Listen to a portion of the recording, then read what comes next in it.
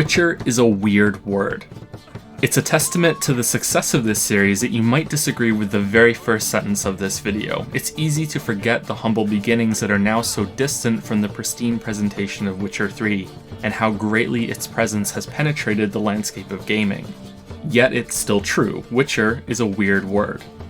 The problem is that right now you may not even be listening to me. Instead, your eyes may have fixated on the numbers at the bottom left of your video player. Even for those familiar with my videos, that is a large number, and this is only the first of 3 videos, so imagine what the sum of all of them will be. So even though it ruins the punch of this video's opening, I feel it's necessary to justify the length of this video series. It is not quite as absurd as it first appears because this is about 3 games, which is really 4 games because all by itself, the Blood and Wine DLC expansion for Witcher 3 is longer than either Witcher 1 or 2. I played these games multiple times, making different decisions and importing saves as I went. I read the entirety of the original 5-part Witcher saga written by Andrzej Sapkowski, and also the first 2 collections of short stories, The Last Wish and The Sword of Destiny. I played through the standalone Gwent game Thronebreaker. I learned Polish to reread the books in their native language to truly understand their beauty. I also played 10 other games, including finishing the entire Mass Effect trilogy plus another game that I'll reveal as a surprise later.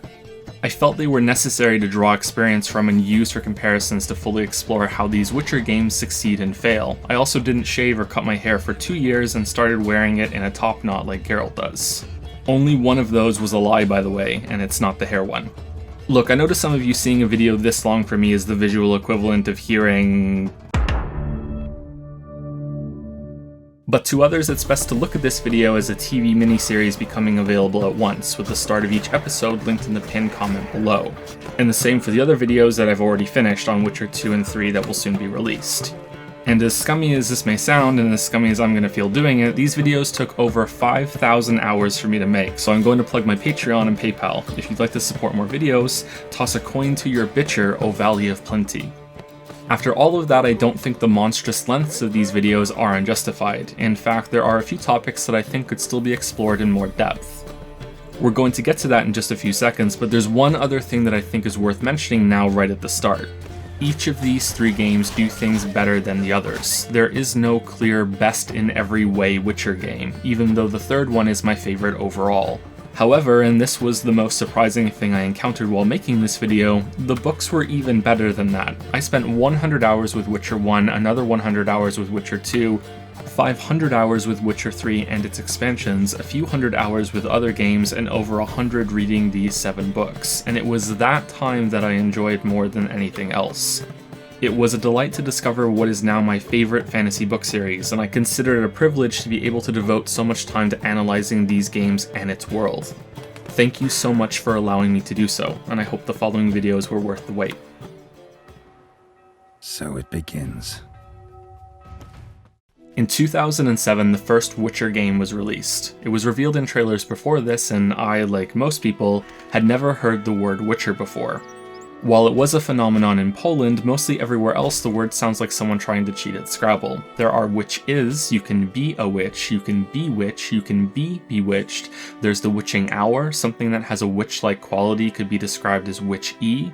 At an extreme stretch, a group of witches could argue over who is witchy-er, or God forbid the witchy-ist. But witch-er sounded like nonsense back then. I don't know if people still have that visceral reaction to it now, or if the success of the series is so prominent that most people have become slowly aware of it and don't find it ridiculous. I'd be really interested to know how a lot of people on Netflix reacted to seeing the name when it popped up on their list before and had no knowledge of the games prior to that. A witcher is the male counterpart to a witch.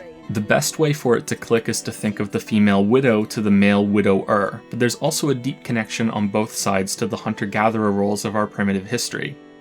Witches tend to make a home in one place. They are outcasts, but still prefer to be permanent residents. They gather herbs, brew potions, cast spells, occasionally help with curses and minor monsters in their one sole area that they call home. Witchers also do much of this same work, including casting some simple spells, but they don't put down roots. They do less mundane problem solving with alchemy than a traditional witch, and instead hunt monsters plaguing communities so that people can return to something close to normalcy while the Witcher moves on to the next place and the next monster.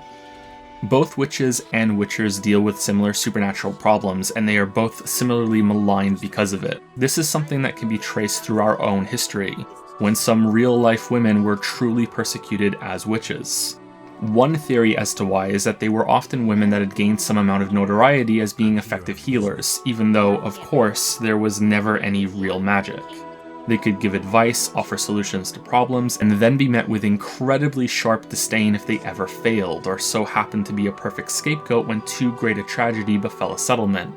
So tragic that it must have either been the dark magic of a witch that was responsible, or punishment for allowing something inhuman to exist and prosper among them. There's also the more understandable reason, that those who provide a service to dispose of a problem, at a cost of course, can quickly become associated with being that problem, or even responsible for it. In the case of a witcher, their freakish appearance and mutations play less of a role in making them hated than the fact that they refuse to work for free, a detail that is brought up time and time again throughout all of the games. They risk their lives for what often ends up being a pittance, but it's still a pittance that is profiting from misery. Witchers and witches sometimes deal in despair, and that can be impossible to shake even as they perform miracles on a budget that are worthy of ballads, not blame. It's an interesting premise for a character, especially in a video game, but upon first encounter, Witcher is just a weird word. And it's a word the games have reveled in. Allow me to introduce Geralt of Rivia, a Witcher. I'm a Witcher. I'm a Witcher. I'm a Witcher. I'm a Witcher. I'm a Witcher. I'm a Witcher. I'm a Witcher. Who the hell do you think you are? A Witcher. A Witcher? He's a Witcher. Ever heard of Witchers? Never heard of that. No. A Witcher. I'm Geralt of Rivia. A Witcher. Not Gerald. Geralt. You are a Witcher? How do you know I'm a Witcher? I'm a Witcher. I'm a Witcher. I'm no actor. I'm just a Witcher. I'm a Witcher. I'm a Witcher. I'm a Witcher. I'm Geralt of Rivia. I'm a Witcher. Just to be clear, I'm neither a bodyguard nor an assassin for hire. That's 'cause I'm a Witcher. You could use a Witcher.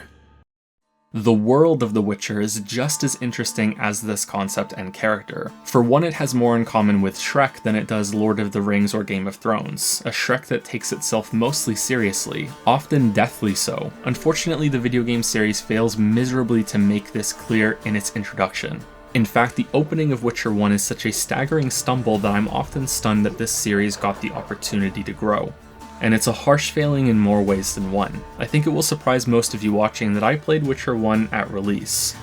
If you play it today, your only choice on Steam in good old games is the Enhanced Edition that was first released in 2008, a year after the original. I played that original version back in 2007 and I gave up after about 6 hours. The introduction of its story and characters were, quite bluntly, so cringy that I was forcing myself to keep going because I had a friend who promised me the game got better. Ultimately, it was the game's long load times that made me move on. Any load screen, whether it was traveling from one major area to another or entering a tiny house and then back out of it again, would take between 30 to 90 seconds, and you are constantly going through these transitions in every chapter. Thankfully, the Enhanced Edition addressed this problem, and I went back and finished the game more than 10 years ago. Unfortunately though, none of the other updates smooth out how bad this introduction is in Kaer Morhen. And yet, despite all of that, I feel like now I've become that friend I mentioned just a second ago. This game gets so much better after its first few hours and you adapt, like your eyes in the dark, to the flaws that mar one of the most ambitious games I've ever played. CD Projekt Red were insane to try to pull off a game with a scope this large on their first release. You can make the same argument for Witcher 2 really, in that it wasn't until the third game that they finally matched reality with their imaginations. Great opportunity to play some cards. Yet this is nowhere near a total failure. I always got the sense from Witcher 1 and 2 that the devs were trying their damnedest despite the budgetary restrictions they faced, and they refused to phone anything in. There's passion in this game, and this attempt for greatness with Witcher 1 is admirable, and I think they succeeded more than they failed, just not with this opening. The first narrated speech here relates to events that happen in the books. Everyone seems to think that Geralt should be dead and is shocked that he's back and alive, even though he never stops looking like a corpse. There was a war that has passed and these kingdoms are licking their wounds. There's a plague, monster populations have risen, things are looking pretty bad. It's all wonderful nonsense if you haven't read the books, but it makes perfect sense if you have. Shockingly, this is a trend that continues with many of the big story moments throughout the entire series, especially Witcher 2. However, in the case of Witcher 1, it might be better if you haven't read anything. I played all the games first, then read the books, and then played the games again. I've structured these videos in a similar way and will only interject some book details here and there until a larger book discussion and comparison later in the Witcher 3 video. Right now, I just want to say that the first Witcher game is unique in my experience since it is both an adaptation and a continuation of a large book series. I do not envy the task that CD Projekt's writers had, since overloading the player with book details could be alienating, but ignoring so much of Sapkowski's works would do the same to book readers. I don't think they were that successful for those who read the books, but also that those who only played the games suffer similarly in the sequels. Essentially, Witcher 1 became a rotten foundation for the next two games, and the story and characters never recover from it, especially in Witcher 3.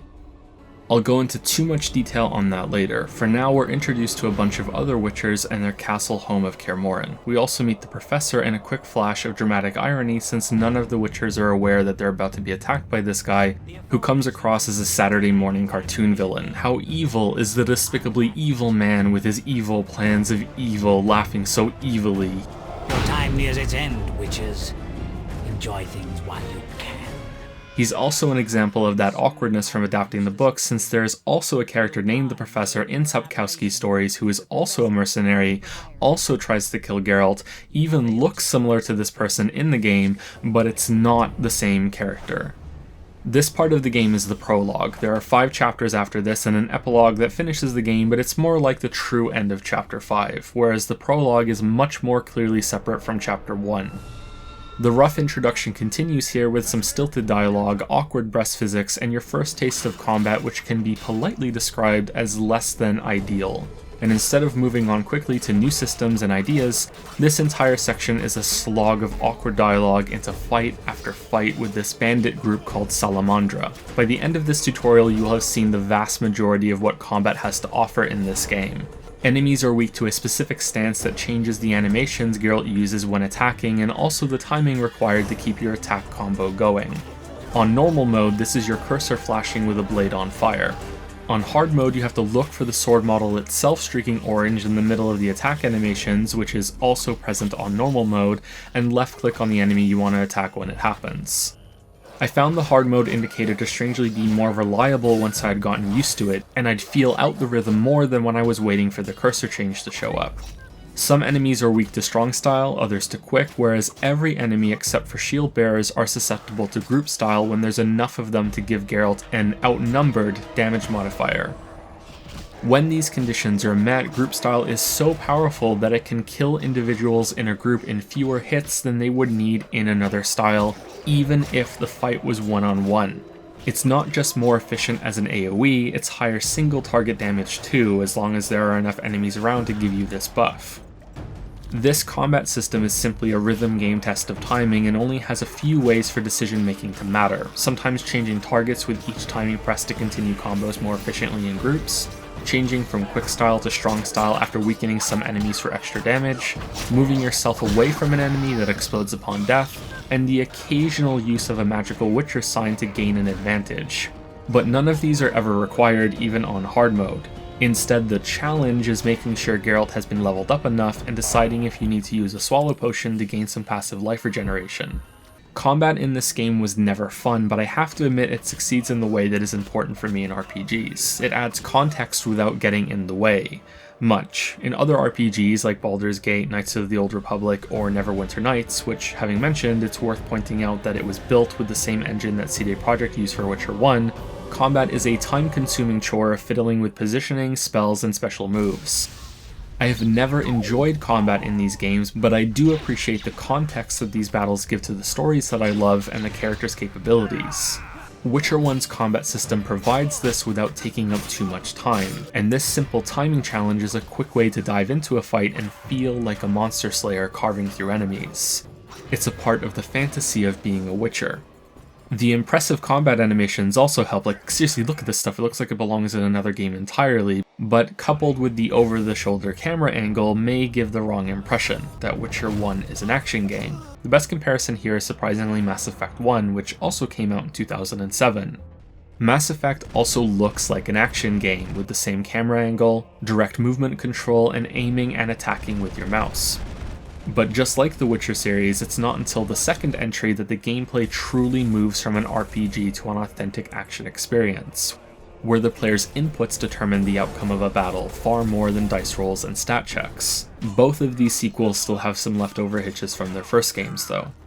In this regard, the top-down camera perspective in Witcher 1 is a better match to the gameplay, but the over-the-shoulder view is by far the superior way to play. You get a much better sense of being and belonging in this world as you run around it directly controlling Geralt, instead of using clicks to move like you're an invisible sky god detached from it all. I know this point may be contentious, but I think Witcher 1 is quite good visually. The character models are by far the most dated thing about it, and I even remember disliking them at release, but the environments have a tremendous amount of love and attention to detail. One of the things that most impressed me about Witcher 3 were the acres of swaying trees in the windswept lands of Velen and Skellige. Witcher 1 already had trees reacting to the weather like this way back in 2007. Its faithful recreation of Kaer Morhen from the books, a place that is only briefly used in Witcher 1, was such a wonderful framework that the updated version in Witcher 3 still shares so much in common with it. These beautiful murals are included in the castle's interior. Someone cared enough to have these birds flock off when you get close, and they carefully fly away through this stream of light from a crack in the ceiling instead of clipping through a wall and out of bounds. And in an official adventure module, sort of like small free DLC packs added after the release of the original, you can see how much work went into creating the land surrounding Kaer Morhen as well. The models are certainly bad, but there's something visually cohesive about this game that makes me unable to dislike its presentation, something we'll see more of in the city sections later. For now though, Kaer Morhen doesn't get a chance to impress since the reality of the lackluster combat will be setting in for most players. Like Geralt, you have no idea what's really going on and have little context for why this attack by the Professor and sorcerer Azar Javed is happening. Geralt lost his memory when he returned from the dead, and it's an amnesia that also affects people that read the books. He has no recollection of any of the events in Sapkowski's stories, but there's also the mystery of the 5-year gap between his supposed death and resurrection that even book readers are kept in the dark about. But it's not a total mind wipe. Geralt remembers some of his combat abilities, although it comes across as an automatic process not unlike how you can write your signature without thinking about it. He feels very little for his fellow Witchers, but senses an emotional bond with sorceress Triss Merigold. Amnesia is an effective, if overdone, method of allowing an audience to connect to a character that already has an established place in a world. Although I think by now audiences are more than capable of making sense of foreign worlds and exotic situations even if they're just dropped right into it. Especially considering the runaway success of Witcher 3, in which Geralt has recovered all of his memories, which was the first game in this series for the majority of people that played it. Geralt's amnesia is actually more successful in allowing this character to have a video game story without the baggage of the book's events, and the expectation to have to deal with unraveling all the possibilities that come from continuing that story. Having said that, it's funny to be able to point out once again that Witcher 3 did exactly that and was still successful in engaging a large new audience. I think this freedom for the first game was more of a benefit for CD Projekt to tell a more focused story than what's in the big Witcher 3 continuation that they weren't prepared to tackle yet, probably both creatively and monetarily. Because of this, it's Triss Merigold, not Yennefer of Vengerberg, that's involved in the first choice you make in the game. The group attacking Kaer Morhen have brought a large monster called a Frightener along with them, because they apparently thought including a monster in their assault against famous professional monster slayers would help. Turns out it does, and you have to choose whether you go with Leo and Triss to stop the Professor and Azar Javed from stealing the Witcher's secret mutation scrolls, or help the other Witchers fight off the Frightener. No matter what you do, the Frightener is defeated, Leo is killed, Triss is left injured, and the Witcher secrets are stolen. I hear witches can parry bolts in flight. Unexpectedly, this is the only time a Frightener is seen in the entire series, and you can skip this boss fight and never see it in combat. This sets up the main goal of the game, to retrieve these secrets and be pushed through many different places and characters as you do so, even though neither you nor Geralt fully understand why they're so important. First, the tutorial prologue enters its second half, which is a miniaturized version of how the game works from this point onward. You have a central task, brew a potion to heal Triss, a location with multiple areas to explore with enemies to fight and containers to loot, and some NPCs to speak to with a lot of optional dialogue paths to exhaust if you want to know more about them and what's going on. This is precisely how the entire game works from now on, but on a much larger scale. Get a task, fight some enemies while exploring areas, and speak to a legion of NPCs for more tasks and more dialogue options. It can be quite overwhelming later on, but here in the prologue, things are kept simple and enclosed. You just have to make this thing to heal Triss. Alchemy is an important part of that Witcher fantasy, and it's here that you have your first taste of monster harvesting and potion brewing. Like most things in this game, there are stringent rules. Every potion needs strong alcohol as a base. Raw materials become stripped down to vital essences during the brewing process, and you arrange them in specific amounts to create specific effects. Potion brewing takes time that must be spent at a resting location, often at a campfire where time can safely pass.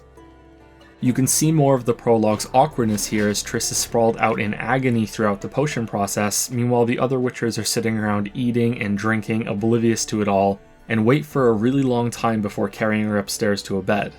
Healing Triss marks the end of the tutorial, and depending on how you react to her dialogue here, you can accidentally have sex with her on the best bed in Kaer Morhen, which acts as the perfect punctuated ending point of this bewildering prologue.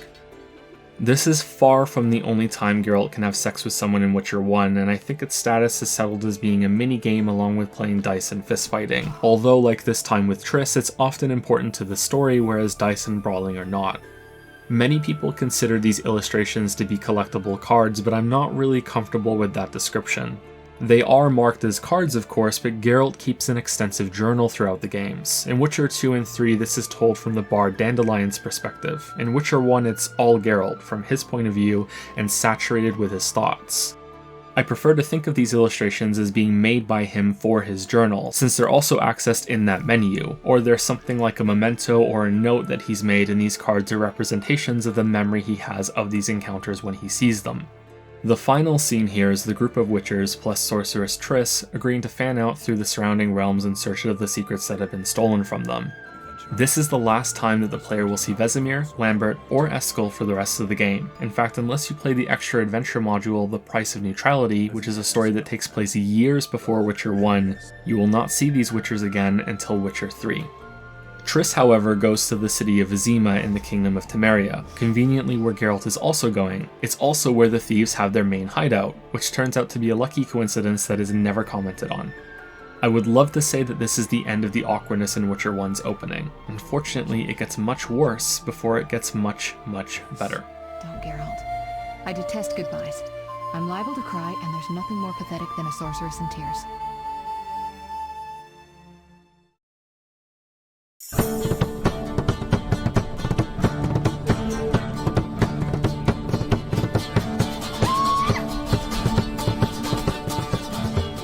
Chapter 1 begins with a sequence so poor it's like a sensory assault. We're abruptly with this kid and a woman who might be his mother, but turns out it isn't. They're attacked by dogs. Evil dogs. The woman dies outside the gate surrounding an inn, and then suddenly someone named Shani is talking to Geralt. Shani knows who he is, and the woman isn't dead after all. Here she is yelling for help. Help! The evil dogs need to be taken care of, and you're just immediately put right to it. The gates open, the woman is now back to being dead, guards instantly die, and after all of this, Shani shouts, "The Beast!" before the boy Alvin goes Super Saiyan and starts floating in the air possessed and chanting some prophetic verses about the end of the world while Geralt looks on solemnly like, yeah, this is fine. This is the exact moment where the introduction peaks in absurdity. You can stick a pin in the game when Alvin collapses after this and congratulate yourself on getting through it. Except it's not exactly smooth sailing from here on out. I dislike it here. I dislike it here. Chapter 1 of this game is one of my favorite sections in the entire series, and is high on the list among all RPGs that I've played. The thing is, you have to finish the chapter to realize that. The prologue is always bad no matter what, but the ending of Chapter 1 contextualizes the whole thing in a wonderfully twisted way. But I'd be a liar if I didn't say another big reason why I think Chapter 1 subverts expectations so strongly is because I was expecting it to be shit. After that introduction, can you really blame me? Run! I dislike it here. Geralt has traveled from Kaer Morhen to the outskirts of Vizima, where he is now stuck because the city is under quarantine to prevent the spreading of what's called the Catriona Plague, which is actually the bubonic plague. The literal, actual bubonic plague. Witchers are immune to diseases, but Geralt still requires a pass to get into the city, and that, along with gathering information about Salamandra, becomes the goal of the chapter. Throughout this ordeal, you will be sent running back and forth all over the outskirts. Talk to people here, talk to people there, go and kill some monsters. Another settlement is asking for help. Once you've done this chapter, you can remember how to do it more efficiently on later playthroughs, but for your first time, I propose that the outskirts is where Witcher 1 drags the most in terms of gameplay because of this relentless marching around and around. Looking at the map reveals the issue immediately. This is the walkable parts of the outskirts highlighted in red. As you can see, Chapter 1 has the layout of a Mario Kart track. Every step you make in the direction of one important landmark, due to the circuit nature of the map, necessitates that you are equally farther from another, which is much easier to see if you imagine the path as a straight line that warps you to the other side when you reach either end. It takes more than 5 minutes to do a full circuit on this path. The quests keep sending you to each of these locations, and you don't know yet how to efficiently combine quests into one trip. Suddenly you're doing so much backtracking that it makes Death Stranding look like it doesn't have enough walking. A couple of relief lines in the middle of the map would have made this area much more tolerable to learn, or the main circuit could have been made much tighter, with the important locations jutting off of it instead of being placed along the circuit itself. Of course, liberal arts majors among you will no doubt point out that all of this walking is meant to reinforce the feeling that Geralt is stuck in a state of frustrating limbo as he is stranded outside of Vizima walking in circles. Meanwhile, me, ya basic boy, will just point out that this repeated exposure to these characters and areas gives you chances to notice some of the less obvious details and provides time for them to marinate in your head, if only subconsciously. This is a good time to speak about how most of the side quests in Witcher 1 aren't really side quests. Now that can initially sound like a huge compliment. The side quests are so well integrated in the game's story that it's difficult to tell them apart. This is a true statement that applies to the majority of side quests in this game, and it's one of the best things that it does, but it's also a destructive flaw if you decide to skip most of it. Witcher 1 is a game that you have to meet on its own terms. If you rush through it only doing the main quest, then the awkwardness of the prologue never goes away. Here's an example. In a quest bluntly called Racists, you will see a dwarf called Zoltan Chive. He is being accosted by, you guessed it, racists. Whether you help him out or stand aside and watch him take care of the assholes himself, Geralt has the opportunity to have a chat with Zoltan, during which he learns that they're old friends. Zoltan, like everyone else from his past, doesn't understand how Geralt is back from the dead. He wants to take him right to the nearby inn and have a drink to mull it over. But the key word here is opportunity. You can run right by this encounter and not bother with it. You can leave Zoltan to fight off the racists and then walk off without speaking to him, or watch him waddle off into the sunset and then finish chapter 1 without ever interacting with him at all. Then if you speak to him in a later chapter, for the first time ever, Zoltan will not remark on how Geralt should be dead. No comments about how shocked he is to see Geralt living and breathing. The game skips over all of it and even references conversations that should have happened in chapter 1, but didn't. The game can break and leave you deeply confused if you don't approach its side content in the correct way, and this is after the game directly says to you, to help or not to help, that's the Witcher's question. The worst character this can happen with is Dandelion. I need to be fair and point out that most people aren't going to ignore Zoltan, but the first canon meeting with Dandelion in chapter 2 is much easier to miss. Shani throws a party near the end of the main questline. It's entirely optional, and considering the events that happened right before she proposes this party, many players may treat it as a superfluous waste of time and keep on trucking to the end of chapter 2, which means they miss Dandelion's scripted reaction, drenched in disbelief that Geralt is alive at Shani's party. Your first interaction with him will instead be a bewildering appearance in the new Naracourt Inn, where he acts as if everything is business as usual. Or he'll just show up when you're looking for a kidnapped child for a quest, as the game makes no adjustments whatsoever for you skipping this party scene.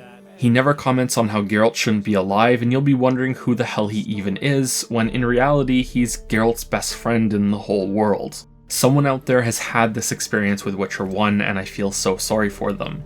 There are quite a few of these continuity errors throughout the game, and some of them were really entertaining to find on my third playthrough. I don't consider it a fatal problem because RPGs encourage you to explore their side content. It's often where the true meat of these games can be found, and this game in particular ties most of it seamlessly to the main story. But it's worth pointing out because Witcher 2 doesn't have this problem, and Witcher 3 even accounts for players possibly skipping stuff like this and has prepared alternate outcomes in the event that they do. Zoltan surprisingly has little to do with the story in Chapter 1 and doesn't really offer you any help or is involved in any major way. Most of the other characters you meet are linked to the Reverend of the Outskirts, who has one of the worst models in the game because of his mouth. I don't know if this is a poor masking of the Reverend's beard over most of the mouth, or if they just shrank the full-size mouth down to fit in this small space under his mustache. I prefer to believe the latter because it is endlessly funny to me. It's distractingly funny actually, it's all I can see whenever I speak to an NPC that uses this model. The Reverend has a pass to enter the city, and he alludes that he may be willing to part with it if Geralt does a series of tasks for him, and ultimately rids the community of the beast that is hounding them. A few quick interesting details about the Beast. It is a large supernatural dog that both summons smaller magical dogs into existence and causes ordinary dogs to transform into them, both called Barghests. It's not clear from the in-game models if the ordinary dogs die and then their spirits become the Barghests, or if their original form is morphing into the new one. It would appear like the poor dogs die, but that could also be a technical limitation. Barghests also seem to be able to exist without a beast as a progenitor, since they are in a location in Witcher 3 without any beast. Maybe it's the case that you are able to have Barghests without a beast, but you can't have a beast without Barghests. The people that live in the outskirts are more important than this monster. The big three that the Reverend sends you to are the guard Mikkel, the smuggler Heron Brog, and the merchant Odo. This begins a trend that all three of these games have in giving you multiple objective points at once, so that you can get pushed into seeing other quests and other characters, but also have some agency in how you choose the order that you do it all in. The Reverend also eventually sends you to see the local witch Abigail, who has adopted the prophet child Alvin that we saw in this chapter's opening. Other important characters are Declan Luvarden, Vesna Hood, and Kalkstein, but of those three, that last one is the only person you have to interact with to finish the main quest. Heron Brog wants you to kill some drowners outside his house at night, Odo wants you to kill 2 Echinopsis in his garden, and Mikkel wants you to clear the local crypt of ghouls since he's too afraid to do it himself. Whether you speak to Kalkstein at the inn or not, he will show up on the bridge after you clear the crypt for Mikkel. And this is where the game delivers its first judgment on you for one of your past decisions. Back in the prologue, if you chose to go with Leo and Triss, then your presence will have made it so the Professor and Azar Javed had less time to ransack Kaer Morhen's laboratory.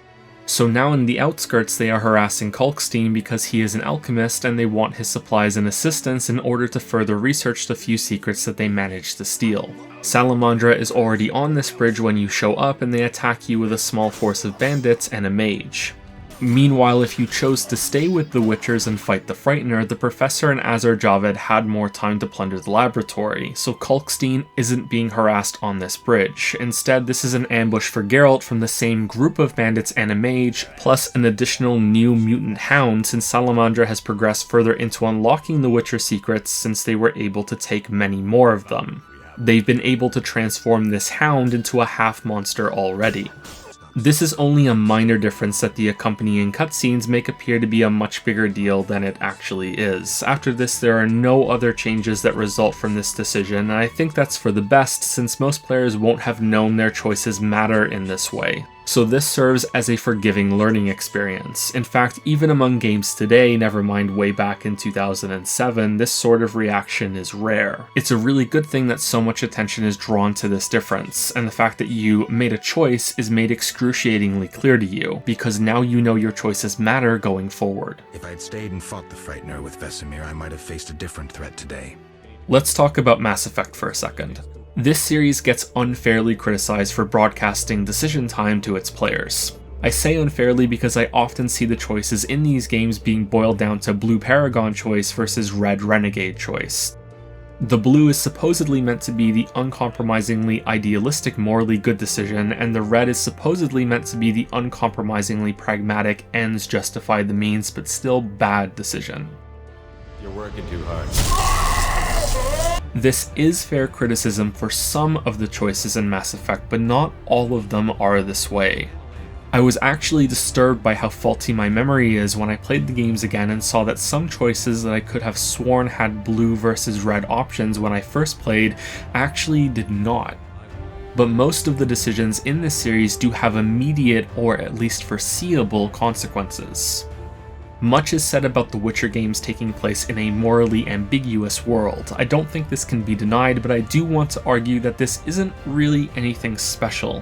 Many RPGs have settings like this, many games have settings like this. Dragon Age Origins even has the main character become an eerily similar mutated monster fighter when you join the Grey Wardens, a group that twists people into darkspawn fighting tools, complete with their own horrific initiation trial that kills more of its recruits than it improves, just like the Witchers with their Trial of the Grasses.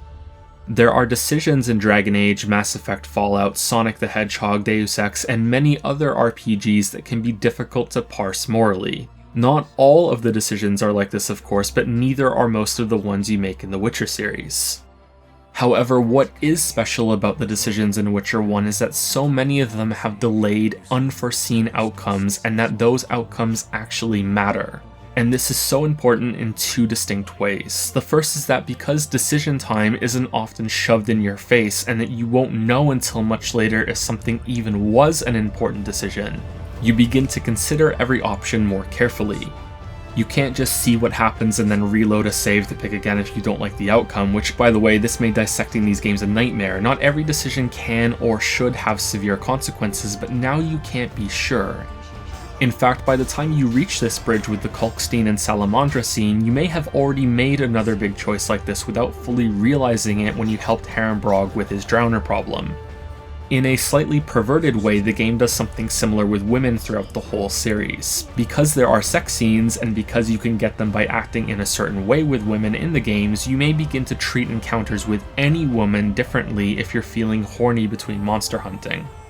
Most of the women in these games cannot be seduced, just like most of the decisions you make do not lead to big events, but the fact that some can means all of them are elevated to a higher status of importance. And this is why you shouldn't use a guide when you play these games on your first time through, so that's not spoiled for you. I'd like to draw a distinction between different types of decisions, which I'm going to call flavorful and impactful. Flavorful decisions are by far the most common in video games. If there's two ways to get to a destination and the two paths are only different visually, or changing the outfit that your character is wearing, or picking a different sword that has roughly the same stats but a different model. Choosing party members in many RPGs are also usually in this category. They might change a few dialogue lines and you have access to some varied abilities during a sequence, but they don't really matter. Most games are full of these types of flavorful decisions, and I usually appreciate them. I don't want to downplay them as lesser in any way, they're a good part of games. That's also not to say that these kinds of decisions can't turn into an impactful decision later. Mass Effect has moments where you have to choose a party member to do a task, and there can be permanent, long-felt consequences from your choice. In Mass Effect 2 particularly, there are many impactful decisions that do not present themselves as such, whereas in Mass Effect 1 it's usually made more clear to you. I want to point out that not every impactful decision is equal. Many of them in Mass Effect and the Witcher series can end up being quite minor, but there's still an important distinction between them and flavorful decisions, especially since Witcher 1 and 2 have so many of them.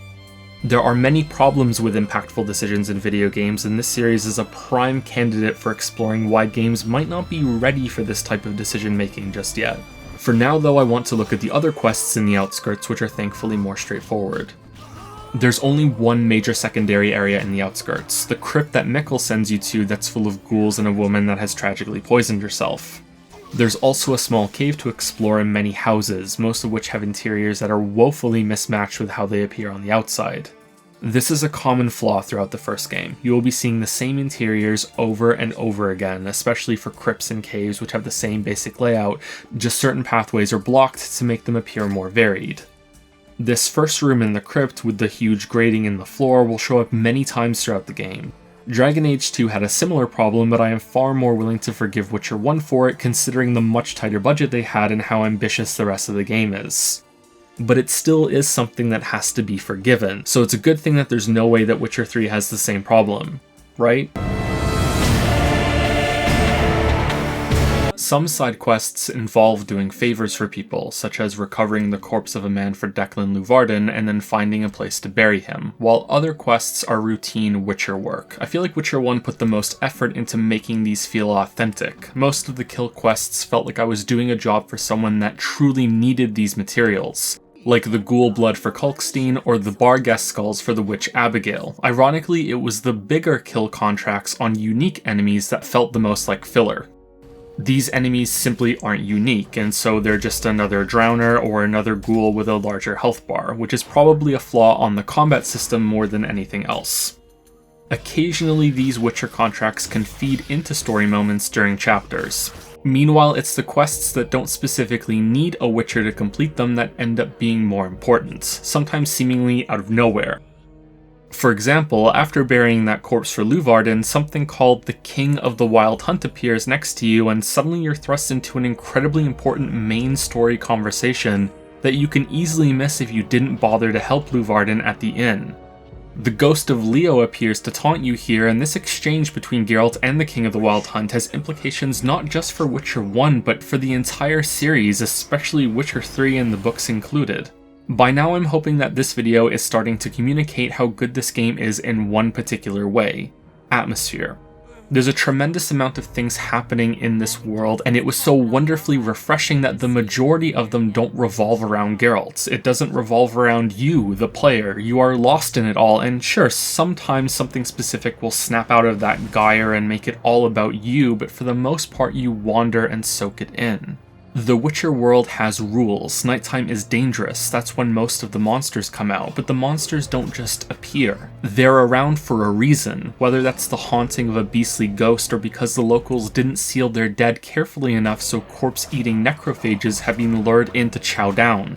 Those drowners we killed earlier, they were once people. It's not clear if everyone that dies via drowning becomes a drowner, although it certainly feels like it, or if it's just those who committed crimes in their lives or killed themselves with a permanent plunge.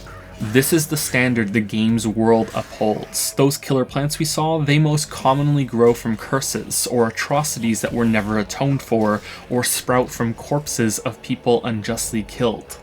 This is all wonderfully messy too, with in-game folklore being confused for true facts about monsters. Geralt has his broken memory, and so he needs to read books on creatures to recall all of this information, including how to harvest plants and parts of monsters for alchemical ingredients. These books can be quite expensive. Knowledge is worth a considerable amount in this world, but you can also regain some of Geralt's expertise by simply talking to people. In the outskirts, old women are a particularly strong fount of knowledge, and they'll give much of it away for a crumb of food, and considering how curses are a real thing in this world, emotional damnation and targeted willful rage are dangerous forces that can invoke true magical repercussions, even if the one spewing the curse has no magical ability. It's not always clear if much of the information you get is accurate because this is what people have learned from study, or if these beliefs of the people at large can become a twisted reflection in the monsters and magic if only because they believe it. Justice and true emotions, or a lack of either, have power in this world and can cause terrible, tangible change. It's the dreaded job of a Witcher to make sense of it all. But that's only the fantastical part of this world. The more mundane parts of it are still given development, but also within context of the supernatural. Just in Chapter 1, you are introduced to racial tensions between humans, elves, and dwarves. In fact, this is the state of relations the first time you see either of these fantasy races, Zoltan or the dwarf outside the inn being harassed, and the elves of the Scoia'tael, which is Elvish for squirrels, named so after the tails they wear, sneaking into the outskirts for supplies they purchase from smuggler Haran Brog. And this isn't just a, haha, the different races sure do like to bicker, but they always come together in the end with the power of friendship. No. The Witcher world has no evil overlord nation that forces the squabbling, but otherwise good-natured races to work together. If anything qualifies for that, it would actually be the humans. The world of The Witcher is one that has been built on genocide. Multiple genocides. In more ways than one. An additional but also subtle twist is that the humans in this series are actually human. These aren't quasi-humans of a purely fictional alternate reality. Isn't it funny that humans evolved into the exact same form here, please don't think about it way, like they are in Star Wars or Game of Thrones or most other fantasy worlds? They are from capital E Earth, well their ancestors are at least. Geralt, like all of us, is probably related to King Charlemagne. But what about the kings of this Witcher world? Politics are also heavily influenced by the supernatural soup that permeates this planet. Magic is like nuclear weapon technology. If one kingdom has it, then so must all the others, or they will be conquered by the sheer unstoppable power of those that do. But magic is common enough and so relatively easy to use that all ruling kings and queens need protection from any stray sorcerer or sorceress. And so high society has to be built around this sort of marriage between mages and monarchs. Without the protection of a personal magic user, it would simply be too easy for another mage to assassinate a ruler. And without the support of said rulers, magic users, no matter how powerful, would be overwhelmed by the commoners that fear them, just as they fear witchers. This is what makes this series so fascinating. It's low fantasy and high fantasy at the same time. Its magic system has strict rules and so can be considered hard magic, that which can be understood like a science. But then there are curses and wild forays from barely understood forces, which would be a soft magic system, where the rules are seemingly made up as the story goes along. Some spells may just require expertise and a power source and some magic words like it's a mathematical equation being expressed. Whereas others require adaptation to superstition, the embracing of pagan-like rituals, and giving yourself over to the dominance of a power before you can fight it. This is one of the most brutally cruel fantasy worlds I have ever seen, and yet the power of love still exists here and can purge curses. The stories stay grounded despite having some larger-than-life characters. Kings and queens and emperors are clearly important, but the plight of the average worker isn't ignored either. In fact, their stories can often be the far more interesting ones. It's simply a beautiful mess of contradictory concepts and goals, like a heap of incompatible ideas that have been burned to a pile of ash and then reborn like a phoenix of cognitive dissonance. And it works, somehow it works. From chapter 1 onward, this game is dripping in that atmosphere. But as always, we have to ask ourselves, what about Shrek? For those unfamiliar with Shrek, all two of you, it's about an ogre's quest to reclaim his swamp when there's a huge upheaval of society in a kingdom where hundreds of characters from fairy tales live together. Sapkowski's Witcher books lean much harder into fairy tale references than the first two games, but he also did it with an admirable amount of restraint. There are many stories that can provide a gentle building to a revelatory moment when you say, this is kinda like Beauty and the Beast, or Rapunzel, or Snow White, and then you move on. Not every short story in the first two books is built around a fairy tale as a core. At least not that I can tell anyway, but I don't know every fairy tale from my own home country, never mind Poland and the rest of Europe. The one about the Striga sounds like a twisted fairy tale even if there isn't an original version that doesn't have the same amount of horror. A princess is a prisoner of an abandoned castle and a knight is hired to save her. Sounds familiar, right? Except the princess isn't a prisoner. She was the victim of a curse when she was still in the womb. The princess's mother died and her corrupted fetus continued to grow into an abomination that now hunts the kingdom's subjects for food. And instead of a noble knight, it's mutant warrior Geralt that has to thrash the princess enough so he has a chance to lift the curse. This story has a happy ending, but it comes at a cost when the princess is the opposite of grateful for being spared. This kind of feeling is present in much of the Witcher short stories. Like the world of Shrek, the Witcher's planet, or sphere as its people would call it, is an amalgamation of fairy tales, legends, and even different religions. It's a melting pot of our real-life cultures, both past and present, that in many cases have been brought to real life in this imaginary world. As if in response to that, just like Shrek is a warped protagonist to match the warped reality of his world, Geralt is just as mutated as those fairy tales and beliefs have become. The key difference is Shrek is played for laughs. The Witcher, while sometimes funny as well, takes this seriously. What would a human society have to turn into in order to survive in a world like this? What would a man capable of going head-to-head against our own worst imagined nightmares, now brought fiendishly to life, have to evolve into in order to stand a chance? And is it any wonder that common people would be terrified of the man that is the monster to the monsters? The lone fairy tale reference I found in the outskirts was Vesna. She's a waitress at the inn, and after speaking to her there, you have the chance to escort her home at night if you happen to notice her. She's trying to get to her grandmother's house. She's attacked by men at first, but then the problem becomes the wolf-like bar guests, and her last name is Hood. You can also have sex with her in a haunted mill after this if you bring her some wine. The sound of you both going at it reinforces the idea that the mill is haunted to some people across the river. This Red Riding Hood reference doesn't really have a point to it like I feel the ones in Sapkowski's books do, where the original tale being twisted calls into question the meaning and intentions of the original. In the Beauty and the Beast story, the would-be beast claims he's happy in his cursed state, that many women surprisingly enjoy the novelty of it. Book Geralt, who tries to only kill mindless monsters, decides to move on without attacking this beast, and while that isn't the ending of that story, it's one of many that feeds into the theme that you can't judge from appearances alone.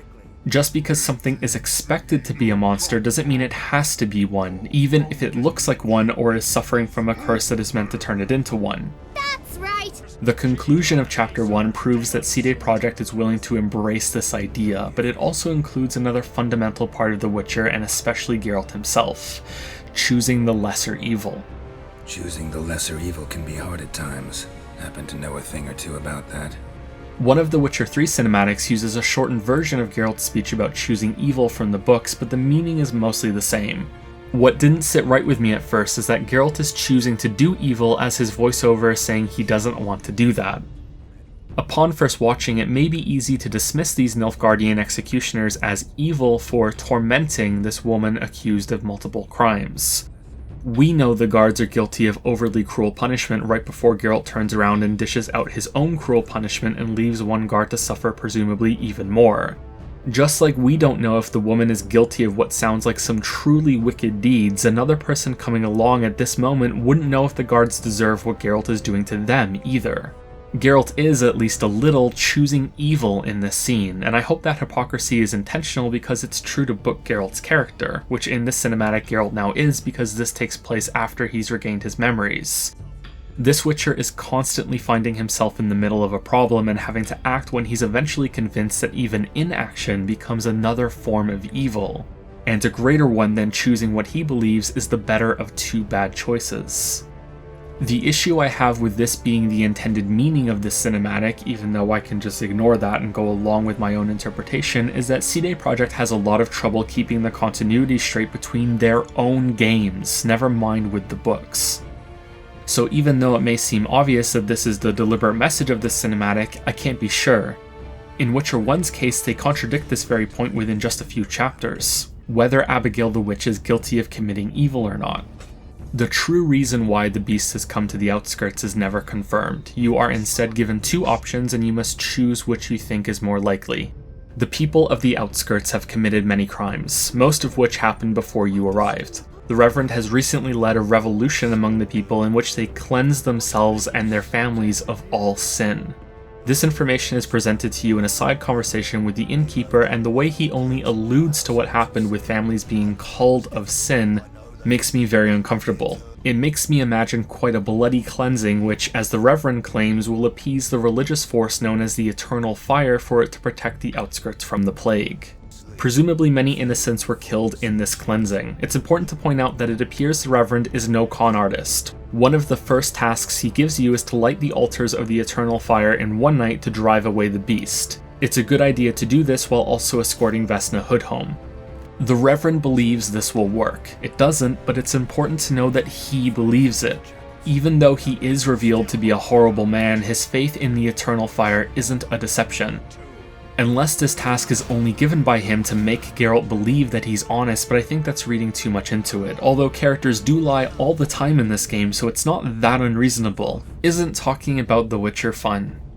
The more recent crimes involve the death of Odo's brother, the rape and then suicide of a woman named Ilsa, and the illegal trading of goods to both the Scoia'tael and Salamandra, including, as you discover at the very end of the chapter, the funneling of unwanted children so they can be used in Salamandra's Witcher mutation experiment. It seems that all of these crimes have caused the beast to appear as karmic punishment. Alternatively, it could have nothing to do with the forces of the universe seeking justice, and instead the witch Abigail may have summoned the beast to terrorize the outskirts as an act of revenge.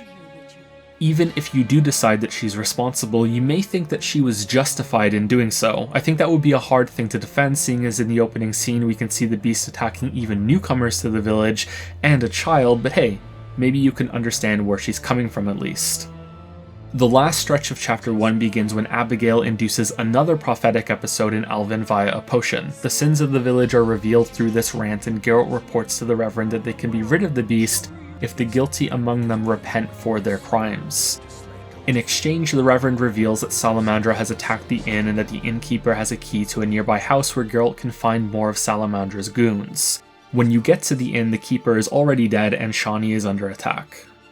This is something every game in this series does that annoys me. Sometimes changes happen for no real reason. Geralt has not caused Salamandra to attack the inn, it's just happened because the developers needed it to in order to move the story along. This is different than the attack on the bridge earlier because that can be understood as an ambush that has been planned out and is happening now that Geralt is at the right place. It's also different to the conclusion of the Flotsam section in Witcher 2, when Flotsam streets will change after a certain stage in a quest directly because of a decision that the player makes at that stage. Events like this, however, where the inn has just changed now because of an entirely unrelated conversation with the Reverend who somehow magically knows about it, are frustrating. Witcher 3 in particular is full of moments like these in quests. After saving Shani, you take a key from the innkeeper and use it to enter a house near a cave system in the southern part of the village. There you get to interrogate an officer in Salamandra before slaughtering them all and freeing a bunch of children that the outskirts offered in tribute or trade. Surprisingly, Alvin is among them, and in the next section of the cave you also find Abigail hiding from the angry mob that the Reverend has spurred into action. Apparently he's taken Geralt's advice of repent for your crimes to mean that Abigail is the source of all of it and needs to be killed. The pacing here suffers a bit. As I said earlier, Chapter 1 in this game is probably where you will do the most backtracking in what turns out to be by far the smallest chapter in terms of play area. After all of that repeated running around, so much happens so quickly that you can be left wondering when it all occurred. Alvin was kidnapped, the Reverend has mobilized the entire village, and Abigail has coincidentally taken refuge in the same cave that Salamandra was using as a hideout, with only a weak wall separating them. To make it worse, you can once again accidentally have sex here since Abigail offers herself to you in exchange for your support in the upcoming conflict with the Reverend's pitchfork party. She presents this offer as, "My sins are not as great as they say. Learn for yourself if you like. We're alone. We have some time," which apparently means sex. Maybe I'm being a big dumb doo-doo head man for not reading this as Abigail being a pickup artist, but my view on romancing Triss, Shani, and Abigail is that if I'm to choose between one redhead and another, then I prefer not to choose at all. The next scene brings the whole chapter together. My first time through, I was firmly in the camp of Abigail. The type of religious exploitation that the Reverend does is abhorrent to me, and it felt like Abigail was the classic witch scapegoat to blame for all of the outskirts problems. But there were a few details that were brought up that stuck in my mind and gnawed away at me throughout the rest of my playthrough. Then, when Abigail showed up again in Chapter 4, having seemingly not learned any lessons from Chapter 1, I decided to take a closer look at all of this in my next playthrough. Abigail is guilty of something, but it's not clear what. You don't get to ask enough questions to solve this mystery, and sometimes I find that aggravating. Other times I accept that Geralt is speaking to a literal mob and the time for polite investigation has long passed. It's not just that Abigail might be responsible for summoning the beast, she may also be responsible for many of the crimes committed by the people in the outskirts that the beast has apparently come to punish. There are details in the quests before this that you may not have given much attention to. If you're like me, that will be because of the game's weak opening. Here, as Geralt confronts the Reverend, you're basically slapped into realizing that this game is worth paying attention to. Ilsa isn't just a random corpse in the crypt. She killed herself with a vial of poison bought from Abigail after being raped by Mikkel. The monster plants in Odo's garden aren't just a random outbreak to give you a monster to kill. They've grown there because Odo murdered his own brother, a warrior whose armor you can inspect in Odo's house. And the strange, unavoidable interruptions by the dog when you're around here are because the animal is in mourning. In Abigail's house, you can find a doll that is quite hilariously just a shrunken version of Odo's character model, which she presumably used for her spells to have Odo kill his brother. It appears that Odo has been keeping himself constantly drunk since this murder too. Abigail also went out of her way to adopt Alvin, even though there have been plenty of other orphans in the outskirts long before he showed up, and it just so happens that he's a powerful source of magic. For now, he sleeps well with the herbs I brew him. Abigail is kind, but her tea is awful. Oh, my stomach hurts. Cursed witch! The boy's trance state roaring revelations are also directly caused by whatever concoction Abigail herself decided on using, and who knows what she might have been telling the boy when they're alone all this time. Privacy she insists on having while she prepares the potion without any help from Geralt. Not to mention how irresponsible it is to force that heavy of a psychedelic episode on a child with uncontrollable powers. After feigning some ignorance, she also already knows quite a bit about the beast under its other name, Alzir's Demon, and one of the Witcher contracts you get here is a request from her for 10 skulls from dead Barghests, to study them. Look, none of this is conclusive. In a different light, some of it could even be used as evidence that she's a good person that's trying to help. I'm guessing that's the point. You're not meant to be sure. But after passing judgment, there are some bigger clues. If you let Abigail live, you can speak to her again and tell her that choosing her was the lesser evil. She also abandons Alvin immediately. When you meet her again in Chapter 4, she is already learning the dark secrets of people in her new home, is willing to use them for trade, and is brewing love potions. Not exactly exemplary behavior considering it's the ultimate date rape drug. Additionally, and I do have to preface this by saying this is the weakest point I have against her, her romance card is disturbing. It's very out of character and screams, "Hey, I'm evil." This goes against the message of many stories in the games and books though, since appearances aren't meant to be the best sign of a monster, but I mean she's smearing blood over herself while she squats next to her sex toy skull to entice Geralt. This wouldn't be the only mismatched romance card in the game, but I still think this is weird. If you choose to side with the villagers, then Geralt demands that there be a fair trial, which of course never happens. The villagers kill her immediately, and after the final battle with the beast, you can then choose to punish the Reverend and his team for not giving Abigail that trial. However, the most interesting thing that happens here is Abigail's curse. She invokes dark power and damns Geralt in the name of something called the Lion-Headed Spider, which is quite the image.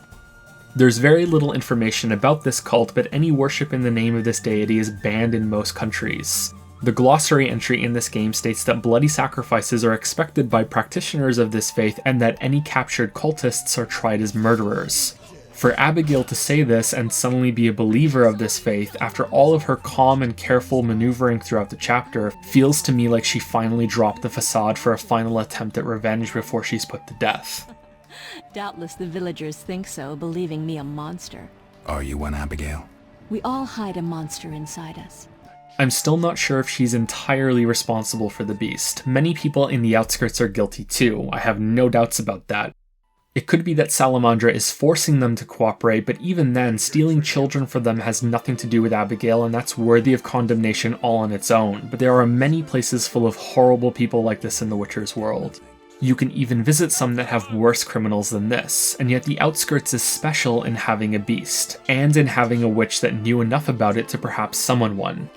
The answer that feels right to me is that both sides deserve punishment, although leaving Abigail to this mob has never been something I've been comfortable doing. This is why I love Chapter 1 so much. It gave me so many details to think about and a conclusion that I'm still questioning. It also looped my preconceptions. You're meant to suspect Abigail a little at first, and then it becomes obvious that the villagers are the real monsters here. What could be more fitting in a game with a protagonist as unusual as Geralt for the witch to be undeservedly hated and worthy of being saved? But then it loops back to the witch not being innocent after all, but neither are all of the villagers. Just like on Twitter, everyone is awful here. Even remaining inactive is an immoral choice, and I feel more than ever that I agree with Geralt's speech. I'd rather let the two evils take care of each other. I'd rather not choose at all, but you have to. There's one wrinkle here though, and it's a big one. The game ruins all of this in Chapter 4 by directly telling you that Abigail is innocent. One of the solutions to a problem in Chapter 4 is suggested to you by a literal goddess, the Lady of the Lake. When her solution doesn't work, she explains it's because Geralt has the blood of an innocent on his hands, and it's directly stated that it's Abigail's. Whose blood? The blood of Abigail, a witch from the outskirts. So all of these hints about Abigail's guilt are apparently red herrings, and her selling love potions and poison to people that she knows are going to use it for misdeeds is morally just fine. This doll of Odo must just be for fun. Maybe she uses it with the sex toy skull. But even this wrinkle has a wrinkle. 3 actually. The first is that if Abigail survives Chapter 1, this solution offered by the goddess still doesn't work. It doesn't matter whether Geralt has innocent blood on his hands or not. It's not brought up as a reason for the failure unless Abigail is dead. The second is that this innocent blood problem might not be about innocence at all, and is instead how Abigail's curse is presenting itself to foil your attempt at doing something later in the game, in the same place she would have gone on to inhabit if she hadn't died. The third wrinkle is a much bigger problem in the series. Sometimes making a choice changes more than just what's related to that choice. That was kind of wordy. Here's an example to better explain. Let's say you wake up one morning and you have a glass of orange juice. You then look out the window and it starts to rain. Now we rewind the morning and instead of orange juice, you decide to have milk. You then look out the window and it's a bright sunny day. Your choice has nothing to do with the weather, but it still made it change. This is how some choices work in this series. I know it sounds dumb, but it's true. Geralt is slipped into another dimension where different things happen now because of a choice that had nothing to do with them. Is that what happened here? I'm not sure. To me, Abigail is absolutely guilty of many things, but maybe not enough to warrant death, and that's why the goddess views it as a stain on Geralt. But then Geralt isn't the one that kills her, so should he truly be responsible? He wanted her to have a fair trial, and it's the villagers that decided to ignore that and go for blood.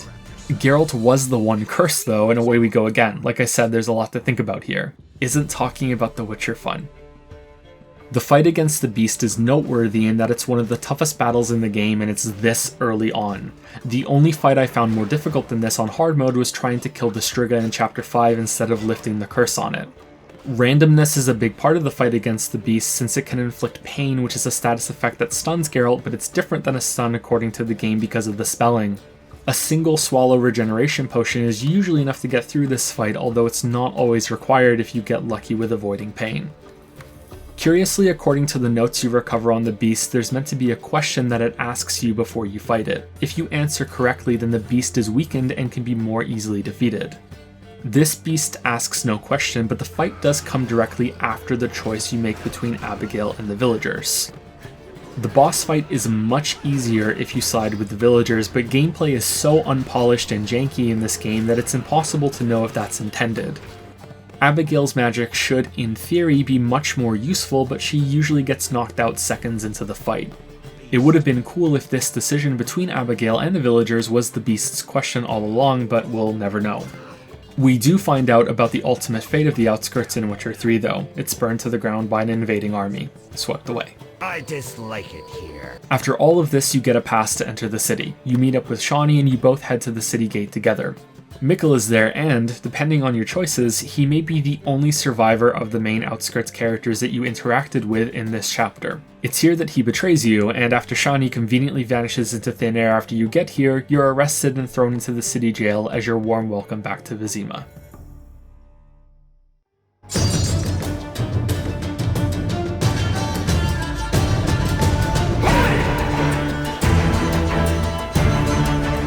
So after spending days being trapped outside the city, Geralt finally gets past the quarantine blockade only to be imprisoned and now stuck inside the city.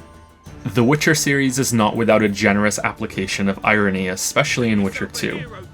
This opening scene is one of the more memorable ones from this game, with the thief bemoaning that he's been lumped in with the politicals because there's a witcher and an elf in this large cell. This is one of many speeches and phrases that are ripped right from the books. I believe this dialogue is from The Last Wish, the story where Geralt first meets Yennefer, the second most important person in Geralt's life and one whose name is never spoken in this game, not even once. Except for an adventure module. The other memorable part of this scene is the shot when the camera slides between these bars. The professor has also been imprisoned here, but he's being released just after Geralt has been brought in.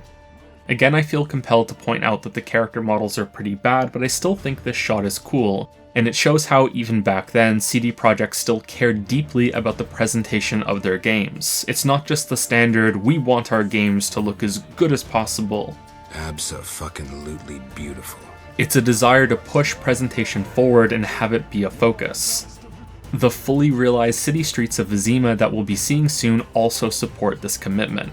But as Leonardo DiCaprio is fond of saying, let's get back to the models. Witcher 1 doesn't have much variety in its NPCs. It uses the same models for dozens of characters, and the reason we're bringing this up now is because this jail cell has 9 people in it and 6 of them are the same person.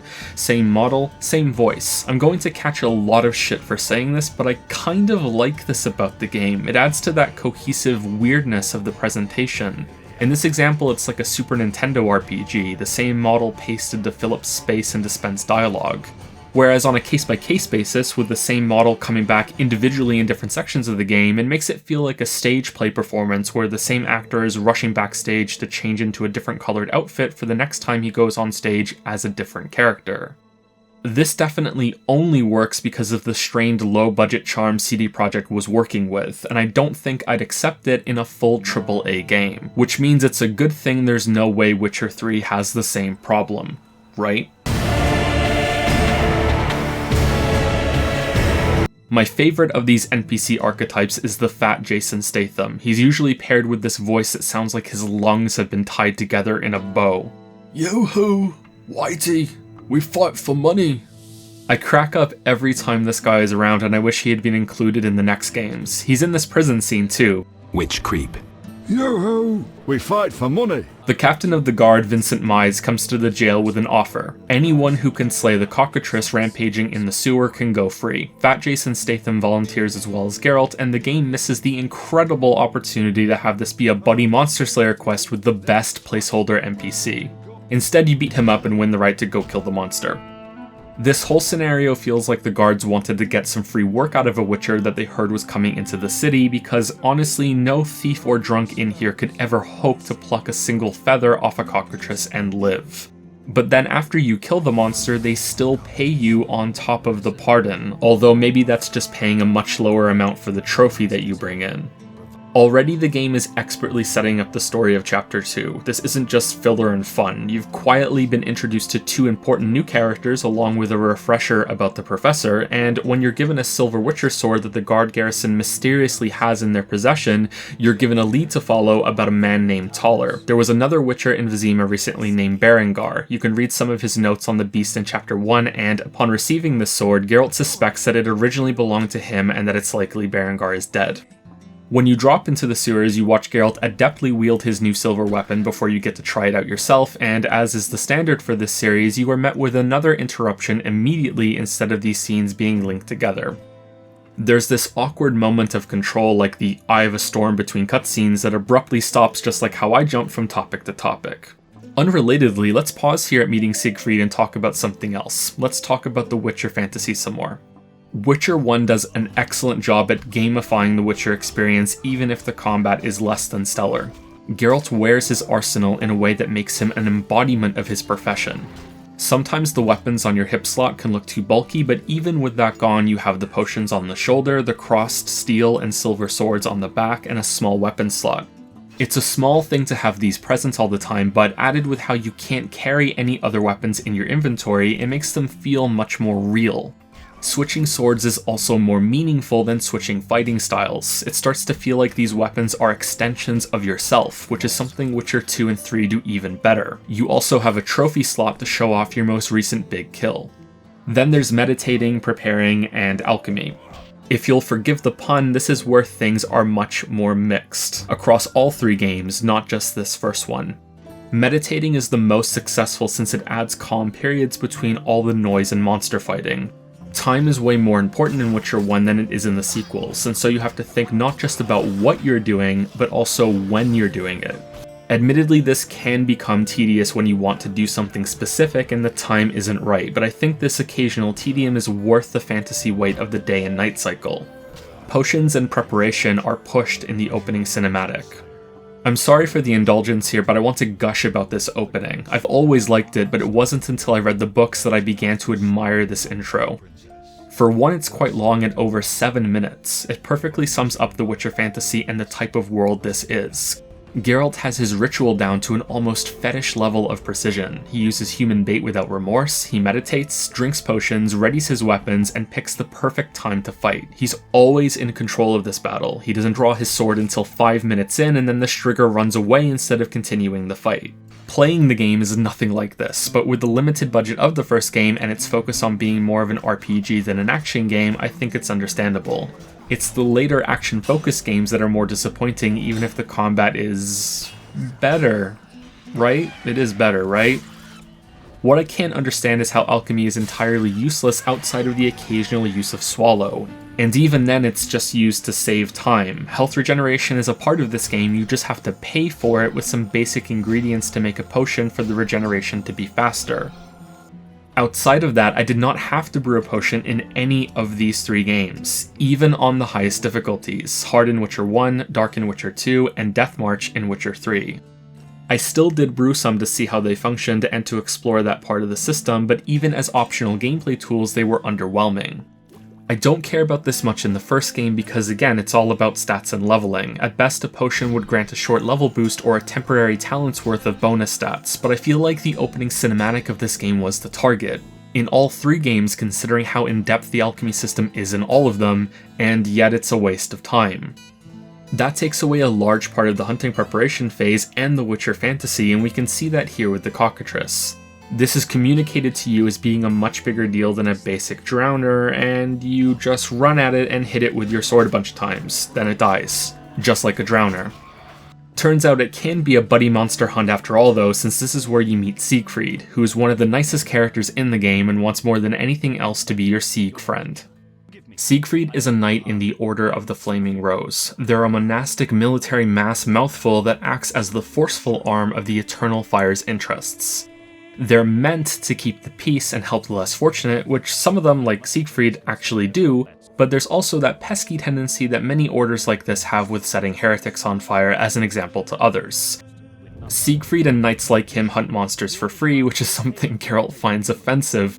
Of course, it's not really for free, since the Order is funded through political pressure as they gain power, but that's what Siegfried says, and maybe believes. I'm quite fond of Siegfried, and I think the game handles him well. It's also interesting to note that if this game was made by anyone else, Siegfried would have been the player character. A noble knight that seeks to fight evil, defending the downtrodden, who eventually uncovers the corruption in the Order he swore an oath to and then redeems them from within. Instead, you're Mutant Geralt. I like that better. The Cockatrice poses no real threat whether you team up with Siegfried or not. Regardless, you still go to the exit of the sewers together and are attacked by Salamandra. Siegfried defends you and then poses the question, how did Salamandra know that Geralt was in the sewers? Then you leave and you're finally free to wander the streets of Vizima.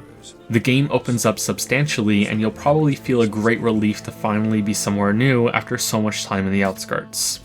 Surprisingly, accepting Siegfried's help in the sewers or turning him away is a minor, impactful decision. It will make it easier to get through certain guarded doors in the city later.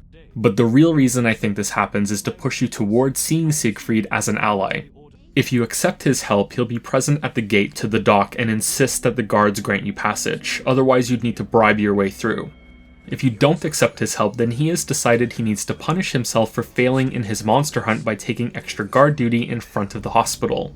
He replaces the usual guard there, and once again, you are allowed to go inside unhindered, whereas the original guard would require a bribe. The Order of the Flaming Rose, which is usually just shortened to the Order when you're discussing this game, is one of 2 major factions that will be vying for your support, and Siegfried is your point of contact with the organization. The other is the elf Yavin of the Scoia'tael, and not nearly as much effort is made by the game for you to see him as a friend as with Siegfried. I think there are a few reasons for that. The first is that you just dealt with corruption within the religion of the Eternal Fire when you met the Reverend, so you may be wary of another faction with the same beliefs. A big monolithic group like this also isn't going to garner much sympathy, and so they're made a much more viable option by having Siegfried as the friendly face. And by that I mean the developers are using Siegfried in this way. Not that the organization is putting Siegfried up to this in some way to lure Geralt to their side or anything. Yavin and the Scoia'tael don't need a frontman like this to ease you in, since I believe it's everyone's natural tendency to be repulsed by the type of prejudice we see on display in Vizima. The dwarves and elves are treated horribly, and so they will get that sympathy automatically. Reading Sapkowski's books made me hate the elves in this universe, and I vehemently mean that. Here's a sentence you don't hear every day. Reading books made me elf racist. I strongly think that cohabitation between humans and elves is a lost cause and that they should give up. The other races and humans are much more likely to succeed in living in peace, but the elves have got to go. Yet I still loathe the conditions I see the elves living in here, and I can't help but feel sorry for them. It's important that every player feels some amount of affinity for either of these groups, or preferably both of them, because much of the main story going forward involves helping either side, or struggling to stay neutral, which is possible to do except for one quest in Chapter 3. I'm going to guess that most players would reject the Order outright on their first playthrough if it weren't for Siegfried, and that's why I think he's so important and that he's handled so well. Your interaction in the sewers appears like just another choice you made with a minor consequence, but it smoothly opens you up to parts of the story. Anytime a game or a story gets more than one use out of something, that's just fantastic. The more the better. Initially, this conflict between the Order and the Scoia'tael has nothing to do with the main goal of retrieving the stolen Witcher secrets. But like most of the side quests feeding into the main quest, almost everything in Witcher 1 collapses into being relevant before the end of the game. Chapter 2 is where many of those seeds are sown, or it's like the story has exhaled a gigantic breath of details which it will now draw back in over the rest of the game. It's not all good though. Chapter 2's main quest is the most complicated quest that I have ever seen in a game. It can start immediately after you leave the sewer and decide to hire a detective to help you uncover who in the city is secretly working for Salamandra, with the heated question, who told them Geralt would be in the sewers, being the spark that sets it all off. While I appreciate how dense this quest is, and it definitely has some great moments, there's a fair helping of stupid bullshit that comes with it. Case in point, you never find out who told Salamandra you were in the sewers. It's so important at the beginning and is why you start the investigation off at all and is then dropped. You're left to assume it was the professor himself who hung around the prison after being released and overheard that Geralt was going cockatrice hunting, and instead of thinking that that's the answer, we have to go hire a detective and go on this big fucking Agatha Christie mystery.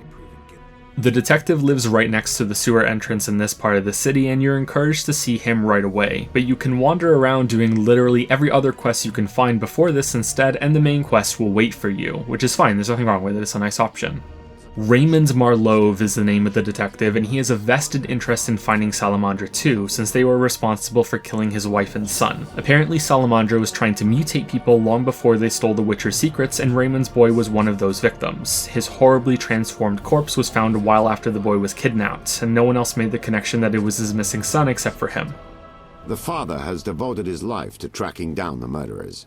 I hope he finds them. Over the course of their partnered investigation, Raymond and Geralt will have 6 suspects. These are Lucky Luvarden, loosely leisuring lakeside. We've already met this key player of the region's economy, but is all about him as it seems. A true merchant or a cunning schemer hiding behind the facade of his plain-ass NPC model that 500 other men have in this game. Could he have ties to Salamandra, or perhaps be the mastermind that's funding the whole operation? There are forces beyond your imagination at work here. Toothy Taller, Tinker Tailor, Talker Trader, Tutting Taller trots through the Temerian town to 2 tunes, turning tricks, taking trades. He claims he's just a simple fence that knows how to bribe the guards well enough to leave him alone, but he was in possession of a Witcher's sword, one that presumably belonged to an enemy of Salamandra. He cheats at dice and has the tongue of a serpent sailor. Could he be a fence that deals in Salamandra's secrets as well as stolen goods? Goddamn Dijkstra, a spy. Cackling Kulkstein. I'll die laughing! Charming cordial craftsman, or cruel cold-blooded killer? A seemingly innocuous alchemist in need of your help more than your suspicion, but is this beastly brewer's latest concoction crime? Was his run-in with Salamandra in the outskirts all it seemed to be, or did Geralt just arrive at the wrong time and sacrifices were made to keep this madman's cover? What do you intend to do about it? Randy Ramsmeat, roaring renegade running rackets around the region. Self-confessed drug boss, should be a rival of Salamandra and resisting them encroaching on his territory, but can love bloom between a ram and a salamander. Has this king of the underworld turned prince under the might of Azar Javed and the Professor? Do I seem like a whore to you? Golan Vivaldi, greedy golem gold grubber, vicious Vizima vault viper, a banker with many fingers and even more pies. Is he dealing with humans, the Order, the Scoia'tael, or all 3? Zoltan claims that Vivaldi is a friend, but has this dwarf's latest deals been made with the Salamandra Devil? You suspect me because I'm a dwarf? Captain of the Guard, Vincent Dick Wolf Mice. It's not him. Throughout this quest, you will interrogate multiple characters, try to meet with a witness who ends up being killed before you can get any solid information out of him, stalk people through the streets, track the history of your silver sword, perform an autopsy without knowing how to do, and maybe break into a crypt, and that's just some of the stuff that happens in the streets of Vizima. You can go back into the sewers and wade through a swamp, too. What you can't do is get to the rest of the city. For now, this temple quarter is all you have to explore.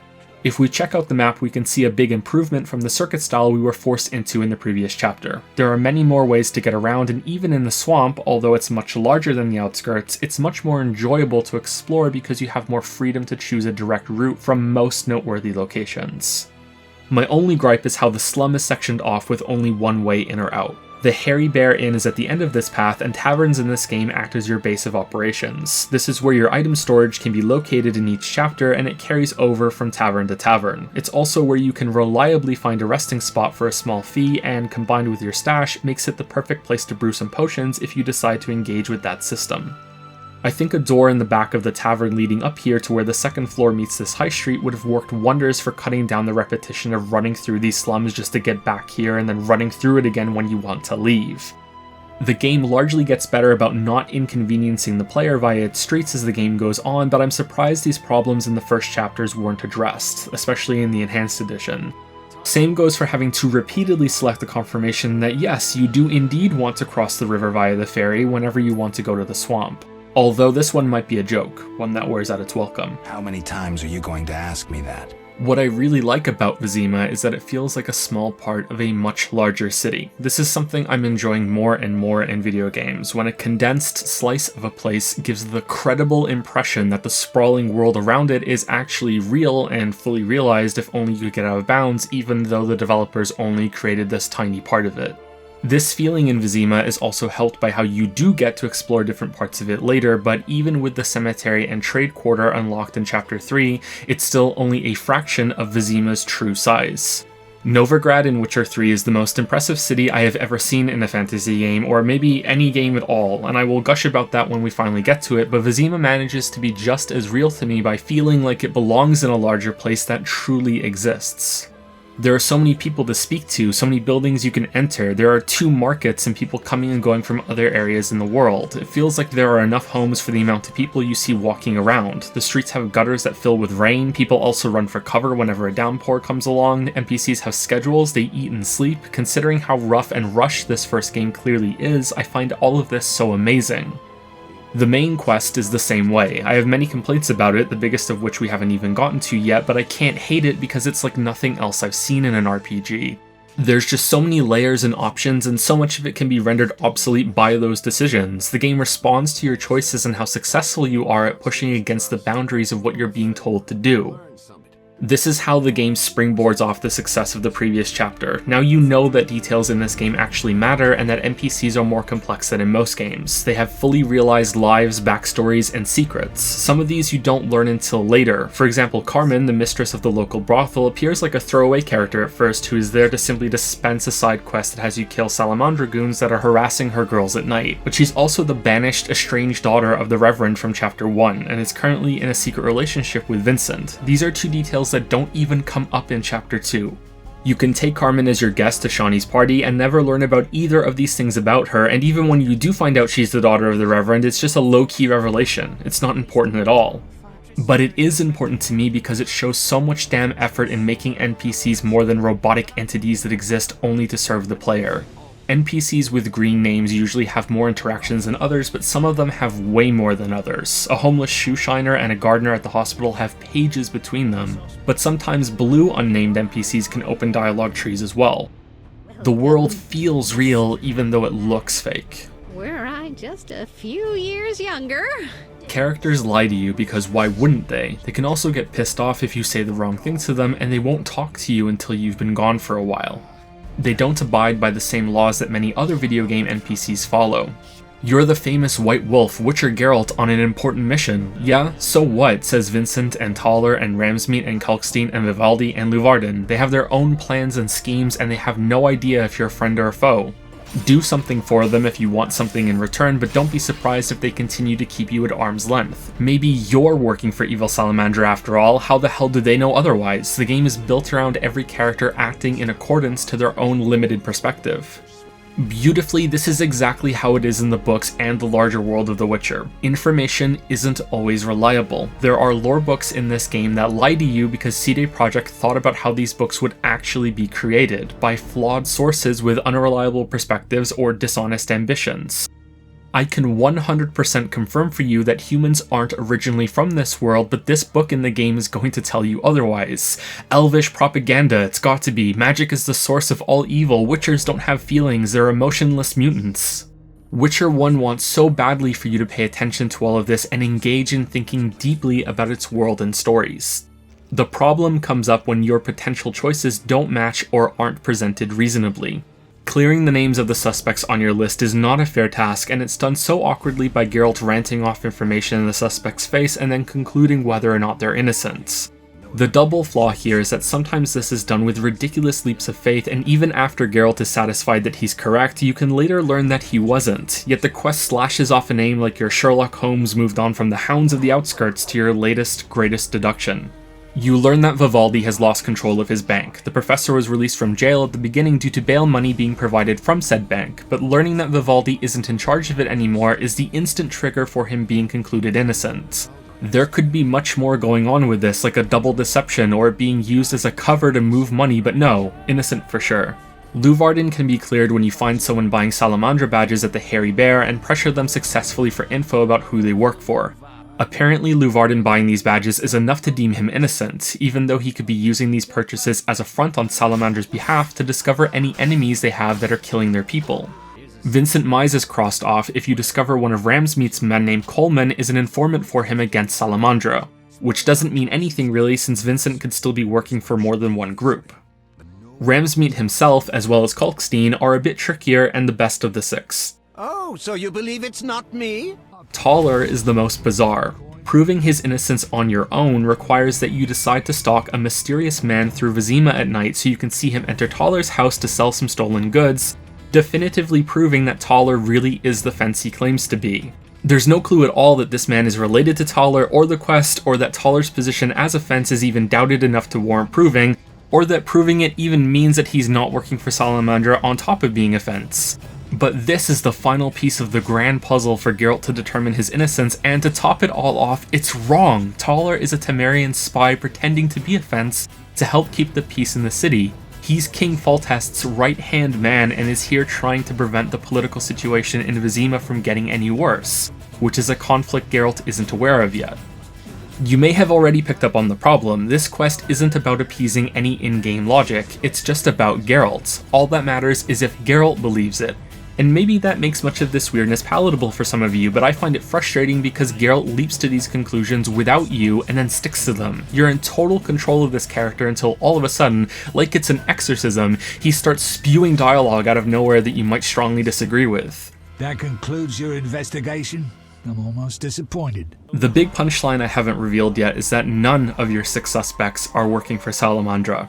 After all of this, all of them are innocent.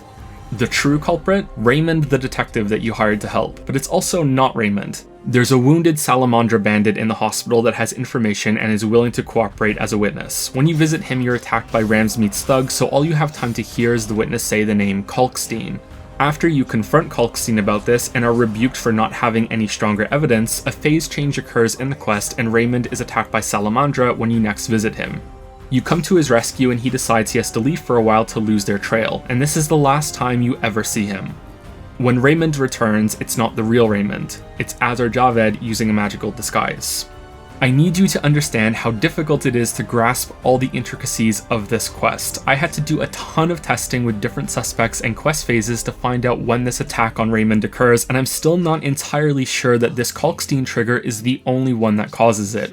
It seems to have to be this one because when fake Raymond comes back, he wants Geralt to perform an autopsy on the now dead witness you spoke to in the hospital, which is a whole other complicated mess all on its own. I had to do similar testing on every suspect to see where the progression points were, and to make it worse, there's multiple ways that you can clear some suspects. At this stage of the chapter, you can work out that Raymond has been replaced by exploring the cemetery, but the cemetery is so hard to get into that many people who play this game never enter it during Chapter 2 on their first playthrough. You need to clear either Taller or Vincent to gain access to the cemetery, and after doing so, you can find the corpse of the real Raymond laying in a bricked up part of a crypt. But wait, there's more. There are 2 other ways you can learn the truth. One is by clearing the names of enough people on the list. On my second playthrough, Geralt just blurted it out after concluding that Luvarden was innocent. I actually screamed aloud, "How do you know that?" after this happened, because it made no goddamn sense. We hadn't even done the autopsy scene yet, and Geralt leaps to Raymond being magically replaced. You can actually go and confront Not Raymond after this in what is one of the funniest scenes in the whole game. It is so painfully, utterly obvious that Geralt has figured out the ruse as he asks question after question, and yet Azar Javed keeps providing stupidly snide answers until blatantly warning Geralt, "Are you sure you want to do this?" And then you die if you don't let it go, but you can still just solve the mystery with him if you do let it go. Like, all these questions are for nothing. There's no winning this fight either, you just die, even though the main goal of the game and this chapter is to defeat this guy in a fight.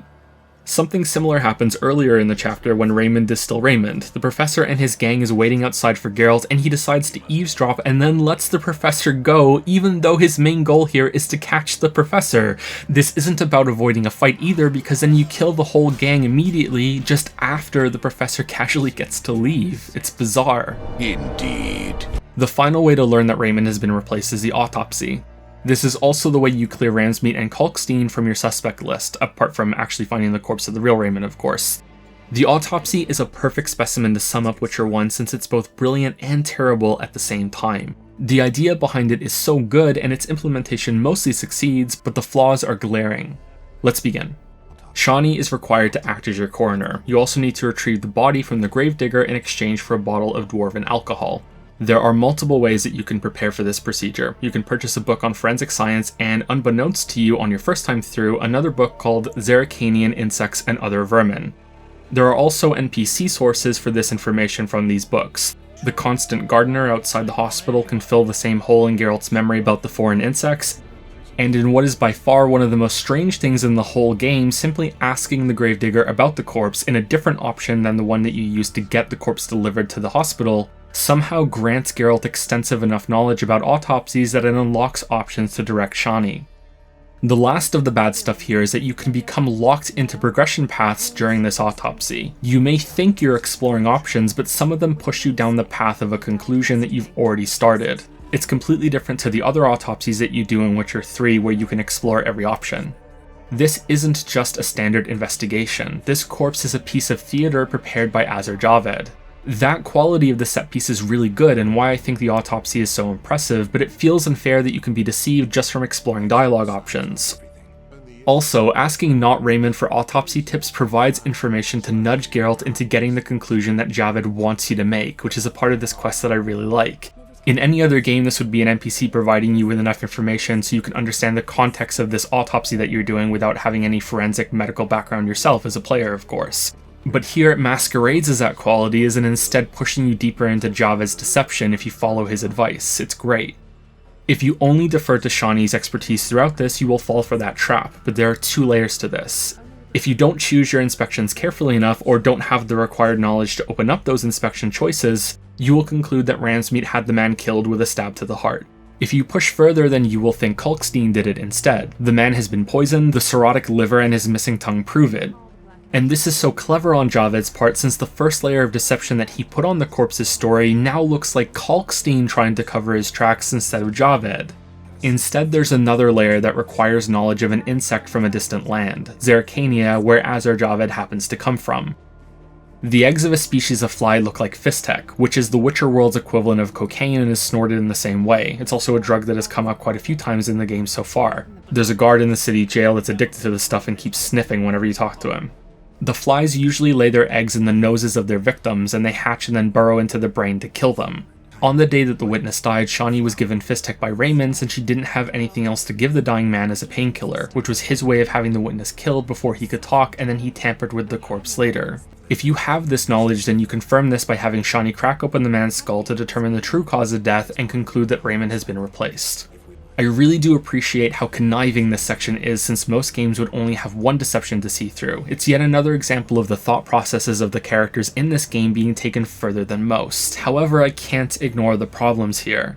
Azar Javed is a supremely powerful sorcerer. He could have had this witness killed in a much easier way via his magic that still implicated a different suspect. Teleportation is also one of the easiest abilities magic users have in this world, and yet Javed left the real Raymond's corpse in too easy of a place to find. Yeah, it isn't that easy for most people to enter the cemetery, but Geralt is a resourceful witcher, a profession that is often hired to go hunting through crypts on ghoulish contracts. Javed could wave his hand and have this corpse be sent hundreds of miles away. Then there's the importance of the witness. Geralt has killed dozens of Salamandra's men by now, and he's more than capable of capturing one to interrogate, just like Vincent Mize tries to do in an optional side bit in the slums, and yet this witness is the only one that remains important. If you're deceived during this autopsy, then Not Raymond has you attack and kill Ramsmeat, even if you concluded it was Kalkstein. This makes sense since Geralt is fooled enough by having a guilty target that he believes Not Raymond's claims about Ramsmeat being involved as part of them successfully cracking the case. This is Javed using Geralt as a tool now to eliminate a rival gang in Vizima since Salamandra wants to take over the drug trade in the city. This is why Javed is going to all the trouble to deceive Geralt now when he could just flick his wrist and kill Geralt on the spot.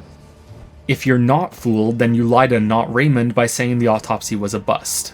Not Raymond tries to sell you the same lie about Ramsmeat being involved with Salamandra, and instead of killing him, you tell Ramsmeat the truth and have him go into hiding so you can both trick Javed. Kalkstein also helps and suggests that you lure Not Raymond to a tower in the swamp, where the nearby water will weaken Javed's powers because he is a fire mage, and because the secrets they can recover from the tower will be a good lure to get him there. If you are fooled, then Not Raymond suggests pretty much the exact same thing, but as a trap for Kalkstein instead. Which makes me realize I've barely spoken about the swamp section and the other half of the main quest in Chapter 2. This is fitting because every time I played through the game I also completely forgot about this quest line, gathering the 10 Sephiroth stones for Kalkstein's research. These stones seem to be a reference to the 10 Sephiroth of the Kabbalah in Jewish mysticism. Like with most real-world references in this series, the original it's based on has been twisted over time, likely as it was passed down through many generations from the first humans that arrived in this world from Earth. Similarly, Sapkowski's The Tower of Swallows has a character quote a morphed version of the Bible that's also called the Good Book. In the swamp, there is an altar to match each of the Sephiroth stones.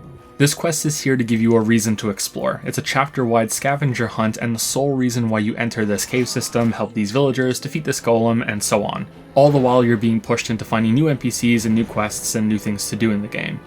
It's also an example of the strangely spiritual side of this world, since once the quest to find all of the stones is properly started and researched via books you get from Golan Vivaldi, you learn that one of the stones must be found purely by chance, when you're not looking for it. This ends up being in Azar Javed's possession, and you're given it before the final showdown as a way to keep the tower locked until you've completed these two halves of this main quest for this chapter. For side quests, there are more in Chapter 2 that are independent from the main story than there were in Chapter 1. They still add some backstory to the city, but quests like clearing a house of monsters for rare wine or a group of bandits stupidly trying to mug a witcher are clearly their own separate thing. Curiously, there are a handful of stories that appear irrelevant to the main quest that are actually set up for main quest content later in the game. Gathering these flowers for the leader of the lumberjacks in the swamp seems about as far removed from the main quest as you could possibly get, but it's showing you that the swamp is a source of ingredients for drug production that Salamandra will be here for later. Same for helping the brickmakers in this area, which leads you to discovering that Berengar was probably killed by Salamandra near their village. Their request that you try to find one of their lost children also seems firmly side content, but it's something that can't be resolved until a main quest in Chapter 3. There are also side tasks given to you by main quest characters that give you more insight about them. Then there's the quest chain about the origins of your silver sword that you got in the opening, which ends up not being Berengar's after all. It belonged to someone named Cohen, a witcher that dies in the books, a death that Shani witnessed, and you can talk about it with her. Shani also hosts her party after the autopsy is complete because there's no better way to forget performing an illegal corpse rummage than getting drunk with some of your friends. Social events like this, where Geralt is paired with a love interest, happen quite often throughout these games. Witcher 2 is the exception and doesn't have one. Witcher 1 has 2. Witcher 3, if you include the DLC, has 4. You can choose to bring one of 3 people as your guest, and this decision surprisingly matters quite a lot. Your potential partygoers are Zoltan, who can be found stomping through the streets during Chapter 2, Siegfried, who is usually in his room next to the Order Stronghold, or Carmen, who is outside her brothel. You have to pay for her though, whereas the other 2 will come just because you ask them. No matter who you bring, Dandelion shows up as Shani's guest, and there's always romantic tension between her and Geralt. If Siegfried is your guest, then he and Shani hit it off, and Geralt appears to be a tiny bit jealous. If Carmen is your guest, then she makes Shani a little jealous, which prompts some funny dialogue when Dandelion defends Carmen's honor as an escort, and rightfully so, IMO. Zoltan is the most benign guest and the one that fits with the group the most, but no matter who is present here, you are given the sneaky task to go downstairs and steal something. Shani rents the top floor of this house from an old woman who is one of the first dialogue boss fights in the series. She also blocks one of the hardest romance cards to get in the game. If Carmen is present, you're tasked with solid snaking downstairs to steal the old woman's diary. If it's Siegfried, then you go down for some more drinks. And if it's Zoltan, he wants her pickles and lard to munch on because all the drinking has made him hungry. Incredibly, at the end of the night, Dandelion performs a unique song determined by who is the guest, as he attempts to either push Shani and Geralt together or keep the peace if the guest has spurred some jealousy in one of them. This doesn't stop Siegfried from also singing, or Carmen and Shani getting catty. No matter what, you can return after the party, and assuming you can get past the grandmother downstairs, you can present a rose to Shani, which begins a relationship between her and Geralt. A sex card shows up to confirm this relationship, just like what happens in real life. There are some hiccups here. Shani and Geralt almost slept together once before in the books. Dandelion accidentally interrupted them, and that event is referenced here before Shani and Geralt finish what they started, years later. The problem is that Geralt brings this up as if in response to Dandelion telling the story during the party, and that only happens if Carmen is the guest. Dandelion doesn't bring this up as Zoltan or Siegfried are there, and so this line Geralt speaks is going to make no goddamn sense for most people who play this part, and Geralt shouldn't even know about it unless Dandelion brought it up. The much bigger problem is that Dandelion talks about Regis the vampire in this scene.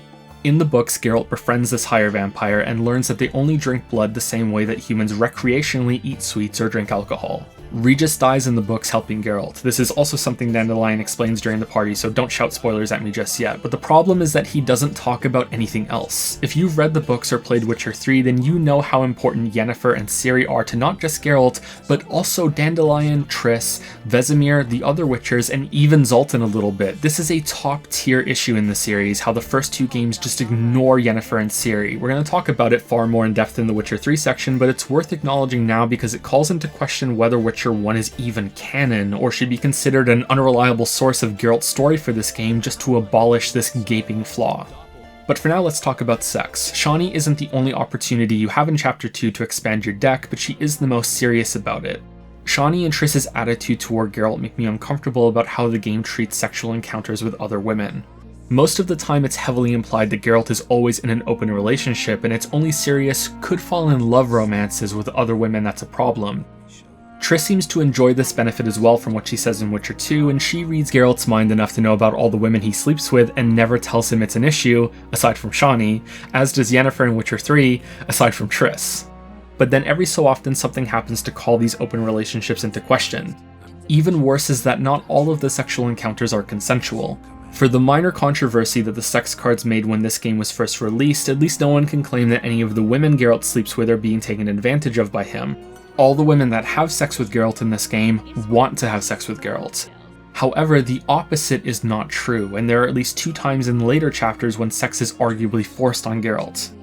Back in Chapter 2, there's a half-elf that you can rescue and accidentally have sex with while you think you're just learning about the elfish language and Geralt is recovering some memories. You're probably picking up on how many times I've said accidental sex by now, and it really does feel like that as you play. Sometimes the dialogue options don't appear like they're building to a sexual encounter that just appears. If you treated sex as a fail state, then Witcher 1 could be a horror game. You can pay for some quality time with some of Carmen's girls, convince a dryad that sex can be something pleasurable and not necessarily only for procreation, you devil you. There's a gossip girl in town that has one of the funniest romance cards with her choking a chicken, and then there's the hidden romance card with Shani. Grandma is one of those quirky parts of Witcher 1 that can be annoying when you play, but then becomes retroactively entertaining.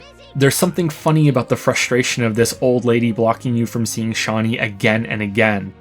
There are 2 ways to permanently resolve the problem, and both are extreme. The first is that you answer her questions incorrectly enough times and then snap at her harshly after the party that she drops down dead. The second is one of the best hidden secrets of the game, that you convince her you're such a polite, dashing young man with the best intentions that she accepts your coming and going and no longer harasses you at the door. Just be aware that this is a line you have to walk carefully since, as Grandma's diary proves, the old lady has quite a storied history. Wine and shine her a little too much and you'll have one of the strangest cards added to your collection. Will you take pity on the kitty? Uh-huh. Upstairs, my prince!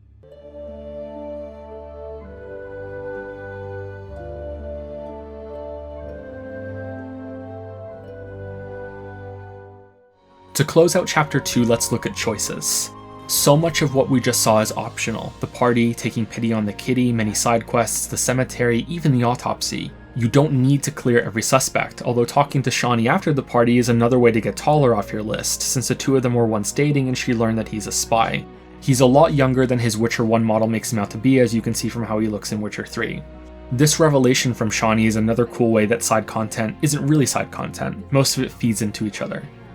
As we spoke about earlier, skipping content isn't always something the game is prepared for. Another example, also with Shani, is that if you avoid speaking to her throughout Chapter 2, never do the autopsy, and don't even learn she's planning a party, she still thinks you're dating her in Chapter 3 as if it still all happened, including keeping Grandma up all night. So it's not exactly fair that one of the answers to an important quest in Chapter 2 is to abstain. Yavin wants you to help the Scoia'tael by delivering a message to Golan and Vivaldi asking for financial aid. If you do this, then Siegfried appears in the swamp with a group of knights to scout the area. There will be a battle, the first of many, between the Order and Scoia'tael because of this. Both Yavin and Siegfried ask for your help, and you don't really know what you're getting into here, and that's a good thing. Not every decision should be broadcast to you. Nevertheless, this choice will make you gain or lose favor with each of these groups.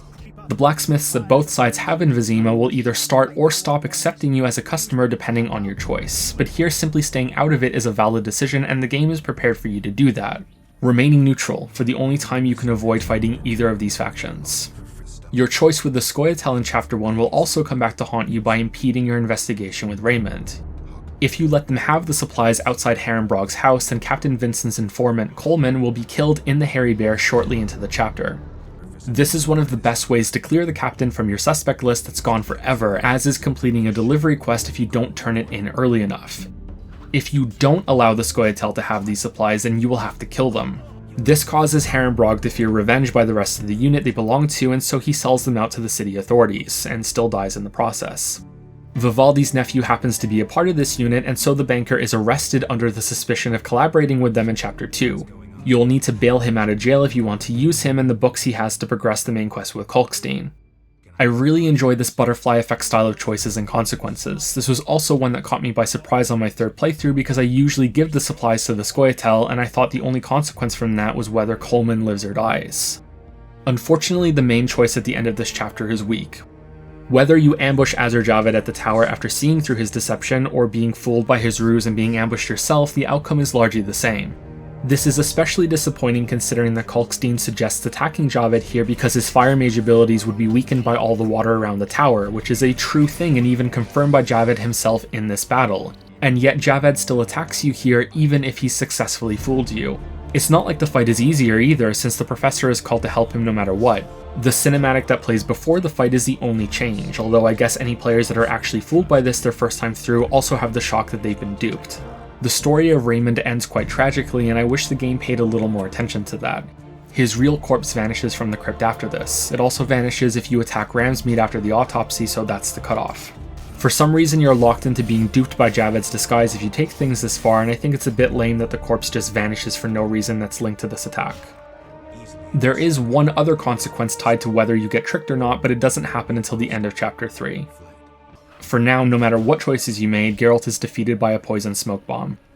For some reason, the Professor and Javed don't use this opportunity to kill the Witcher and instead flee, which is a forced way to have Geralt black out at the end of the chapter so he can transition to the next phase of the story, and so Triss can kind of rape Geralt. Don't worry, this won't hurt a bit.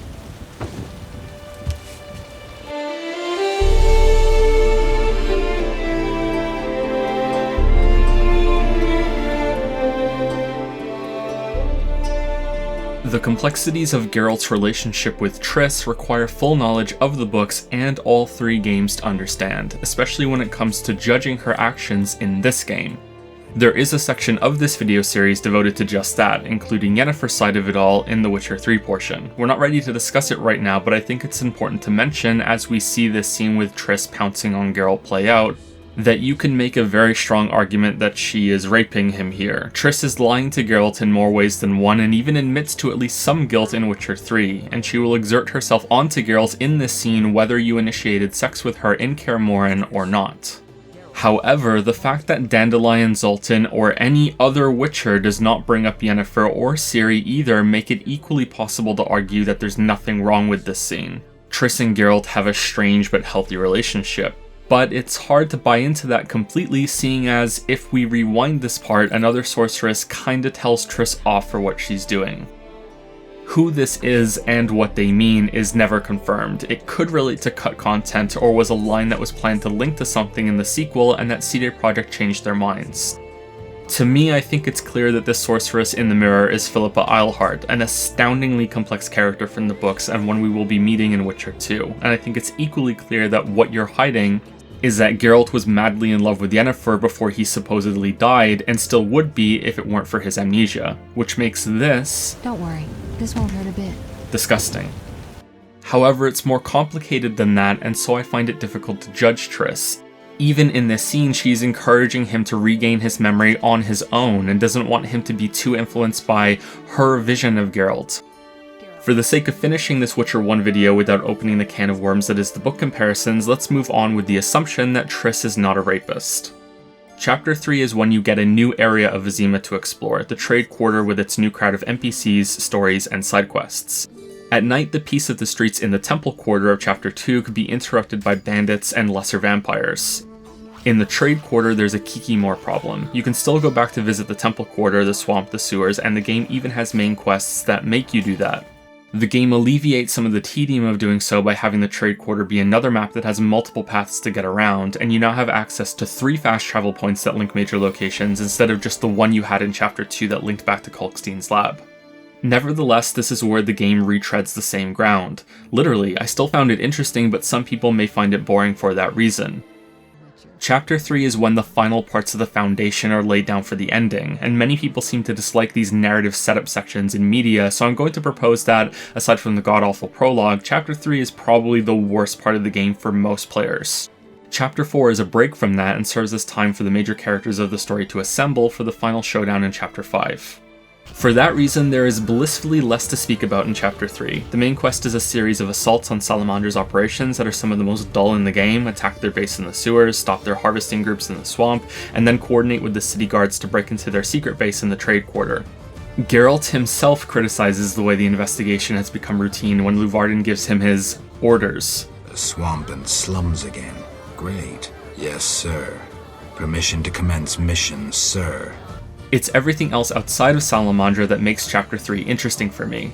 This is a constant problem throughout the game. The main villains simply aren't compelling. I'd go as far as saying this is a problem the entire series has, including the books. The forces that stand against Geralt have the potential to be great adversaries, especially the Wild Hunt, and Letho, but they just aren't done well. Worst among them is probably Salamandra, and it significantly dulls what I consider to be the fantastic ending of this game. There's a big reveal at the end that recontextualizes the antagonists in a meaningful way, but it comes after so many hours of boring interactions that I understand why some people wouldn't care anymore. One of the best results of Witcher 1's structure is that it becomes episodic. There's a time skip as well as movement to a new location with each chapter, and that allows for development of most characters you meet and interact with. Something similar to this can be found in many other RPGs, with characters in your party having sections of their stories reserved for release after the completion of each mission. But Witcher 1 stands out by having characters go through change independently of whatever the player is doing, because the world itself is going through progress marching on. Dragon Age 2 also did this with its sections using time jumps and staying rooted in the same city setting of Kirkwall. This makes the world built around the game feel much more credible, but it goes beyond just simple immersion. I enjoyed getting to know many of these characters, and seeing that they were going through development, no matter how minor, made me more attached to them. I looked forward to seeing what would happen to them next, and it had the side effect of making me pay more attention to future characters when they showed up, since I had learned to view them as more than disposable dialogue dispensers. An example being Carmen and Vincent Mies. This story could have easily had new characters appear to be these lovers in conflict, who are trying to overcome the curse of lycanthropy, but instead it builds on previous established characters and deepens the story through that choice. It also enriches your second playthrough too when you interact with these characters before getting to Chapter 3 and learning this about them. This is what makes the writing in Witcher 1 so goddamn strange. There are so many instances that I can point out genuine brilliance, like this philosophical conversation you could have with Zoltan in Chapter 2 about Witchers and their place in the world and their future when there are fewer and fewer monsters to kill, but then there are moments like this that sound like they were written by aliens. Contrary to popular opinion, chaos and terror do not spread on their own. This progress on some characters is carried right to the end of the game, but sadly that's not the case for the majority of them. For now though, in Chapter 3, events are being built on everything that's happened so far. You fight more Salamander than ever, Triss is back, so is Alvin, which may be a surprise since he was absent for all of Chapter 2 and you might have thought he was only a Chapter 1 character. Things escalate between the Scoia'tael and the Order, but hopefully not before you get to do quests for them. You also have a chance to meet with Radovid, the King of Redania, in quite a modest way for a character who becomes one of the most important in the whole series. Like in every chapter, some side quests here are filler Witcher work. Collect monster parts to prove you killed a bunch of beasties, as well as 2 mini-bosses that are still just normal monsters with larger health bars. In this chapter, your game-wide total of hours spent in this swamp will likely reach double digits. There are so many monster fights here, including an optional nest of wyverns that guard a sword upgrade, that I think it's a good time to finally finish discussing how combat works in this game now that we've seen so much of it. The best way to understand the swordplay in Witcher 1 is to think of every click of an attack as a spell being cast. You still need to be roughly in melee range for the spell to begin, but the damage and any other effects that it has are entirely independent of the attack animation. You can see this best when Geralt starts an attack that will hit multiple times from just one click, but is interrupted in the middle of it. The strikes that he has been prevented from animating still complete and deal damage without the animation. In this way, sword attacks aren't much different to signs, except that they have a much shorter wind-up animation and they don't require stamina to use. This is a fine system for this game, which we must remember only looks like an action game. I would prefer action combat of course, but it's easy for me to accept Witcher 1 was intended to be a classic RPG first. But it still has some problems within this limitation that stem from this choice, the worst being that sometimes attacks will fail to start because the conditions for the spell to begin aren't being met. Usually that there isn't a viable target since Geralt can't swing his sword at nothing, sort of like hotbar abilities in MMOs like World of Warcraft also need viable targets to function. This results in frustration when Geralt snaps in and out of these failed sword swings and you're not sure if you did something wrong or not. The worst of the worst is when this happens in the middle of a chain attack, when you get the continuation timing right but the game still resets your combo. Sometimes enemies will enter states of invulnerability that don't make sense, but it's not really invulnerability, it's more like they're an invalid target to get the spell system going. Like when they first emerge from a burrowed state, or when they're knocked onto the floor, or if there's another enemy nearby that can block an attack even if they're not the ones being targeted. However, it's been about 2 hours since I first said this, so I do want to reiterate that this combat system is mostly acceptable for providing context to encounters and allowing character progression for Geralt through his ability unlocks. Plus, this is the only game in this series that uses this system, because there's no way that Witcher 2 and 3 would have the same melee swings are actually spells with the animation synchronized to when damage is dealt, right? Outside of the swamp, Chapter 3 is strange. It has some of the most important decisions in the game as well as some equally important moments of reflection for Geralt. Despite this, there's only one impactful choice consequence from previous chapters that makes any difference in Chapter 3. And even then it's really an insignificant change that happens right at the end. Naturally that means we have to speak about free will. How else do you think I got this video series to be so long? There's an ongoing debate about determinism. My flawed summary of the question is, do humans have free will, or are we walking algorithms? There's no denying that you do in fact make choices, or for the sake of discussion and just living in reality, it's axiomatic. We all assess the situations we're in, weigh all the information we have available to us, and then make conclusions based on all of that data. Whether our decisions end up being poorly made or badly informed is irrelevant. We still undeniably make the decisions even if we don't always have the power to act on them. But here's the killer hypothetical. Imagine you find a djinn in a bottle, a genie in a lamp. If you're watching this, you're probably a millennial, so you don't like how your life has gone so far, so you wish to start over and be born again for a second shot. Same parents, same life, same year. It's a big rewind. However, the devious genie gives you your wish literally and also wipes your memory of your first go around, so you are placed back at the exact same start at life, unaware that it's your second time. Maybe it's already happened as you're listening to me right now. The question is, would that second version of you make the exact same decisions you did the first time?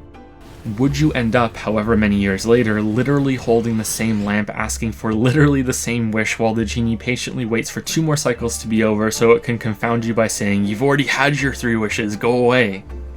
If your answer to this question is no, some decisions would be made differently, then you believe more in free will. If your answer is yes, nothing would change, then you believe everything is predetermined by past actions and that we are more like algorithms that have tricked ourselves into thinking we have more freedom of choice than we actually do. The unsettling thing about the deterministic argument is that with a theoretically and probably supernaturally powerful enough computer, you could calculate the future. Of course, the calculations by the computer would also then be accounted for by your decision algorithm when you read them, but then the computer would also have to account for that too, as well as retroactively factoring in its own creation, and away it goes repeating to infinity forever. Fun. This all sounds so lofty for a critique on a video game series, but games with decisions to make can provide some potent commentary on the nature of free will and consciousness. We saw it in Soma, a little bit in Prey, Sonic the Hedgehog, of course it goes without saying, and now the Witcher series. This is one of the more interesting parts of the games for me that gets better as you import save files between them, but it's also something that many people dislike about the series, that Geralt is a predetermined character. Ironically though, despite this, the games support the idea of free will. Decisions can only be made within the bounds of what Geralt would consider to be a reasonable reaction in these moments. Of course, there's a difference between book Geralt, amnesia Geralt, and post-amnesia Geralt, but within those confines, all the possibilities make sense. Almost all of the time. There's no extremely evil or extremely righteous options. When Geralt is choosing whether to help the Order, the Scoia'tael, or remain neutral, it really is an internal deliberation that could tip one of those three ways, along with whether or not he's happy or regrets his decision later. Over the course of these three games, we see a canonical exploration of free will being expressed because the players get to resolve that internal struggle. Of course, that still doesn't prove anything regarding determinism because the players themselves are replacing Geralt's algorithm for decisions with their own, assuming that's the side you view as correct, of course. I can't think of another game that does this with meaningful, impactful decisions. Those that try usually provide far too much variance in the options, that the player character can swing rapidly between two opposed extremes. There's of course some commentary to be made there about the dreaded duality of man, but The Witcher's narrower scope on decisions which still end up with greater consequences than in most games is much more interesting to me. That's not to say that the series is pristine about this, as we'll see in Witcher 2, but I think the way this acts as an anchor to every decision makes the changes that result from said choices much more interesting, even if I usually prefer having a blank slate character in RPGs. Geralt verbalizes this process in Chapter 3 as he speaks to Triss. He's concerned about his amnesia and wants her advice about his decision since he believes that she's his most trustworthy source on the Geralt of yesteryear. And she reinforces this idea that every decision you make is within the bounds of the Geralt sphere because she always understands what you do no matter the side you take, aside from one. So maybe it's not ironic that there's only one impactful consequence in this chapter. Maybe it's intentional, a checkpoint on where Geralt views himself and also where the most important decisions begin. Do you choose Shani or Triss to be your girl? Do you choose Siegfried or Yevon to be your boy? And a handful more. The main quest involves attending a party hosted by Luvardin, which is where you will meet Princess Ada, who is the fourth major female character in a row with red hair that wants to romance Geralt. I guess that's why they called themselves Cide Project Red. Ada was the Striga from the opening cinematic. This can be a little confusing because in the books the Striga doesn't have a name and the Striga's mother was named Ada. She was the sister of Foltest, who is the king of Temeria, and so this Striga is a product of incest, but that's not why she became a monster. There was a separate curse placed on them by a jealous noble who loved Mother Ada and didn't fully understand what the results of said curse would be. That noble is the man Geralt uses as bait in the cinematic before he breaks the curse, and the surviving girl is presumably then named Ada in honor of her departed mother sometime later. Which is super weird considering the king was in love with her, but it's a different time. This Ada wants to have sex with Geralt because of course she does. Who doesn't? It's one of the other sexual encounters that skirts dangerously close to rape to me, but you can turn her down, risking the anger of the princess and an execution by doing so. I'll not be your toy. Before this, you have to entertain her and have Triss conjure her some raw meat. She has unusual appetites, and that's one of the lingering effects of the curse that Geralt warned could return. This is the first of 2 romance cards linked to Ada. You can only get the second one if you don't give her the raw meat and avoid the sex decision altogether. If you do go along with her demands, then you get some ominous imagery when Geralt's wolf medallion starts to vibrate, which is a sign he's in danger after Ada knocks it across the room. It's foreplay and foreshadowing at the same time, and it's good that Ada doesn't see it vibrating because she probably wouldn't want to use it with Geralt. King Foltest is currently away from the city, and it's in this party scene that you properly learn about the chaos that's causing. Thaler is here and has one of the best conversations in the game. He maintains the charade of being less than a spy by speaking through a noble knight proxy that has taken a vow of silence. If you're carrying enough of the right type of alcohol, you can break through his vow and show Thaler up. Regardless, later on he will switch character, and the voice he uses in such a smooth way that he immediately became one of my favorite people in the series. So you understand that it hurt to kill him right after this on my third playthrough. Someone is issuing fake royal edicts while the king is away. Spoilers, it's Ada who is being used by a Knight of the Order named DeWitt, who is also a Nilfgaardian. Confused yet? Hopefully not. For the sake of clarity, think Empire from Star Wars whenever you hear Nilfgaard, although if you read the books, it's more morally grey than that. They're an expanding empire from south of where the Witcher stories take place. Think of it as like Rome taking over the rest of Europe. They've already been fended off from conquering the Northern Realms twice before now, that's what the intro speech was referencing, but they were defeated just barely. Killing Thaler is a choice that I think most players are going to refuse. DeWitt is the one pushing you to do it, and his villainy is so blunt that you can tell he's one of the bad news bearers. Despite that, I killed Thaler on my Order playthrough because I wanted to see what would happen. If he lives, then you get a message from him in Witcher 2, and he also shows up again in Witcher 3 for one of the most important quests in that game. I wanted to see how those moments would change if Geralt killed him in Witcher 1, so stay tuned if you want to find out if you're also curious. One of you watching just audibly let out an "oh no" in response to this, I know it. Surprisingly, this choice changes very little in this game. DeWitt doesn't trust you any more than before, and even if saved, Thaler will go into hiding and won't return in later chapters. This feels like content CD Projekt ran out of time to include, and it's not the only one. We'll get to that. The choice between the Scoia'tael and the Order matters much more. They each have their own separate side quests in Chapter 3. The Scoia'tael want you to clear a powerful monster from elven ruins beneath the city. Every major human city in this world is built on the ruins of an elven one like this, because again this planet belonged to the elves before the humans got here. Doing this for them awakens a teleporter that acts as a secret entrance for the Scoia'tael to enter the city. Meanwhile, the Order quest wants you to investigate what's killing people in the cemetery. Initially it appears to be a ghoul, but then you meet the monster and it can talk. Turns out this special ghoul is sentient and doesn't kill people. It's feasting on the victims of a Scoia'tael group that operate in the area. Nearby you can find them back at it again at Krispy Kreme murdering people right now and are given a choice. Either kill the murderous terrorists but not have enough time to save the group of humans that have been trapped by them in the nearby crypt, or let the Scoia'tael go and save the people inside instead. This is ignoring the choice you have when you speak to the ghoul. Do you believe it or choose to kill it? If you choose violence, then the decision causes one of those dimensional ripples and the Scoia'tael vanish from the cemetery and the crypt situation doesn't happen for no reason that's tied to this decision. Regardless, you can report back to Siegfried and finish this quest in 3 ways. He's most happy if you let the Scoia'tael go and instead save the people they trapped in the crypt. Siegfried marches off in search of the terrorists, and sometimes this triggers main quest progression. See, these aren't really side quests even though they're optional because this game is a beautiful bastard mess that seems to actively resist attempts at people analyzing it by being so goddamn complicated. The Scoia'tael are planning a bank robbery. In Chapter 2, Vivaldi turns down Yevon when you deliver that note, but Yevon reads between the lines and understands Vivaldi has lost control of his bank, which is how you cleared him of working with Salamandra earlier. So the Scoia'tael use this portal under the city as a staging ground to climb through the sewers into the bank to rob it to fund their war against humans. The Order are called in to handle the situation after Yevon and his people take hostages in the bank during the botched robbery. The conflict you've been seeing throughout the game so far is built to this and will explode even more a little later. At some point in Chapter 3, if you do enough quests and the party scene with Luvarden, time will pass and the heist begins. The Scoia'tael want the Witcher's help clearing those ruins in the sewers, but they don't need it. If you don't offer your services soon enough, they presumably just go for it and lose more people fighting this monster in the process. And the Scoia'tael you can meet in the cemetery on the Order quest are also a part of this unit. Geralt is called in and you can either try to negotiate alone or enter with Siegfried. This is the only time in the game that you are forced to pick a side, even if it is begrudgingly. There are innocent people held hostage. The Order is trying to restore the status quo. The Scoia'tael want to fight against the tyranny that is the human ruling class. So pick a side. No matter who you go with, you will fight your way through those same ruins in the sewers, either in defense of the Scoia'tael or against them. This is yet another minor way that the game changes things in reaction to your decisions, even though what you decided shouldn't make these changes. The presence of these enemies has nothing to do with what you've done with Yevon in the bank, but it happens anyway. The results of these decisions are seen at the end of Chapter 3 and 4. Here it determines which group will work with you to attack the Salamander base that you discover with Luvarden.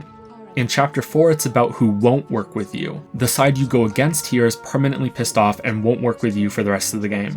Before we can get to that jolly cooperation, 2 other things need to be resolved in Vizima. The first is about a werewolf. Triss can't teleport Geralt and his chosen husbando Yevon or Siegfried without a clear source of Salamandra's base.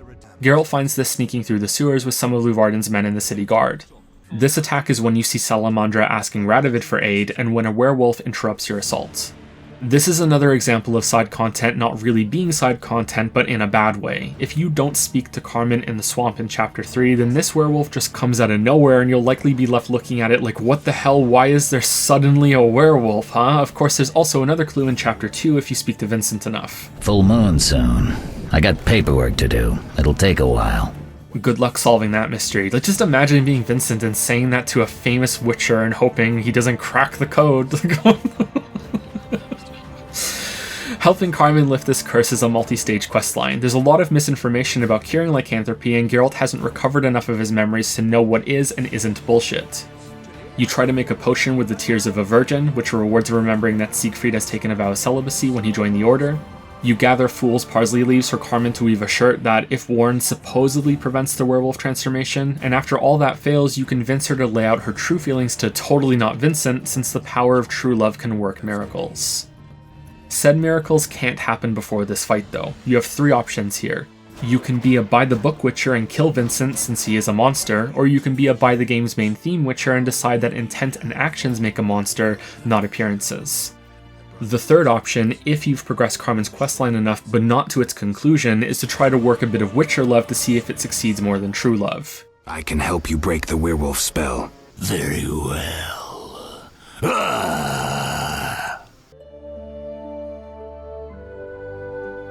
This comes across as a fun Easter egg though, since you need to drink a full moon potion ahead of time to get this scene, and there's no indicator whatsoever for that doing anything other than the name linking it to the werewolf. The game also never acknowledges this happening afterward.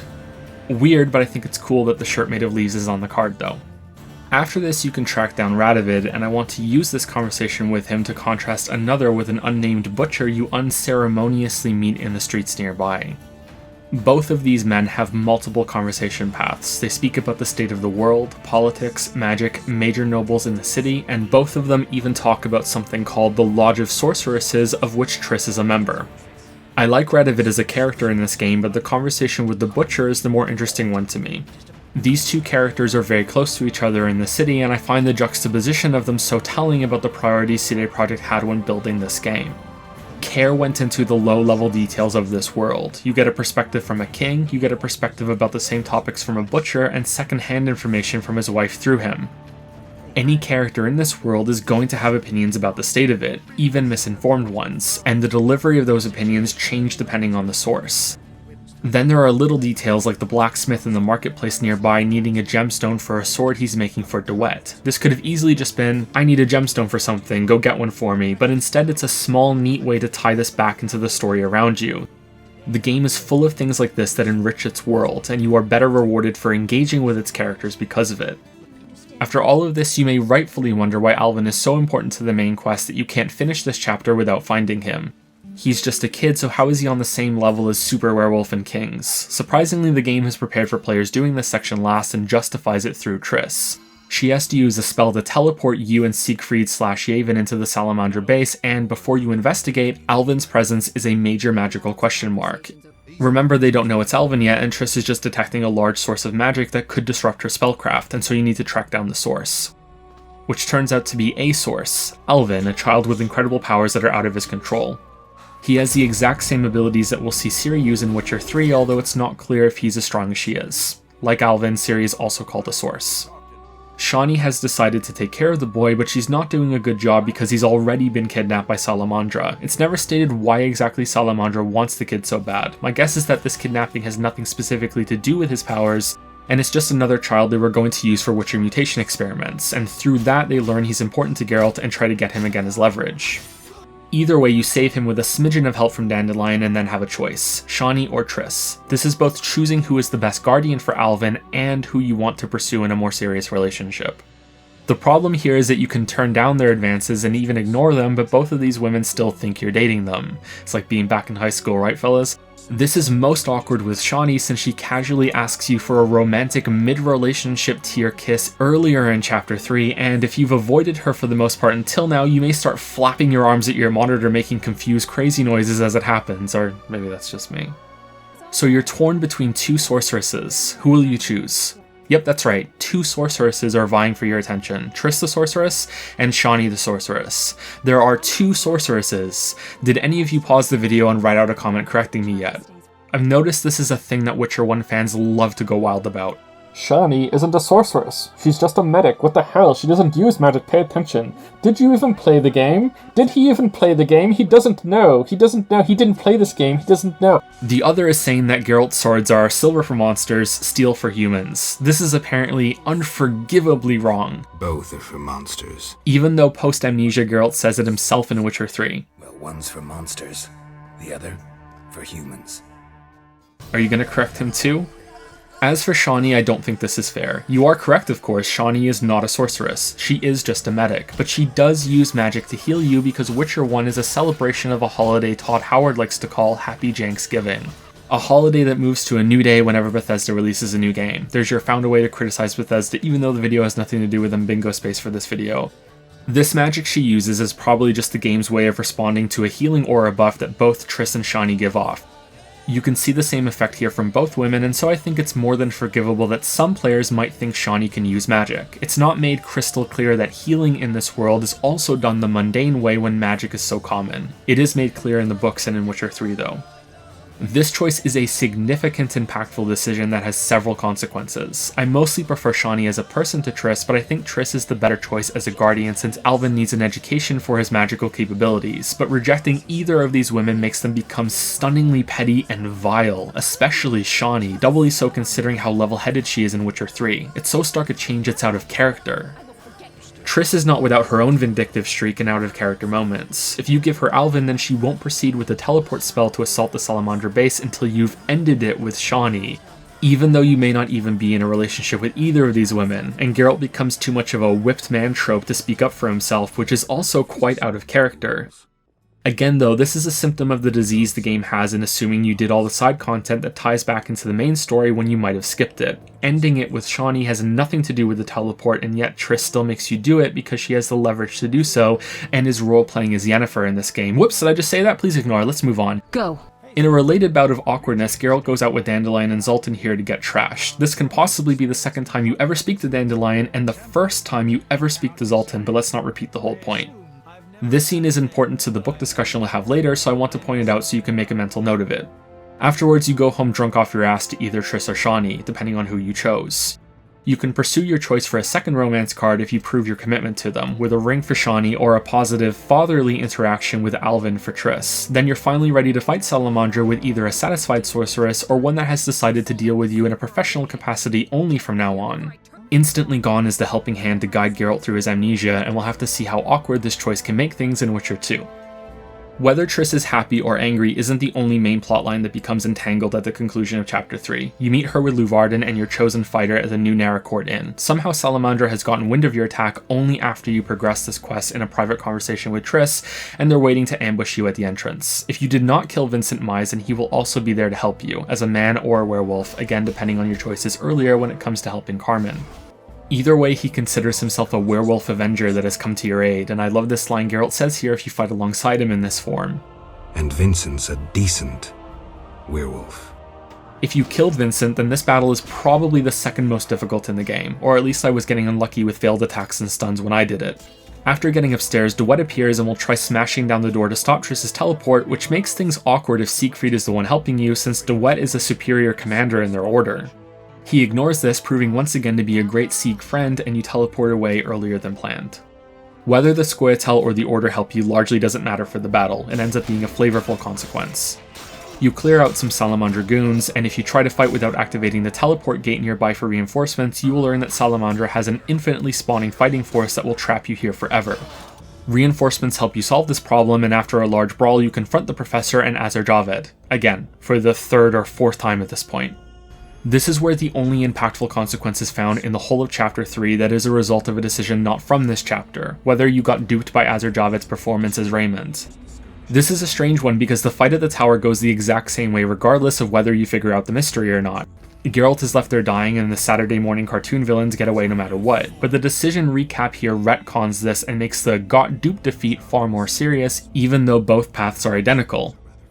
Apparently, if you get tricked, then Azar Javed steals a book from you and or the tower, one that you got from a chest when you went in, or I don't really know how it works, to be honest.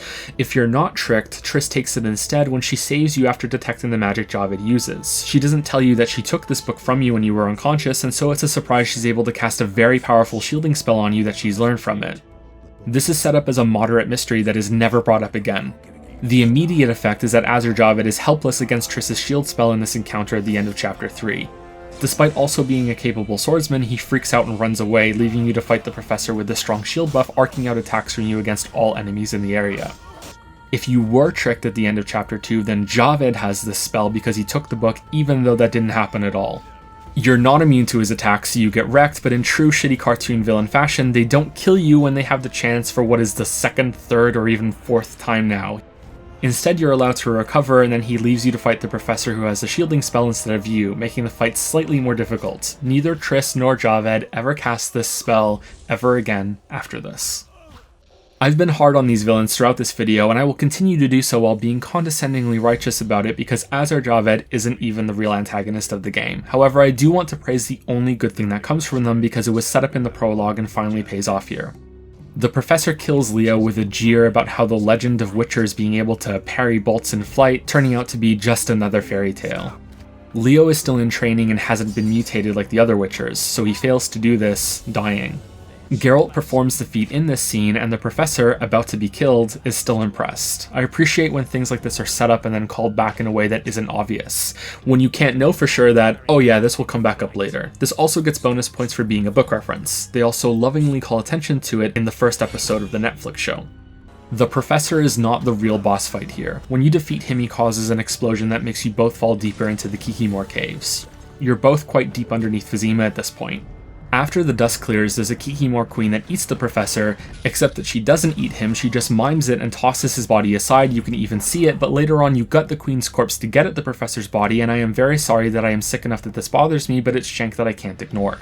I've been trying my best not to comment on bugs and the overall poor state of this game's polish so far, but it's impossible to ignore here. You cannot fight the Kikimor queen via conventional methods. You fight much larger and much more dangerous monsters later in the series, but apparently Amnesia Geralt doesn't have the moves yet. Get close and you die instantly. Instead, you have to run away through these caves and use Ard to collapse support struts to slow the queen down, and then eventually kill it in the same way. So let's end Chapter 3 with the Jankstravaganza, which I want to stress shouldn't damn the game as being shit. This was not a pristine AAA funded title like Witcher 3, which is certainly relatively bug-free compared to this, right? Andros has declared war! Hair flapping as it tries to escape, beards flapping as they try to escape, characters get looped in animations, characters getting locked into no animations, characters walking when they should be standing still, Geralt can't speak to innkeepers across the bar and has to walk all the way around, missing doors, invisible doors, whole cooked chickens found in barrels, stealing things right in front of people, they don't care, enemies teleporting next to you, NPCs teleporting next to you, NPCs teleporting out of the game until you restart. Characters teleporting out of frame as they speak. I'm not surprised. NPCs forgetting that you exist. Geralt is surprised when a character named Con Artist tricks him. Raymond says he has to go into hiding, he leaves the house, but then he immediately creeps back in and won't let you continue the quest until you reboot the house by leaving and entering again. It's not every day I get an illustrious customer like you. Lovely inn. You must host many an illustrious guest. True. Every load screen has a chance to make you get stuck in a lower run speed until you load again. A dice player demands high bets only, but he's one of the lowest in the game. Geralt can jump like an acrobat in cutscenes, but not when you're in control. NPCs drinking through their necks. Almost every elf is a receding hairline conehead monster. Subtitles don't match the voice lines. Voice actors changing between lines. Sounds grandiose, doesn't it? Rarely does anyone recall that the Order of the Flaming Rose was one. They forgot to put the water under this bridge. This NPC's face becomes the monster from Amnesia: The Dark Descent. NPCs won't talk to you. Random invincibility while fighting. Random lack of invincibility in cutscenes. Sometimes quests are inactive and can't currently be progressed, but still show up as active in your journal. This happens. Bastard! Take that!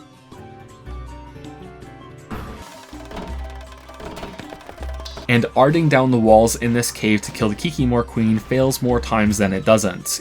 The Kikimores can despawn and never come back, but the quest doesn't complete. You have to reload and try again. The ceiling doesn't fall no matter how many times you AR'd or where you aim. Then it does fall down and you die. Run down the tunnel like you're supposed to, you still die. Run so far down the tunnel you're twerking into the wall, you still die.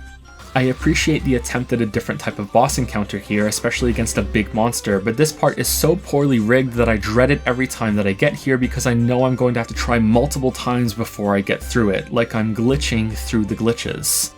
Witcher 2 is worse than this, by the way. I knew we'd meet again. Not you. If successful, you get some incriminating papers from the body of the professor, who is totally not in the stomach of the Kikimore Queen, but who gives a shit. Then you climb out to be ambushed by Princess Ada and her entourage. She sentences Geralt to death to silence him since he's now learned the truth that she's working to overthrow her father with Duet. Geralt invokes the sacred custom of a final wish before his death, one of many of these types of romantic rules in this world, by asking her for a kiss. Regardless of whether they slept together in the party earlier, Ada reacts in the same way and accepts. And again, whether Triss is currently angry with you or not about Shani, we cut to her magically spying, giving a sly remark, and then teleporting Geralt to safety. We cut away and enter the next chapter, which is, I believe, a fan favorite. He has been spirited away. Someone will pay for this.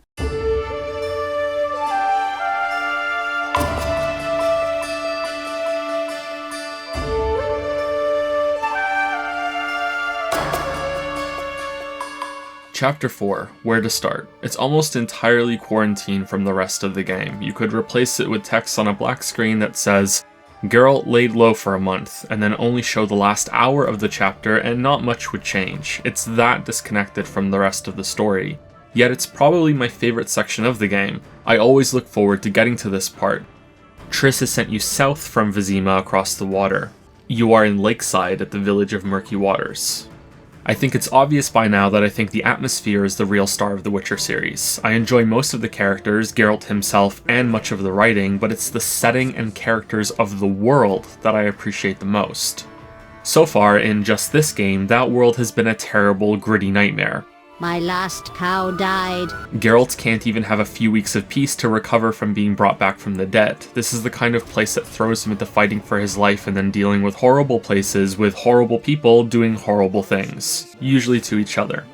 I've seen people criticize this series for its portrayal of women, and I strongly disagree with that assessment. Yes, women are treated unfairly as an underclass to men in this society, but this isn't done as some sort of idealized fantasy. It's part of this ugly world where most men are portrayed as disgusting brutes that fight and drink and rape, shit and piss in the streets, seem to have an endless amount of phlegm to hawk up at Geralt, and wife-beating is such an accepted norm that it's brought up casually in conversation. Racism and sexism isn't something we're close to solving today in our own world, and so it's little wonder that it runs rampant in a recreation of medieval society. That's not to say that all women in this setting are abused angels that would do so much better if they were in power, or that all men are tyrants that only care about drinking and whoring. Most characters fall on the spectrum between bad and good within the relative morality of this setting. It's not fair to hold them to our real-life modern standards, just like you better pray that future generations are just as courteous to you when they look back at our era through the lens of their future enlightened policies. But that doesn't mean you can't or shouldn't still find much of what goes on in these games repulsive. We spoke earlier about Shrekification, even though that's an unfair term since the Witcher books predate Shrek. This gritty brutality is the biggest difference between them. It's a fantasy smorgasbord of some of our most charming and romantic fairy tales, but with the most violent, bigoted tendencies of our species thrown right in with it all. It's not quite the extreme of the best we can imagine stirred in with the worst of our reality, but it's pretty close. Lakeside in Chapter 4 is where we finally get to see a place in the Witcher world where the good side reigns as ruler, but I need to be careful with how I say this because good doesn't mean everything here is peachy. It means that the fairy tale and folklore side is the dominating force. The further genius of this chapter that you can start to piece together immediately with the shimmering image of this fantastical city over the lake in its introductory cinematic is that it's a reflection of everything we've seen so far on top of this Shrekified land. It's a mirror image that's an improvement of every chapter we've seen so far, just like an enchanted mirror in which everything looks prettier than it actually is. If you've played Witcher 3 and its expansion Blood and Wine, then the best way to understand Lakeside is to think of it as a pocket of Toussaint. The Lady of the Lake is even another commonality between them, although she has much more of a presence in Lakeside. The goddess Lady of the Lake is also probably a post-conjunction refugee that has been stranded in this world for 1500 years. The unanswered question that her residency in both of these locations prompts is whether she is what makes these regions have their overbearing fairy tale flourish, or if the lady is attracted to places that naturally become like this. Toussaint is a much more prosperous place than Murky Waters, although with that greatly expanded success comes an equally powerful shadow. And I wonder if given enough time the lady's influence could expand from Lakeside in the same way. Or maybe the lake itself is where most of her positive effects are saturated. The outskirts are a barnacle on the wall of a corrupt city. Plague and evil have infested here and have manifested into a monster like a festival of reckoning. Murky Waters is balanced within beautiful nature, and their biggest current event is celebrating a wedding. The people of Vizima are in a steaming pile of pollution and even more plague, its victims piled in the middle of the city and are doing their best to steal any advantage they can from each other. The people of Murky Waters seem to be unaware that there's even a plague to fear, and its people ask you to solve a problem they have with pygmies destroying their bridge by getting them a harness so they can ride around on a cat like a horse. One woman asks you to convince the local baker to make her a sugar doll, which is apparently a scandal. The blacksmith has a monster problem, but it's that he's having fun with a succubus, not fearing for his life. Much to the dismay of his wife, who doesn't want to kill him for this, she just wants the succubus to be driven away so she can have her husband back. She kinda seems equally amused and annoyed by it, if anything. The Vodunoi that the brickmakers in the swamp have brainwashed themselves into viewing as Lovecraftian deities, the Water Lords that are even ruled over by a Dagon, are also here, but the citizens of Murky Waters are much closer to considering them as equals. There's no worship, no brainwashing. If they do worship anything, it's their prized cow named Strawberry, which they pamper and protect during the day. Here there is no conflict between the Order and the Scoia'tael. There is a band of elves nearby, but the villagers offered them aid, not hate, which the elves took to be too pity-soaked a handout to take, and so they hide, rejected by their own pride, in a cave. There's something about the beautiful naivete of this place that makes my soul ache. The outskirts is repugnant and I want to see it bleed and be redeemed. Murky Waters hurts like seeing a baby that you know isn't going to make it through their life without something deeply damaging them. I just want to bundle this place up and keep it safe, which of course is impossible. It's this game. An unwarranted slaughter arrives at the end. If you thought any different, then you haven't been paying attention. Geralt's role is also inverted in this chapter. You're not here to kill monsters, you're here to kill time. There is a continuation from the previous stories. Alvin teleported himself here at the end of chapter 3, which is why Triss sent you here and not anywhere else. Same for Dandelion, who was teleported to aid you, but your goals in chapter 4 are much more languorous. No Salamandra, no big monster, at least at first. Just roam around and take it all in. That's not to say that this is a perfect place and there aren't more serious monsters around here. There are Noonwraiths that stalk the fields by day and Devourers that roam around at night. The local crypts have the usual undead suspects, and there are the drowned dead that seem to crawl out of any body of water in this world. There are jobs for a Witcher, but more than any place in this game, Murky Waters appears to be living in harmony by working within the limitations these monsters create. Let's talk about these areas some more. Chapter 4 is probably the largest of the 5 in terms of new zones that are introduced. There are 3 interconnected areas, an island that you get to by boat, 2 crypts, and some other small interior locations. The fields in particular are quite large, and while I dislike how it can be difficult to see through the tall wheat, it's really nice that the big open area isn't a swamp again. It's another reason why Chapter 4 is my favorite. It's so refreshing to be out in the open after 2 chapters in a row in the city. If we stitch these maps together, we can see that Lakeside has the same circuit-style structure as the outskirts, yet it doesn't become nearly as tedious to walk through because it's much more cleverly arranged. Take, for example, that despite being at least 3 times larger than the outskirts, it takes less than 4 minutes to walk a full circuit, whereas in Chapter 1 it took 5. The reason why this works is that the path running through these 3 central locations is kept tight with the important landmarks branching off of it instead of being placed along a road that would need to be much longer to accommodate it all. It's a good thing that they didn't repeat the problems of the outskirts because there is quite a bit of running around to do in this chapter. As usual, the inn is your base of operations and it is more centrally located than ever. Some quests are optional, but the most effective way to push progress is to simply do everything available to you. You are here to kill time after all. That said, the specific must-do tasks are: meet the Lady of the Lake, broker an agreement between the people of Murky Waters and the Vodunoi in the underwater city, speak to Berengar, a fellow Witcher, and find out what he knows about Salamandra, look after Alvin, and solve the issue of the dead ghost bride when the planned wedding goes awry. Keeping true with the state of the quests in the game so far, all of these threads are tangled together.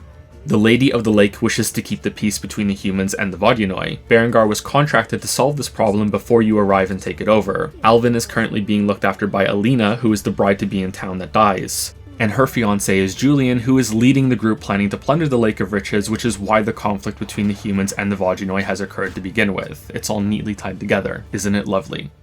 It's also weird. This huge statue feels so out of place. There's talking gas mask fish people, this mysterious little girl is left to seemingly live on the coast, and the monsters never bother her even at night.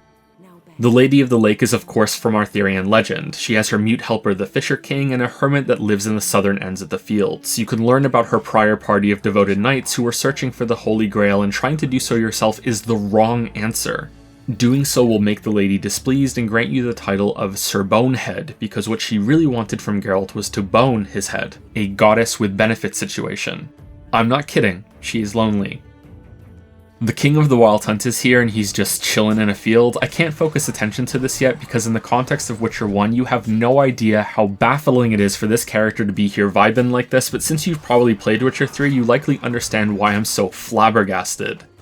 Dealing with this inexplicable Wild Hunt invasion for the Hermit gives you the choice of 3 rewards, one of which can be used to resolve something in the main quest, but you might not know that when you have to choose, and there's no going back on it. The Wreath of Immortelles is the item you want, meanwhile the other 2 are useless, especially the Wild Hut, you can't even rest in it. The wreath is used to break the curse that is placed on Selena, Alina's sister. Yeah, they actually named them Alina and Selena. There's also Julian and Adam and way too many characters that begin with A. I thought this was going to be a love diamond you needed to resolve. Adam loves Alina, but she maybe loves Julian, who Selena also possibly loves, while Julian seems to be here primarily to marry into a family that lives in the village so he can launch his lake plundering operation. That's being a little too harsh on Julian, but he's not exactly broken up about the deaths of these 2 sisters. To his credit, he does go along with the lady's plans for a peace treaty rather than killing the Vodyanoi. He also appreciates the work of Witchers and has a good story about one that helped his family. So how did the sisters die? You don't see Alina's death yourself. Selena is so bitterly envious of her sister getting married that she's acting crazy. She'll throw herself at you if you gift her any old ring, or as she says, I'll give myself to you right now on the nearest rock. I'll give myself to you right now on the nearest rock. Which is ironic, seeing as she shoves her sister in a moment of rage headfirst onto a rock, which kills her. Again, this is weird, the way it all happens so fast, with Alina transforming into a zombie sunburnt prune version of Catherine, then Adam kills Selena in revenge and she turns into a pale moonwraith to Alina's midday bride. I really like the names of these monsters and how they look, but it feels like it comes out of nowhere because you're not directly involved with it. Instead, it's speaking to other characters like Alvin and progressing the so-called main quests of this chapter that cause these unrelated characters to move toward their doom. Here's where it gets complicated. Adam can also die and come back as a Scooby-Doo ghost. If you saved her in Chapter 1, then Abigail is in murky waters. She's collecting the villagers' secrets and brewing date rape potions to sell to them, and that's only the thing she'll admit to you. You can ask her to recall the romantic time you spent together in the cave at the end of Chapter 1, even if you turned her down and it didn't happen. You can also ask her for help resolving the issue with the Midday Bride. That conceited wench? She claimed to possess a rare and powerful Nehelenia's mirror. The first thing you try is to assemble a magical mirror that Alina had by collecting shards of it from other Noonwraiths in the fields. She must have had this incredibly powerful magical artifact on her when she died, and only the Wraiths collected the pieces. I know, weird. I think even the game says it's weird, so I guess they're lampshading it or something. After getting the local blacksmith to fix it, you get dead Alina to ponder her own reflection, but it doesn't break the curse as was planned. If you let Abigail die in Chapter 1, then you can get the same advice about the mirror from either the Lady of the Lake or a healer that lives in the same house, an old unnamed lady that just magically replaces Abigail, and is nowhere to be found in the village if Abigail survived and is living here. In this progression path, the mirror still fails, except now, because Abigail died, it fails due to her innocent blood being on your hands that I spoke about earlier. I want to repeat that it still fails even if you save innocent Abigail, who again is so innocently scheming and conniving her way into a place of power and prominence in murky waters. The bigger difference is that if Abigail is killed, the old lady replacement healer suggests that only the dead can reach the dead. which unravels into Adam having to be freed of his imprisonment if you told Julian he's guilty for killing Selena, which ultimately leads to Adam killing himself in order to reach Alina, and then their spirits leave in peace. I'm getting confused reading Alina and Selena out right now, so I'm really sorry that the games chose those two similar names. If Abigail is alive, then you can ask Dandelion to compose a ballad, which you must help him rhyme on the spot, hilariously messing up as many times as you like for the song to reach her so she moves on.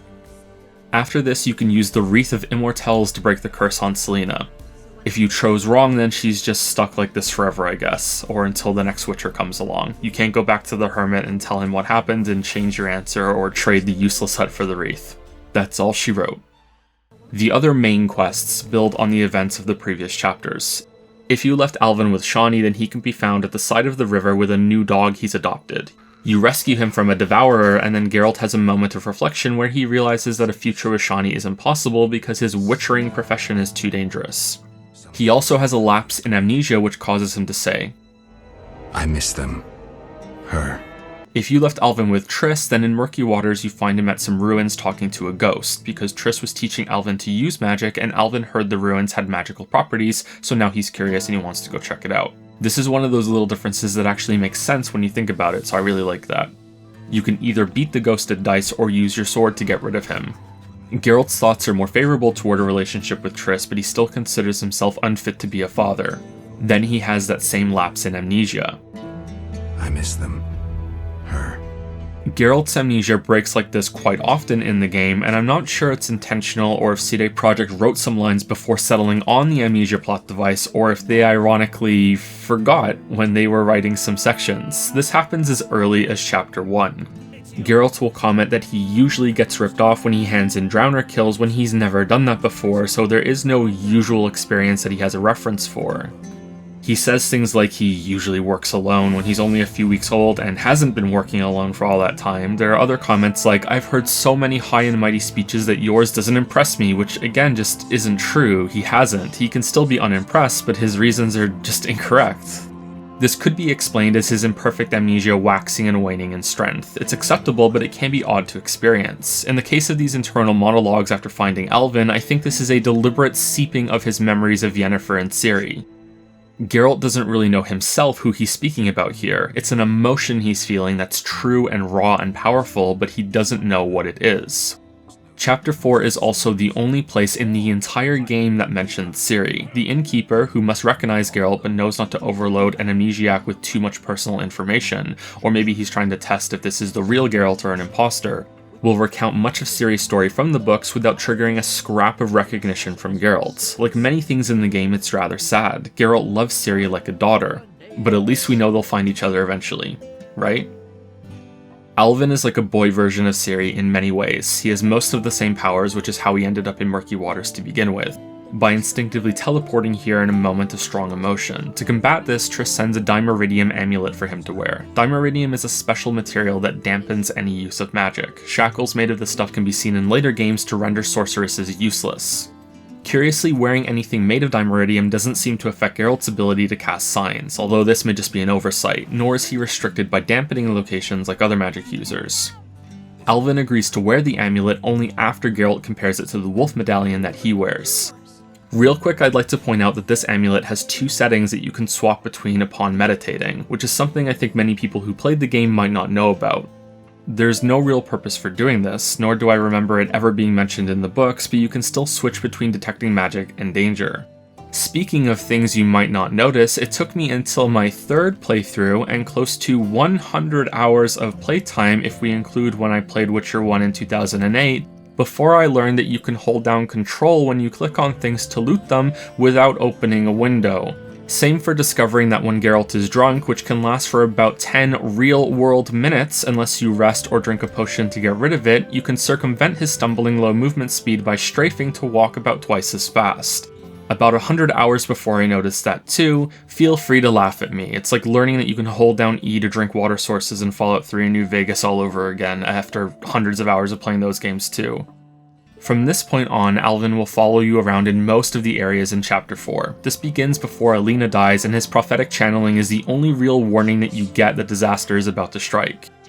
It's never explained who or what is speaking through Alvin. It could be some collective unconscious of all the dead elves of this world, or some ancestor of Lar Doran's. Sometimes I think it's the King of the Wild Hunt. Whatever it is, it refers to Geralt as a Dwan, which is Elfish for human, and possibly a slur when used by them. At least it comes across that way to me. King or beggar, what's the difference? One Dwan less. It's one of the reasons why elves and humans can never get along, because elves will never be able to understand them. As they say, it takes Dwan to know Dwan. For now, I just need to point out that there are 2 moments during which Alvin follows you that he asks you a question and you have a choice of 3 answers. Then he asks a 3rd question right at the end of the chapter before he disappears forever. It's important to know these for later. Similarly, I have to mention something about the elves and the cave system at the lake. If you've only played the games, you may be shocked to learn that Taruviel is not the only elf here that's from the books. I know, what a shock, huh? Dun dun dun! This casually introduced elf named Cheridian is also a book character, from The Last Wish specifically. I'm sorry I have to do this so much, but the amount of topics and points in this video series that require setup are so many that it's unavoidable. I can't speak about why his presence is important yet, but I still need to acknowledge it while we're here. True, Geralt. At least we can finally speak about Berengar. This was one of the most disappointing parts of the game for me on my first playthrough. I don't know how the game managed to make me feel like a Witcher so successfully, but it was strong enough that I instinctively viewed Berengar as a friend, find him, and work together as soon as I heard about him. You could find out bits and pieces about his story in the previous chapters and probably conclude that he's dead. Turns out he managed to survive his fight against Salamandra and has been hiding here in Lakeside ever since. And he does not like you. Not one bit. What do you want, Witcher? So here we are almost 3 hours into this mess and only now finally speaking about what a Witcher even is. Which, in my defense, the game also keeps from you until now. Witchers are basically fantasy Jedi. They have superpowers, but they're mostly focused on feats of agility, knowledge, and some magic. They're stronger than most humans, but not by much. The Witcher sign Ard is pretty much force push. In Witcher 2 and 3, and in the books, the sign Axii is identical to the forced hand wave suggestion persuade power. You will like this video. Thankfully, I don't know enough about Star Wars to say if force-sensitive children are forcibly removed from their parents or not. Witcher candidates sometimes are. There are very few volunteers to become mutants like Geralt. They're often orphans and occasionally taken from families through what is called the Law of Surprise. Witchers never work for free while they're roaming the world looking for monsters, what they call the Path. Any would-be freelancers that are out there listening to this, take this lesson from the Witchers. They don't work for exposure, neither should you. I take this to be an attempt for Witchers to always return to their Witcher schools with more resources to contribute to their guild. Kaer Morhen in the case of the Northern Realms, at least before it was ransacked. Sometimes those suffering from a monster problem or a curse don't have any coin and instead can pay the Witcher through the Law of Surprise. This is usually a verbal contract that goes along the lines of, you will give me the first thing you see when you return home that you did not expect to find there. Sometimes this can be something worthless, or a new dog or a horse, or it could be that someone in the house is pregnant and the Law of Surprise means the child now belongs to the Witcher. It's also worthwhile to know that this Law of Surprise is not something that's exclusive to Witchers. It's a part of this world and other people can invoke it too, along with many other such laws. Remember that emotions and promises and love and willpower are tangible forces on this planet. So when characters speak about destiny and how it's too powerful an entity to fight against, what they actually mean is the power of promise, the power of keeping your word, the power of karmic retribution. It's one of the things I enjoy most about the rules of the Witcher universe because I hate how destiny is usually used in fiction. It's an excuse to have the writer's plans forced into the story. Why does X, Y, and Z happen? Because the writer says so, and look, it's justified as a prophecy that a character says in the universe, that the writer placed there, so that the prophecy could justify that the writer says so, and round it goes, often shamelessly depicted in-universe as a wheel or an Ouroboros. In Witcher World, the power of a promise can link individuals and cause destruction if a promise of enough power and prominence is ignored or broken. Quite a few problems in the books arise from characters trying to weasel out of these promises, even some that previously benefited from them and even argued against anchoring destiny. Importantly, this reluctance does not always come from the side of the party that agreed to give the surprise over. Sometimes it's the person who invoked the law of surprise who doesn't want to continue with it when it turns out said surprise is a child, yet they must, or else they risk the wrath provoked by breaking a contract. Destiny isn't destiny in this world, it's a promise bond. It's part of the emotional resonance that consciousness has with the fabric of reality. It's not clear if Berengar was taken to be a Witcher through the law of surprise or if he was an orphan. Either way, he bitterly resents the choices that were stripped away from him against his will. Witchers are made sterile through the multiple stages of mutations that they are subjected to. This is after rigorous training, much of which is painful and can result in death, while being indoctrinated into a life of monsters, monsters, and more monsters. Then there is the Trial of the Grasses, which kills more would-be Witcher trainees than it enhances. Geralt is special among Witchers for reacting abnormally well to the mutagens, possibly because his mother was a sorceress, and he was chosen for an advanced treatment, which may be why he is even more capable than most other Witchers. That's also why his hair is white. Geralt doesn't remember any of this. Berengar does. At the risk of spoiling the book discussion later, Geralt also doesn't remember that a few years prior he renounced being a Witcher in part for the same reasons that Berengar has for becoming disillusioned with them.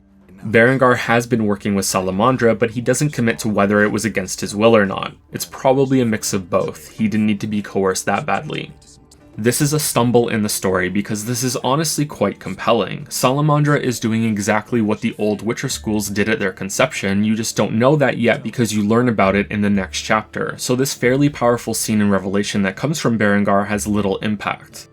Salamandra is subjecting children against their will, just like the old rulers of Kaer Morhen once did, to create superhumans to fight against what they think is an unbeatable opponent for regular humans to handle. They're not evil, they have the best intentions, they're doing it for the greater good, just like those that founded the Witchers when the world was overrun with monsters. This planet used to be a much, much worse place to live before the Witchers were created to spread out and do their exterminations. The last choice you make in Lakeside before the troubles of the previous chapters come marching in to ruin the peace is whether you spare Berengar. And I think if you feel strongly about condemning him that you should ask yourself why you were so easy to accept what felt like Geralt's natural place in this world. Are the Witchers beyond suspicion just because they're the first people you interacted with, needed your help, and that Geralt has a history with them? A history that can be traced back through a lineage of abuse, torture, murder, and has its roots in an organization that may very well have once been worse than Salamandra. It's hard to know, but surprisingly The Witcher 3 explores this more in its main quest and has side content that goes even deeper into the possible torture that the Witcher schools forced onto children. Lambert was taken from his family through the law of surprise and is often just as bitter as Berengar. Eskel has his doubts and misgivings in his own lumbering way, and there are moments when even Vesemir, possibly the oldest living Witcher in the world, seems ashamed by the actions of the Witchers of the past. There's a reluctance in him that presents as formality that occasionally breaks, an adherence to the only trait that every Witcher seems to share. Going along with the lie that the mutations Witchers go through stunts their emotions. This couldn't be further from the truth, even if many of them act like they wish it were true, and after what they possibly witnessed when they were children with other children that didn't make it to full Witchers, can you really blame them? The desperate need for the Witchers to have their secrets returned in this game makes more sense when you view it as them keeping a horrible secret to themselves so it can never be used on someone else. They should really destroy the secrets, but they're still, on some level I think, indoctrinated. I don't think you, through Amnesiac Geralt, should be on the side of the Witcher schools. But you should be on the side of your friends, your terribly damaged friends, broken by what these schools put them through. I let Berengar go. My disappointment in another Witcher being grumpy and uncooperative lingered until I played the game again and better considered his side. I wanted Geralt to find not an ally, but a friend in someone else that shares his profession. And now that I've soaked in so many stories and details about this universe, I understand now how fitting it is that Berengar could never be that, nor could Geralt be so to him. This decision comes after you resolve the conflict between the humans of Murky Waters and the Vodyanoi of Iz, the city you see in this chapter's introduction, a city that you never get to visit yourself, and I have to wonder if that's how CD Projekt wanted it to be. In previous videos, I throw around the term cut content too loosely. I'd like to apologize for that because the tone that often carried was that of a mystery being solved and a suspect apprehended. Cut content, I noticed cut content. Part of this game is missing, and it's lesser because of it. It's because of cut content. The reality is that in nearly every case that something is lesser because of a cut, it's due to financial restraints. No artist is going to cut something out of their work in a way that actively harms it without there being a good reason, and yes, sometimes those cuts will be mistakes for small things, but when huge chunks of a game feel to be missing, it's because something couldn't be done, not that the creators wouldn't do it. Chapter 4 is where parts of this game begin to feel rushed. Chapter 5 is even worse. The other two games suffer in the same way here and there, and especially in their last thirds, and I don't know if that's a good thing. In Witcher 1's case, I think it's a problem we spoke about at the beginning of the video. The ambition on display here is like a 3-year-old trying to climb to the top of a fridge. You can only be impressed by the nearly successful attempts. For Witcher 2 and 3, I think it's a mix of ambition, but also some poor placement of development time on things that weren't quite worth it. I'm saying all this because in Witcher 1's case, I think it's a sympathetic shortcoming. I can't say for sure that the original plan was to have this underwater city be an area you could explore with its own Vodunoi NPCs and side quests. It would certainly fit considering how much the species was built up in Chapter 2 and 3. But what I can say for certain is that this quest about their conflict with Murky Waters feels incomplete. Only the human half is explored. You have their reasons for diving, to gather treasures. They have a leader in Julian, their sacrifice in Strawberry the cow. Yes, the cow is actually important. Whereas the Vodunoi have only one NPC you can speak to, and it's easy to miss that there are two different factions of the Water People, and it's the Zealots that are causing the issue.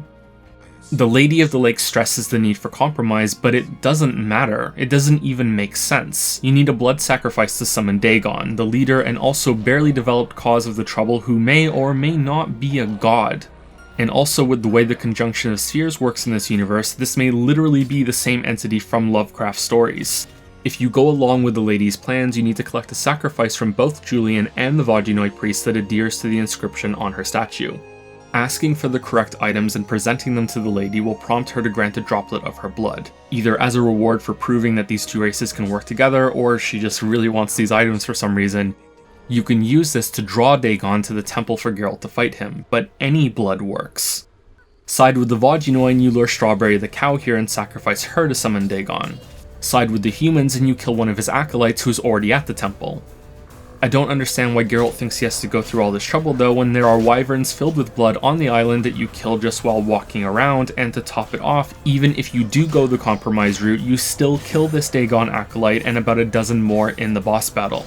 The Lady of the Lake's plan seems to only make sense if there was more of a back and forth between the two races to give more context to it. As it is now, it just falls flat. This fight has one of the best introductions in the game. I think the visuals hold up fairly well when it comes to water and lighting, and it shows here.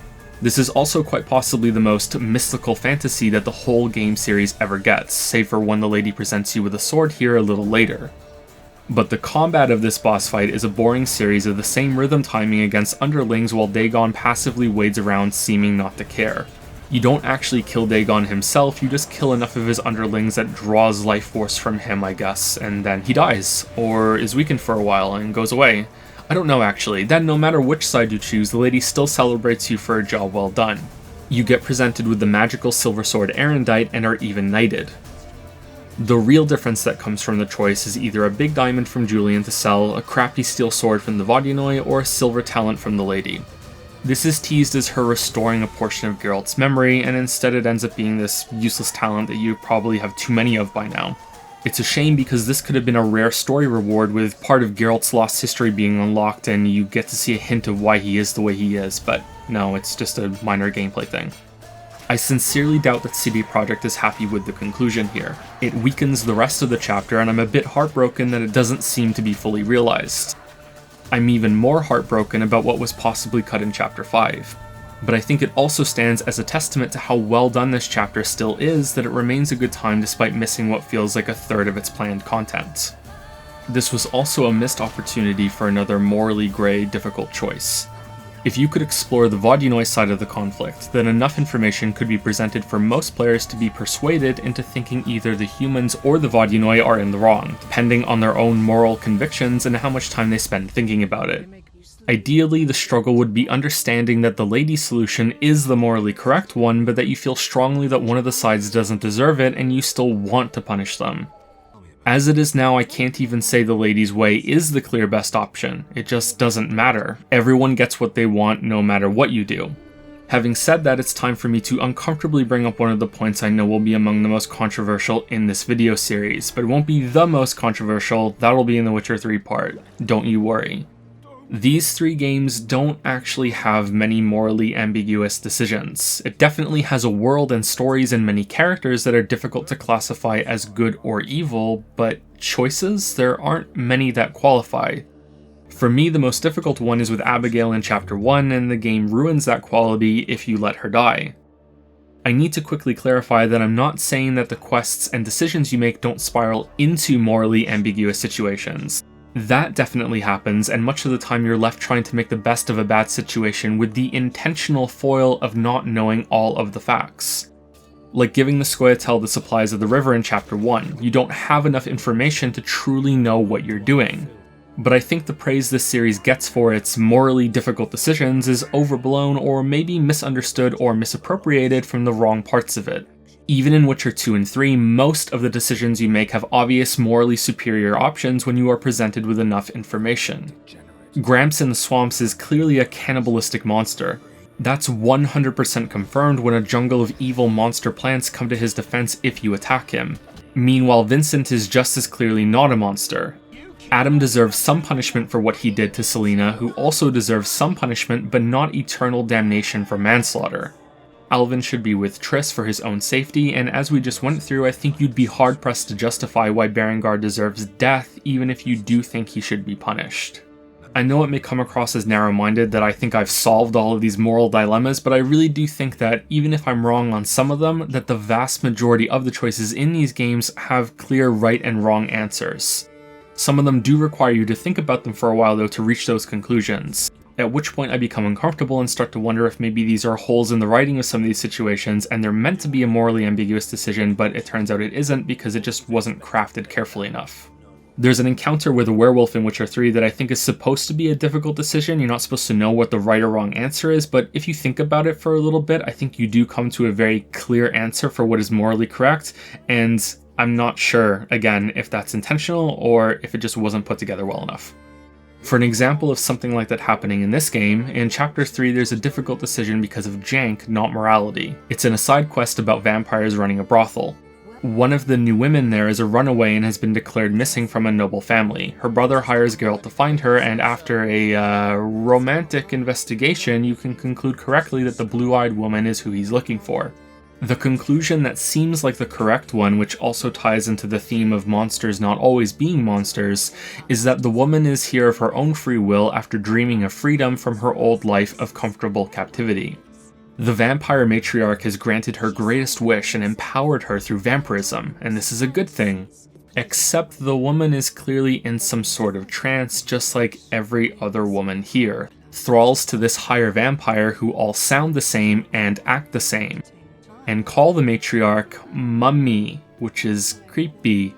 The lead vampire also lies to you about knowing Geralt from Regis, a true higher vampire that we learned about earlier that Geralt befriends in the books. Regis didn't have any opportunity to tell this other vampire about his time with Geralt. She couldn't possibly know about it, but then it loops back into itself to become jank. If she couldn't know about it, then she also couldn't know enough to even lie, so it's probably just a mistake, so it could be meant to be the truth.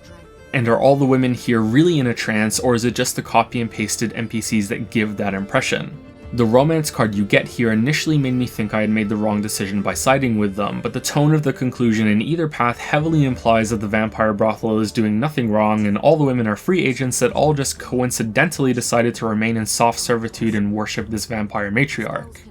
So this becomes hard to judge because of the game's production values and numerous inconsistencies with the books, not from moral debate. Choosing between killing the Scoia'tael or saving the hostages in the cemetery is a better example and might be the best one in the game that's also difficult to decide which is better. But this also makes it clear that the Scoia'tael are almost always killing civilians and are tough to morally justify as anything better than evil with good intentions. Even in Chapter 1, you'll remember if you turn them away from the supplies at the river, they'll attack you instead of looking for a peaceful alternative or going into Herrenbrog's house to clear up the confusion that's caused by him not being present at the drop-off. His house is right next to you when this happens, but no, they just jump straight to killing. And they're back at it again at the end of Chapter 4. After lifting the curse on Alina, fighting Dagon, receiving Erendite, and deciding whether Berengar lives or dies, you return to Lakeside to find it under attack. The Scoia'tael group that were too proud to accept food and help from Murky Waters has decided they're not too proud to use them as hostages instead. The Order has arrived, led by a woman and book character named White Rayla, and this is really the beginning of Chapter 5, but that won't officially happen for another 30 minutes. Many of your decisions come together in this section to form one of a few possible giant snowballs that you ride down the mountain that is this game's conclusion. Check it out, it's even snowy in the last location. What a great metaphor this is. Teruviel is holding Murky Waters ransom, including their children, to force the Order to leave them alone. Because you've had dealings with both groups before, you are sent in to defuse the situation, and also to save Alvin, who is among the hostages. If you help the Order in the bank heist, then both White Rayla and a knight advise that you hit the elves hard and help them save the villagers. If you help the Scoia'tael, then the Order want little to do with you, and Teruviel will be more willing to accept your presence when you arrive to negotiate. No matter what you've done, however, she initially refuses, quite rudely, to allow you to take Alvin to safety. At least let Alvin go. No. The boy asks his last question here about the elves and their actions, and you select your final answer. This is the last time you ever speak to Alvin. No matter which side you choose in this conflict, the Order will attack, and Alvin, frightened by the bloodbath that sprays to life around you, instinctively uses his powers to teleport away. Not even the Dimeridium amulet is enough to stop him. Alvin is never seen again, and all those questions he asked turned out to be a way to shape your version of Geralt. They have no meaningful consequences outside of his identity story. They were red herrings, or whatever was planned for Alvin ended up being another chunk of cut content from what I can tell. It's a shame. Let's rewind to what does matter though. Your choice here is determined by what you did in Chapter 3. Remaining neutral is always a possibility, but whether you can help the Order or the Scoia'tael is only determined by who you helped in the bank. Did you scorn Yevon? If so, you can only go neutral or Order. Did you betray Siegfried? If so, you can only go neutral or Scoia'tael. I've read that some people choose to be neutral here and still end up pushed into a faction, but this seems like a glitch rather than an intended consequence of prior actions. The only two that mattered on my playthroughs were the bank heist and then committing to who you chose again in this scene or backing off into neutrality. Going neutral is the more difficult decision for gameplay and also results in the most death, ironically. With your swords and facts and logic, you have to slaughter both sides, the dream of every Twitter centrist. Meanwhile, if you join a group, you inflict half of the amount of death upon the world at the cost of perhaps some of your principles. This is the end of your time in Murky Waters. It is, in most ways, the polar opposite of the Outskirts, an inverted reflection. A modestly prospering place of serenity in a tumultuous world. The story of the Outskirts is already a tragedy when you arrive, deepens further into tragedy as you're there, and is left better off from your visit, even if it may not feel like it as you're leaving. Murky Waters becomes a tragedy because of your presence, and while not everything that goes wrong here is directly your fault, you still leave it in a far worse state than when you arrived. It's strange in a way that I was just speaking about the lack of moral choices a minute ago. The ending here calls into question one of the smallest and seemingly most benign decisions that's in the game, maybe even the most selflessly charitable. Buying bread for the starving elves from the oblivious villagers that they take as hostages mere days later. I bought bread. I'm pleased we didn't misplace our trust. No. After proving the ferocity of Witchers, you leave with Dandelion to the lake. No matter what you choose, both Teruviel and White Rayla survive the end of Chapter 4. Neither of them come with you as you ride the boat back to Vizima, and even though the proper start of Chapter 5 strangely does not begin until the next cinematic, I'm gonna cut it here while Alvin's dog howls out a goodbye. This is the most complicated part of the game to speak about. Wish me luck.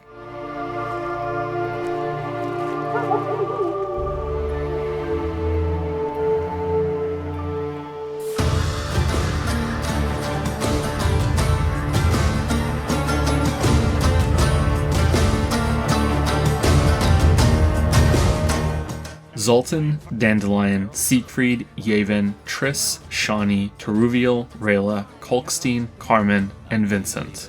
All these characters and more return in Chapter 5 and have various possible states and roles depending on all of your previous choices. Many of these characters will be in different places and demand different things of you depending on all of your previous choices. Some of these are those interdimensional jump type of ramifications where the change isn't directly linked to what you did, but happens anyway to make the events more interesting. Sometimes I think that's cheating, sometimes I like it because it really does make things more interesting on multiple playthroughs. I still can't decide. Did you kill Vincent in Chapter 3? If not, he's here to take Dandelion off your hands. If you did, then another guard more awkwardly relieves you of Bard sitting duty. Carmen will also be here and hate you for killing her beloved werewolf. If you didn't, then later you'll learn they got married. Zoltan is also here at the dock. If you go Scoia'tael, then he is pleased with you and, in what becomes a trend, professes that he's totally not on the Scoia'tael side, but still wants to help them fight because they're his people. Like someone going vegan but not calling themselves one, if you go Order, then he pretends to sneeze and then says, "Nah, I'm just allergic to bastards." Because this totally not a Scoia'tael supports the terrorist group using children as hostages and getting them killed, and is willing to berate his friend that's suffering from amnesia for not helping them with that. No matter what you do, Zoltan forgets all about this in Witcher 2. When did you join the Scoia'tael, Zoltan? It's not like that. The next location is Old Vizima, and there is a ton of fighting here no matter which faction you went with. Your genocide of both sides continues if you chose the neutral path, as endless waves of the Order and Scoia'tael throw themselves at you, like they're role-playing as half of the women in this game. Returning to the Temple Quarter of Vizima isn't possible yet. Instead, you have to go to the previously quarantined part of the city and finally get the proper introduction to Chapter 5. King Foltest is back. Here he is. He almost dies, but then a brand new character, Jacques de Aldersberg, shows up to save him. He's the Grand Master of the Order of the Flaming Rose, and there's no possible way that this, at the 11th hour of the game's story, all the way at the end in Chapter 5, could be the real true villain finally introduced out of nowhere like this. There's no way the game would do that. Instead of being able to explore Old Vizima, you are instead snatched away with Foltest to the castle. This throne room is fairly impressive in scale and detail, and it pays off in the long run to take the time to soak it all in, and by the long run I mean like all the way into Witcher 3. This isn't the first time Geralt has dealt with Foltest, and I think the game's captured his personality from the books much more faithfully than the Netflix show did. Princess Ada has reverted to her Striga form and is once again eating her subjects. Pretty bad timing considering that most of Vizima is burning in the riots and war between Order and Scoia'tael, humans and non-humans. Most of the characters from Chapter 2 and 3 return here, but there are some notable exceptions that begin to demonstrate how rushed the ending is in many ways, but I quickly want to point out that Chapter 5 and the epilogue got enough development time where it really mattered. Still, it's a shame that Taller doesn't come back at this point if you let him live.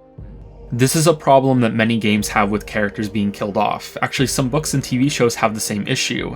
A character that fills a specific type of role is killed and then immediately replaced with someone new very much like them and fulfills the same role only with a slightly new backstory. Mass Effect is guilty of doing this with characters dying and then being replaced by similar NPCs in the spots the original would have filled if they lived, kind of like what happens with the replacement for Abigail in Chapter 4. This is still better than what games like Until Dawn do with character deaths and what Witcher 2 and 3 do with Ada. After the point that a character could die but don't, they mysteriously and conveniently stop mattering, stop talking, and might even cease to exist, but still live in the background because accounting for both outcomes was too much work. Luvarden's absence is even more curious on a mission than Taller. He was in Chapter 1, 2, and 3, was so vitally important in orchestrating the defense of Foltest's rule and taking down Salamandra, and then he's gone without a word. Cut content? Maybe. We'll talk about it at the end section of this chapter. Duet and Valorad are also here, and Geralt once again finds himself in the strained position of the king's nobles asking him to kill the Striga instead of lifting the curse. Meanwhile, Triss might still be pissed, depending on if you gave Alvin to Shani or not. If you chose the sorceress, she'll be her usual friendly, flirty self, if a bit more serious considering the kingdom she was assigned to manage by the Council of Mages might crumble down around her. Either way, she'll still work with you in Chapter 5 if you need her, which is dependent on other choices. Foltest also inquires about some of your decisions. His spies have reported on your activities while he was away, which again calls into question where Taller is right now. The king is a surprisingly respectable character, which we'll see more of in Witcher 2's opening, and I sometimes wonder if that's the correct take. I genuinely wonder if he's written so well that I've been won over by his charisma and don't properly see that he's as corrupt as any other ruler in this game. Of all the monarchs you do meet, save maybe Queen Meve in Thronebreaker, he seems like the most fair. In this conversation, he even stresses to Geralt that if he must kill Ada to save his own life in the fight, then you can do so without fear of the king's wrath, which is something he also said to Geralt in the books. Unexpectedly, Foltest also asks you for a game of dice, if you've been completing that minigame quest throughout all the chapters and have earned the reputation of a player. Of dice.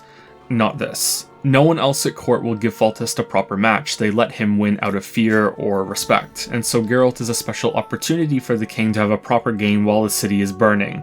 You can win and face no repercussions for doing so.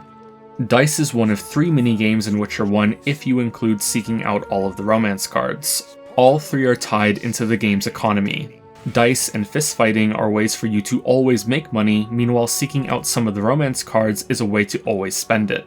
As a final economic safety net, in what is one of the most frustrating features if you like to obsessively loot things as you walk around, all the plants you can harvest in all areas respawn whenever you go through a load screen, even as briefly as going into a house and then back out again. Most of these plants don't sell for much, but the game was still careful to make sure you could not permanently hit 0 gold. There are a couple of quests that require you to spend some cash to make progress on them, but money is largely useless outside of those few instances. It doesn't feel that way at the start though. I'd argue books are the most important things to buy so you can better act like a Witcher, learn about the monsters, and have more components to harvest after killing them. Everything else doesn't matter. You will find better swords than you're starting to naturally as you play. Forging meteorite blades isn't necessary, nor is it worth it. Neither is the expensive set of armor, although it is fun to have a high purchase goal to save for. Your unlocked talents are much bigger increases, Erendite is given to you no matter what, and as we demonstrated earlier, potions aren't important.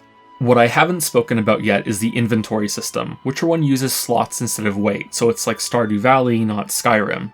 I hate almost all forms of inventory limitations, and Witcher 1 definitely commits some of the same crimes. I will say I appreciate that alchemy reagents have their own separate set of slots, and that most items you can pick up automatically stack to high enough numbers to not feel too cluttered. The main problem is found in just the sheer volume of different types of crap you can find and how, with weapons especially, you will have to sort through piles of corpses for loot, checking the same bundles multiple times because they don't despawn if you leave something on them, even if you never want to pick it up. The worst times this can occur is when you've wiped out a whole encampment of enemies and have to fish around through the identical loot lumps for the one that has the quest item on it so you can prompt the next stage of the quest to begin. Even holding down control while looting doesn't save you here because if there's something you can't pick up on a pile, it brings up the interface as a way to announce the problem to you. And there will usually be so many weapons on these corpses that are impossible to loot since weapons can only be carried in a limited inventory slot. Stash space is infinite and you can collect quite the impressive pile of treasures throughout the entire game. This isn't worth more time discussing, so I'll just end by saying that this kind of thoughtless inclusion of inventory limitations can only work to bring a game down. Your book collection especially can become overly cluttered. Inventory limitations must always have a specific reason to exist. Unfortunately, Witcher 2 is worse. Fortunately, Witcher 3 is far better. Dice poker and fistfighting are still fairly enjoyable minigames that heighten the atmosphere of the world. Every tavern has a brawling room where men say, "We fought for money." Shockingly, fistfighting has more depth than sword combat since in addition to the broken rhythm game, you have a manual block. This is tricky to figure out though, since the block only works if you are already in a guard state before the enemy begins their attack. Again, remember, it's spell-based melee combat, so I think it's fair to say most players conclude it doesn't work and just spam attacks instead. Drinking contests may also be seen as a minigame by some, but the only thing involved here is carrying enough weak alcohol to match your opponent's chugs without passing out. Sometimes opponents will reject drinks they dislike, and I think it's a wildly unnecessary but still unique aspect of the game that you have to plan ahead for the possibility of a drinking contest and keep a stock of appropriate booze on you at all times. Playing dice allows you to interact with some quest characters a little more, and it's interesting to see a different side of them. I am almost certain Toller cheats, and I even wrote an angry accusation about it in my notes, ending with, "Do an analysis of all the dice games to find out, but to hell with that past Joe, I'm not wasting my time." You can also cheat by save scumming if you like, which saves some time literally rolling dice to get the right numbers, but my experience was that I won far more often on my first match against most opponents. So I wonder if on first matches the dice are loaded in your favor, so you don't have to quick load in your favor. Real quick, it's dice poker, so you are trying to get multiples of each number or a string of them in order. You roll the dice twice each round for 3 rounds with the option to ante up if you have a strong hand. Unlike poker, this has nothing to do with bluffing because both players can see what the other has rolled, so it becomes a gamble if your opponent rolled better than you and you're willing to continue raising the stakes for a bigger reward if you think you can close the gap with your next roll. This is done by only rolling some of your dice again while keeping numbers you want to build on. The interface is the best part about this. Rolling is quick and easy to select, everything about it is clear, how much money is being added to the pot, what current hands each player has, and it even looks great with different backgrounds to match the setting that you found your opponent in. It's no Witcher 3 card game, but it is a fun distraction, and dare I say, I think its visual presentation is much better than Gwent. Not the music though, it's still good, but there's no beating Gwent's bangers. Foltest is by far the most loaded opponent. If you're lucky enough for him to roll a much better hand against you that he continues to ante up, and then you win the best of 3, you can walk away thousands of orens richer. I think the highest I ever got was 7,000, which is only 1,000 off your famous reward for solving the whole crisis for Foltest in his city. After this, you return to Old Vizima, and the game immediately splits into 3 different paths like prongs on a pitchfork. If you go neutral, then you will meet 2 nurses that require an escort to Shani's makeshift hospital in the middle of the war zone. If you went order, then White Rayla is here, and Geralt becomes a type of Witcher that switches to a silver sword when it's time to kill elves. If you go Scoia'tael, then Zoltan, totally not a Scoia'tael, Chive asks you to help him rescue some non-human civilians in the area. All roads lead to Shani's hospital and an optional romance encounter exclusive to each path, the nurses, Teruviel, or White Rayla. But there's more than exclusive content here. The paths warp and change around your decision. White Rayla and Zoltan aren't here if you go neutral, neither are the stranded nurses around if you commit to either faction. If you go order, then White Rayla tells you that she tracked down Teruviel, handed her over to the boys, and then hung her because the games do not shy away from the revolting brutality of war. If you go neutral or Scoia'tael, then Teruviel lives because White Rayla just doesn't do this. Teruviel isn't here even though she should be if you killed the Order unit that may or may not have hunted her, and she dies later in an undisclosed way. And Zoltan decides that he doesn't care about rescuing civilians if Geralt isn't on the side of the non-humans. Some of this could be explained by unmentioned butterfly effect style ripples from your decisions, but most of them can't be. Shani is another prime example. Her hospital is raided while you're here. If you went order, then it's only Scoia'tael. If you go Scoia'tael, then it's only order. If you go neutral, then both show up one at a time right after the other, like they queued outside and waited for their turn like it's a line for a roller coaster. This continues with your journey to the next area. Still not a Scoia'tael, he swears Zoltan replaces Teruviel after you sleep with her and wants to break through the Order's blockade to the swamp outside Old Vizima. Siegfried replaces White Rayla after you sleep with her and wants to fight through the non-humans that control the same area instead in this version of reality. Meanwhile, if you go neutral, regardless of whether you chose Triss or Shani, she suddenly desperately needs to get to that swamp too, and you escort her through a nightmare alley swarming with necrophages that are feasting on the dead left in the wake of the battle. These situations phase in and out of existence depending on your choice, even though they have nothing to do with it. If you go Scoia'tael or Order, then Shani never leaves this hospital. The only difference that makes perfect sense is the Witcher armor quest. There are 3 versions of this because you're being instructed by 3 different craftsmen to get some of the materials, either the Order or Scoia'tael smiths, or Kalkstein for the neutral path. He conveniently has a second home in Old Vizima, and he's in the area to inspect the mutant Salamandra has begun to unleash in the battle, which is a cool callback to Chapter 1 when he asks Geralt if he could reserve the rights to autopsy his mutant body if he ever dies. You find the first Salamandra creation during this sequence, and I think you're meant to initially think it's the Striga. I'd like to briefly point out that these armor sets are a cool visual upgrade, and I especially like the extra potion and equipment slots it provides. However, it's not necessary at all to beat the game, and it feels like a fun vanity quest more than anything else. There are similar sword rewards if you complete the side quests for the Huntsman and the Dentist. These are spread over multiple chapters. Complete all the monster contracts for a choice between a silver or a steel sword, and bring the Dentist enough unusual teeth to add to his collection, including one from completing the fistfighting quest chain, and for my favorite aha interaction in the entire game, a Bargus skull full of teeth that I was so surprised CD Projekt included as an acceptable specimen. These swords and the armor set can be imported to Witcher 2. I'll be a bitch or two about that when we get there.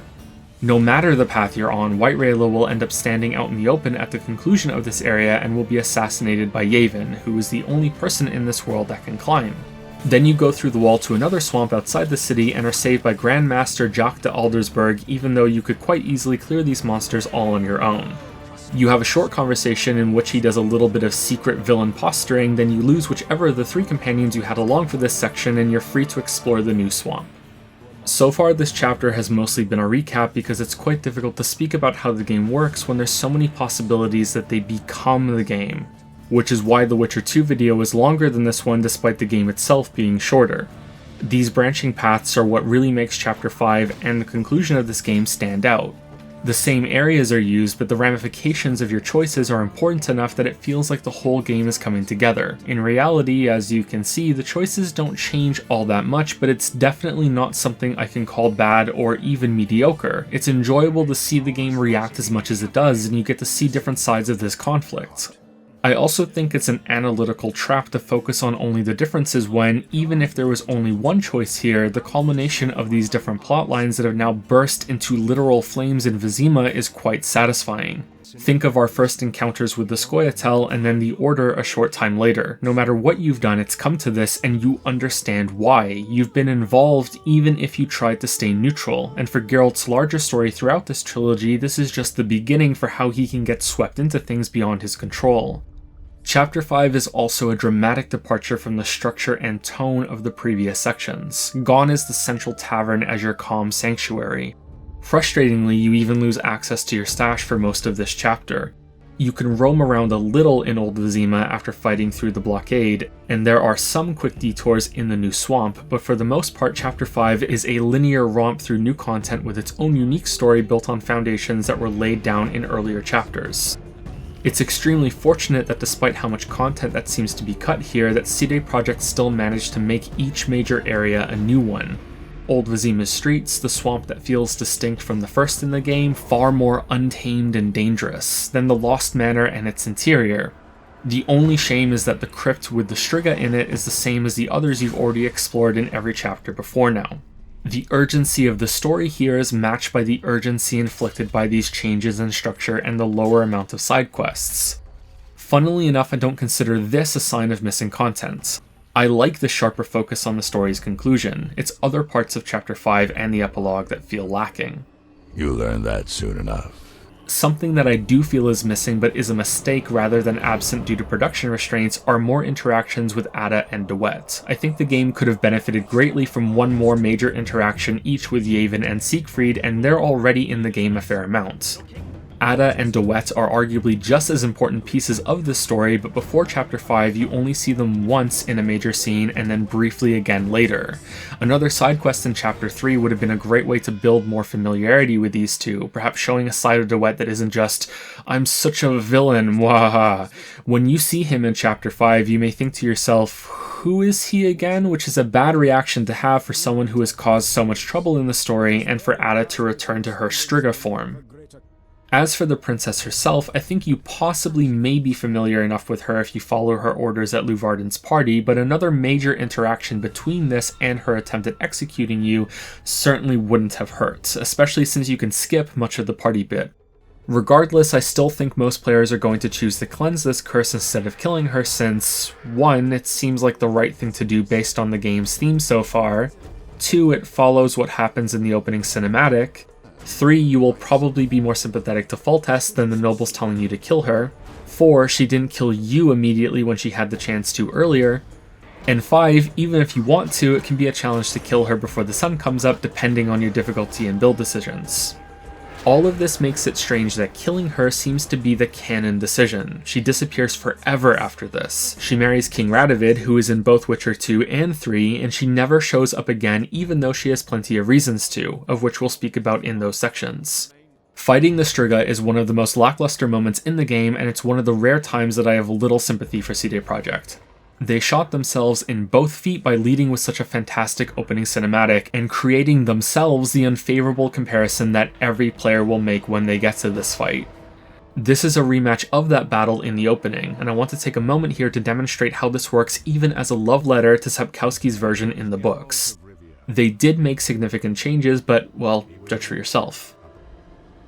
Ostrit did not hear the scrape of the tomb lid being moved aside, but the Witcher did. He leaned over and, with his dagger, cut the magnate's bonds. Ostrit did not wait for the word. He jumped up, numb, hobbled clumsily, and ran. His eyes had grown accustomed enough to the darkness for him to see his way from the main hall to the exit.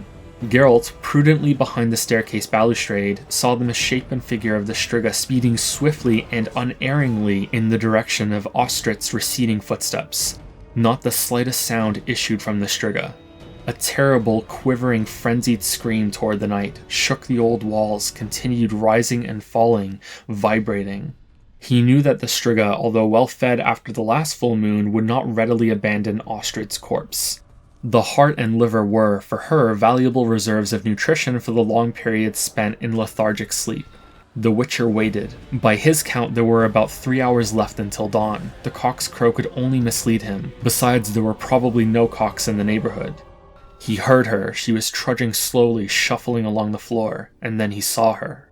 The description had been accurate. The disproportionately large head set on a short neck was surrounded by a tangled, curly halo of reddish hair. Her eyes shone in the darkness like an animal's. The Striga stood motionless, her gaze fixed on Geralt.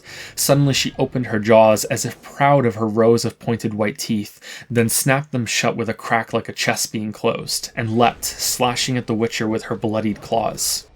Geralt jumped to the side, spun a swift pirouette. The Striga rubbed against him, also spun round, slicing through the air with her talons. She didn't lose her balance and attacked anew, mid-spin, gnashing her teeth fractions of an inch from Geralt's chest. The Rivian jumped away, changing the direction of his spin with a fluttering pirouette to confuse the Striga. As he leapt away, he dealt a hard blow to the side of her head with the silver spike studding the knuckles of his gauntlet. The Striga roared horribly, filling the palace with a booming echo, fell to the ground, froze, and started to howl hollowly and furiously. The Witcher smiled maliciously. His first attempt, as he had hoped, had gone well. Silver was fatal to the Striga, as it was for most monsters brought into existence through magic. So there was a chance. The beast was like the others, and that boded well for lifting the spell, while the silver sword would, as a last resort, assure his life. The Striga was in no hurry with her next attack. She approached slowly, baring her fangs, dribbling repulsively. Geralt backed away and, carefully placing his feet, traced a semicircle. By slowing and quickening his movements, he distracted the Striga, making it difficult for her to leap. As he walked, the Witcher unwound a long, strong silver chain, weighted at the end. The moment the Striga tensed and leapt, the chain whistled through the air and, coiling like a snake, twined itself around the monster's shoulders, neck, and head. The Striga's jump became a tumble and she let out an ear-piercing whistle. She thrashed around on the floor, howling horribly with fury or from the burning pain inflicted by the despised metal. Geralt was content. If he wanted, he could kill the Striga without great difficulty. But the Witcher did not draw his sword. Nothing in the Striga's behavior had given him reason to think she might be an incurable case. The chain snapped. The silver link scattered like rain in all directions, ringing against the stone.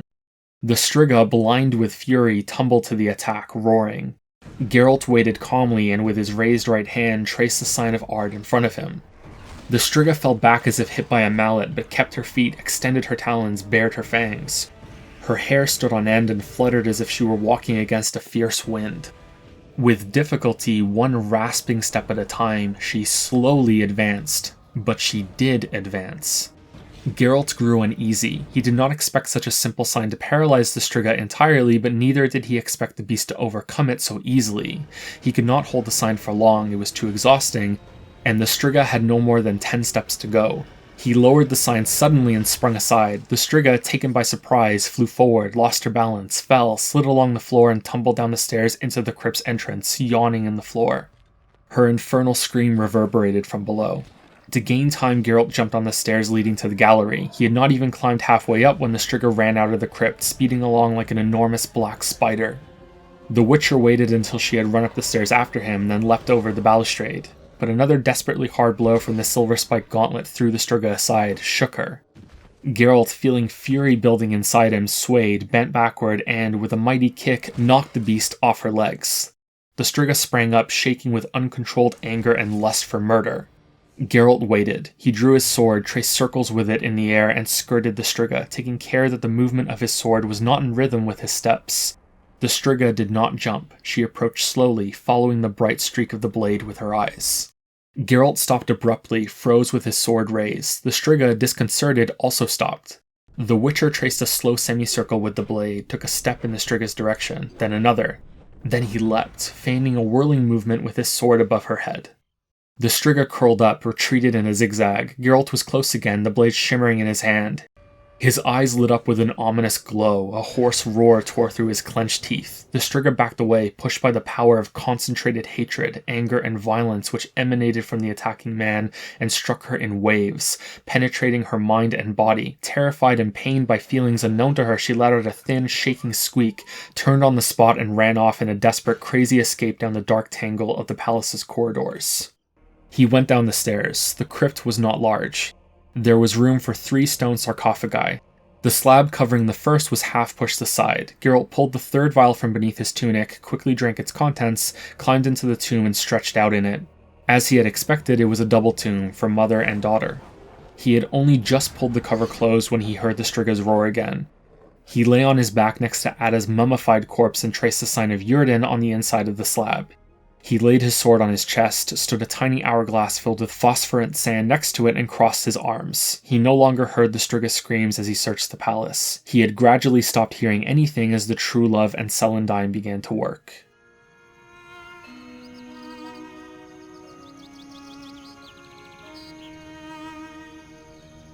Now, expecting the fight in the game to match this isn't fair, although CD Projekt also didn't have to have a rematch against this exact same monster either. Tragically, I think that not killing her fares even worse. You just run around the sarcophagus for what is meant to be the entire night.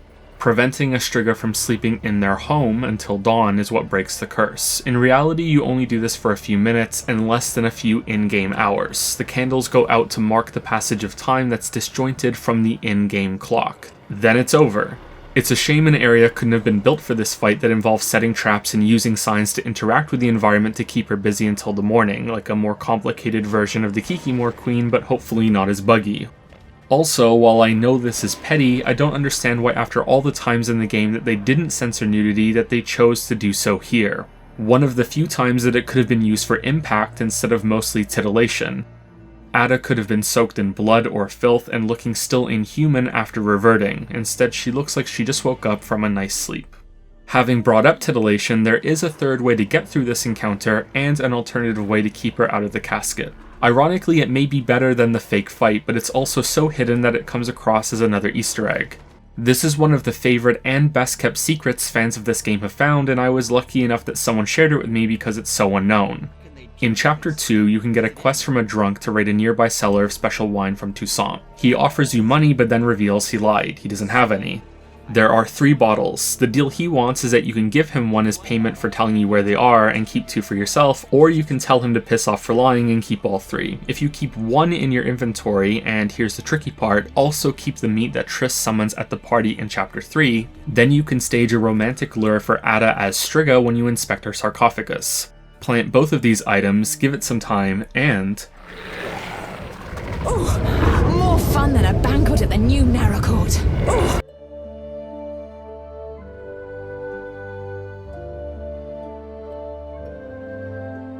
Whether Ada lives or dies, you get the journal that once belonged to Ostrit from the crypt and are then allowed out. Here are some quick nitpicks I have for this section. Why was the journal stashed here of all places? Why can't you confront Velerad about locking you in the crypt against your will? And why is DeWet so goddamn stupid? He's waiting for you at the entrance of the next area and outs himself as the one who refreshed the curse on Ada by asking Geralt to hand over Ostrit's journal by name.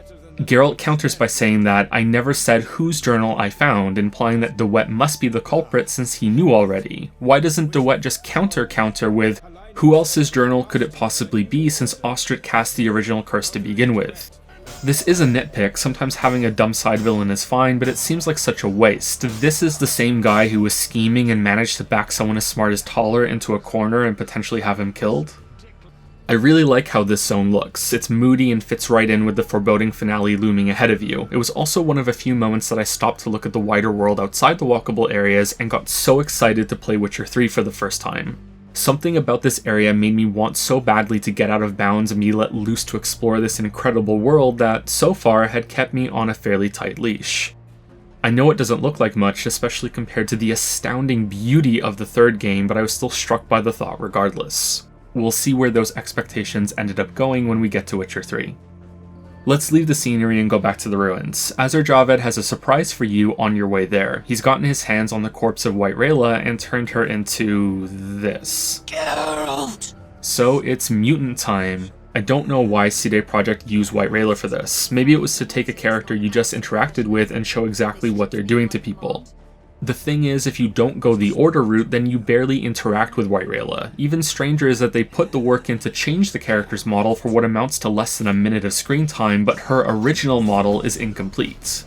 In the books, White Rayla is called Black Rayla. You can see this in Thronebreaker as well. She's a major character in that game, and it was playing that more than anything that made her mutagenic transformation have weight.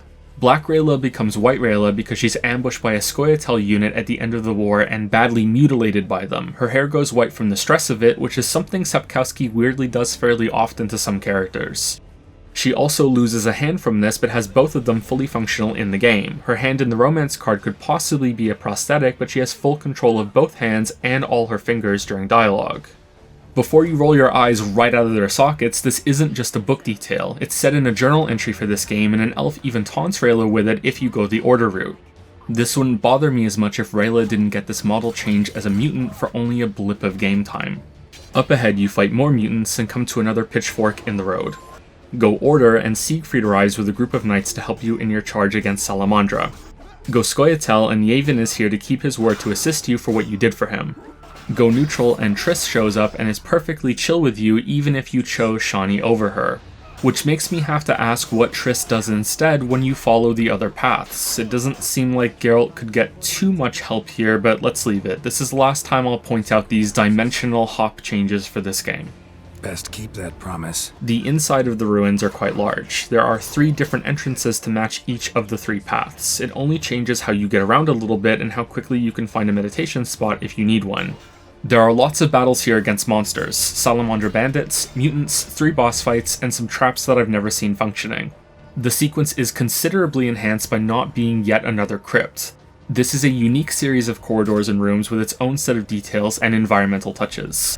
I can't resist saying though that there's something about this area that just screams late 90s gaming to me, even though Witcher 1 came out in 2007. I can't even tell you why, but every time I get here I can't help but think about the end of Half-Life 1 or System Shock 2. One of the worst lines in the entire game is here after you kill the Koshchei. You just cut up my Koshchei, the result of much labor. Then you're teleported to another room for the final showdown of the game. After 5 chapters and the prologue, you finally get to fight Azur Javed for real. Meanwhile, I'm wondering why if he teleported Geralt into this room, why he just didn't teleport him 200 feet into the air, or why this time around the lack of water for the fight doesn't matter one bit for Javed not killing you instantly. That said, there is a twist to this fight, but it's presented poorly. It's about Berengar. If you let him live, then he shows up to help you. Javed will kill him during the fight. Even if you play perfectly, you cannot kill Javed until Berengar dies first, which I think is a bit crap. If you killed Berengar, then you have his wolf medallion that somehow weakens Javed, but it's like there's a scene missing here. It cuts to black, then Javed says he's weakened. Geralt does the troll face quote, "Indeed. Problem?" And then there's some explanation about how Geralt has no idea where Berengar got that medallion and theorizes he was going to face off with Javed. If we rewind back to looting Berengar's corpse, you'll notice that Geralt automatically picks up this medallion as part of the quest completion, but there's nothing special about its description, nor any mention of it in his note about his plans to defeat Javed. So I'm left wondering how Geralt knew this, how it even happens, and unsure if this is a glitch or jank. With Javed defeated, the true villain of the game is revealed. The Order of the Flaming Rose has been behind Salamandra all along. This wasn't the final showdown. We still have about an hour of game left in the epilogue, but we're going to continue this section of the video like it's just more of Chapter 5. You warn Jacques de Aldersberg that you're onto him, and then leave to tell either Yavin, Siegfried, or Triss what you have learned. Siegfried is of course the most troubled by the revelation, but gets over it freakishly quickly. With your chosen partner, you leave by boat to get back to Vizima. As the epilogue's opening cinematic plays, I want to speak about the ridiculousness of the mutant models. I threw around the term Saturday morning cartoon villain a bunch early in the video to describe the Professor and Javed. Jacques de Aldersberg does not fit that description, but these mutant henchmen do. I understand that the intent here is that they're Witchers taken to the extreme, but I cannot even begin to fathom how the same dev team that showed surprising subtlety and restraint in many of its earlier sections went with these mutants as the final enemies. It does not fit at all, and it's the only thing in the game that I will call laughably bad. Even that horrible Koshke line from Javed might be a bad translation or an attempt at showing that Javed isn't a natural speaker of Geralt's language. These models are just so horrendously over the top that I'm stunned by their appearance every time I get to this part in the game. The only way I see this as a success is if the intent is to make the player think that this is how normal humans view Witcher mutations. These are Witchers to the Witchers. But I doubt that's true. Witchers are so much closer to human and are mainly ostracized for reasons other than their looks. This section reuses the Temple Quarter, which I think is fantastic. You spent so much time here, and so seeing it torn apart by this battle should have more impact than Old Vizima. Speaking of impact, many such decisions come to a head here. Radovid, king of Redania, and Foltest, king of Temeria, are having a meeting in the burning streets. Foltest learns that Ada is dead if you killed her, and he keeps his word but is understandably not happy with you. If Ada has been cured, then she becomes part of the king's bartering, and also probably to get her out of the city after she just tried a hostile takeover. Radovid will help keep the peace, and in exchange, Ada is betrothed to him. In the painting recap, she seems content enough with that, but who can say for sure. The kings haggle over the terms of their newly strengthened alliance no matter what, and Foltest makes it clear he knows the entire kingdom of Temeria might fall to Radovid through this marriage, or at the very least, large chunks of it. I think it's worth pointing out how much nicer and uplifting this ending is for Radovid and Ada if you play Witcher 1 before Witcher 2 or 3. Knowing what Radovid becomes ruins this scene a bit, and also most of his character in this game, so I'm happy I played them in order. Dandelion is here to chronicle the important meeting, but so is your partner of choice. These are monumental moments for either Yevon or Siegfried. Foltest agrees to improved relations and terms for non-humans in his kingdom in return for Yevon helping bring down the Order and then withdrawing. His insurgency has been a total success. Flipped around, Foltest promotes Siegfried to the new Grandmaster of the Order of the Flaming Rose in exchange for him rallying the knights to clear out the Scoia'tael and sweep away the traitors under Jacques de Aldersberg. The leader of the opposing faction can be found patrolling the streets ahead. If you go neutral with Triss, and you can find them both there. You can avoid killing Siegfried, who seems supremely uncomfortable with what he's been ordered to do, but is too dug in to fight against it. If you fight him, it feels like Siegfried chooses suicide by Witcher to get out of this nightmare he's found himself in. Yevon can be found mourning the death of Teruviel, and it was quite profound to see how different the stories of these characters end depending on your choices. Geralt is definitely a kingmaker for these two in this game, and in both cases I find these outcomes quite sad for who doesn't get chosen. For one of them, the benefits of Geralt's help even continues on in Witcher 2. There's also a chunk of wonderful cheese in these streets, a house miraculously filled with characters you interacted with throughout the game, some of which have no business being here. Vaska from the Swamps, the mysterious girl from Lakeside. You get a little piece of what happened next to some of the supporting casts, and I'm sorry, but I love it. It doesn't make any sense, but I still love it. The Frozen Wasteland sequence coming up doubles down on this, and what can I say? I'm ashamed of myself, but I think it's the best kind of jank there is. Even the talking ghoul is back hanging out in the basement. It's here that you can learn that Carmen is the daughter of the Reverend from the outskirts, banished and disowned by him for becoming pregnant. This late in the game, there are still connections being made to things that happened at the beginning. This continues with the final, for real this time, confrontation. Before that, you have to fight a Zeugle in the sewers with your chosen partner. I have no idea why this is here. It's astonishingly unnecessary and out of place. I'm mostly positive about it because I like interesting looking monster fights, and it's very Ultros from Final Fantasy VI, but why is it here? Is it supposed to show that the city has further fallen into damnation, that larger monsters are here too? Or was it a boss fight CD Projekt had planned for another location that was cut, but the boss itself was finished, so they decided to use it here? Or maybe they wanted a duality to the final boss fights. This is the final big monster, Jacques de Aldersberg is the final big human. I just wish this could have replaced the Dagon fight in Chapter 4, since it's much better than that one. You see some more destruction and a post-apocalyptic atmosphere in the slums of the Temple Quarter before assaulting the Order Citadel. Siegfried, Yevon, or Triss are incapacitated before you enter, and so Geralt has to continue alone. Of these three, Yevon is the only one that you will never see again after this point, and the only way you'll see Siegfried again is if you import your save into Witcher 2. And so we're finally here, the actual last part of the game. There's nothing after this save a pre-credits cinematic that sets up Witcher 2. This is about 30 minutes of Geralt versus Jacques, who has been rushed in to be the surprise mastermind of the whole thing in a way that makes me wonder who is going to give a shit. You can't introduce a new character this late, have him be so important, and expect it to be received well. This is possibly the worst bit of storytelling we've seen so far in this video, and it's why the ending of this first Witcher game has such a poor reputation. Jock is a sorcerer and he claims everything he is doing is extreme, but the ends will justify the means. He's foreseen the end of the world and he shares that vision with you. Despite what he claims here, this is not a time jump to the future. This is a battle of the minds between Geralt and him. As Triss explains, you're occupying a simulated space in a shared consciousness link, and Geralt's defenses manifest themselves as a reflection of the choices he's made with major characters throughout the game. So this isn't real? It's more than a dream. Should you die here, your death will be very real. Shani or Triss will be here depending on who you chose. Abigail will help you or attack you. Teruviel, Rayla, or Selena can appear. Same for Siegfried or Yavin, or both if you go neutral. If you saved Ada, then she shows up to help. If you killed her, then Duet of all people will be here instead. It's possible that there's some other configurations that I didn't see in my 3 playthroughs. There could be more characters that show up than this. This is the only part of the ending that I liked. Jock is easy to ignore as rush nonsense to make the ending of the game feel stronger than it actually is, so it's easy to focus on this trial by ice as those you have judged throughout the game come back to judge you. There are also monsters here that Jock claims are what humans evolve into in order to survive the White Frost, which is what is meant to happen in the future to this planet and why he wanted the Witcher secrets. Normal Witchers aren't enough to save humanity from this fate. More brutal, subservient hulks that are truly stripped of emotion and resistant to the weather are the only thing that can save mankind, at least according to Jock's visions and Ithiliene's prophecy. Ultimately, you kill him in a sword fight, then the King of the Wild Hunt shows up to demand Jock's soul, or else you'll have to fight him too. This is a choice that seems to be incredibly important, but remember, this isn't real. It's a simulated linked consciousness state, so this is really Geralt fighting against an imagined specter that lurks in his own mind. This decision rightfully doesn't change anything going forward. And that's the ending.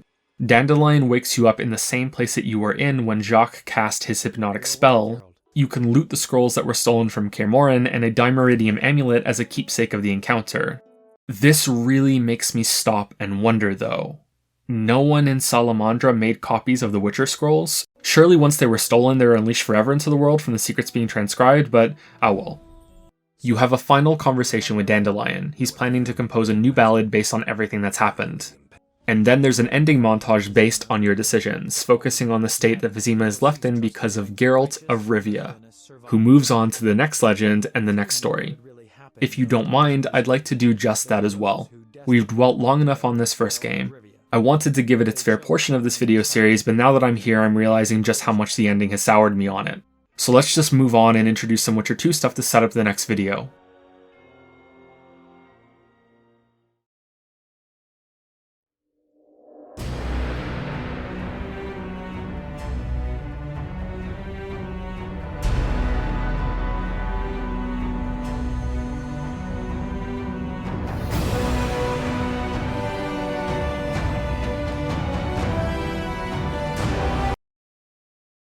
Let me explain.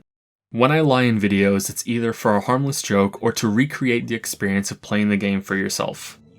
The overwhelming majority of those who watch this video series will not have played Witcher 1 and 2.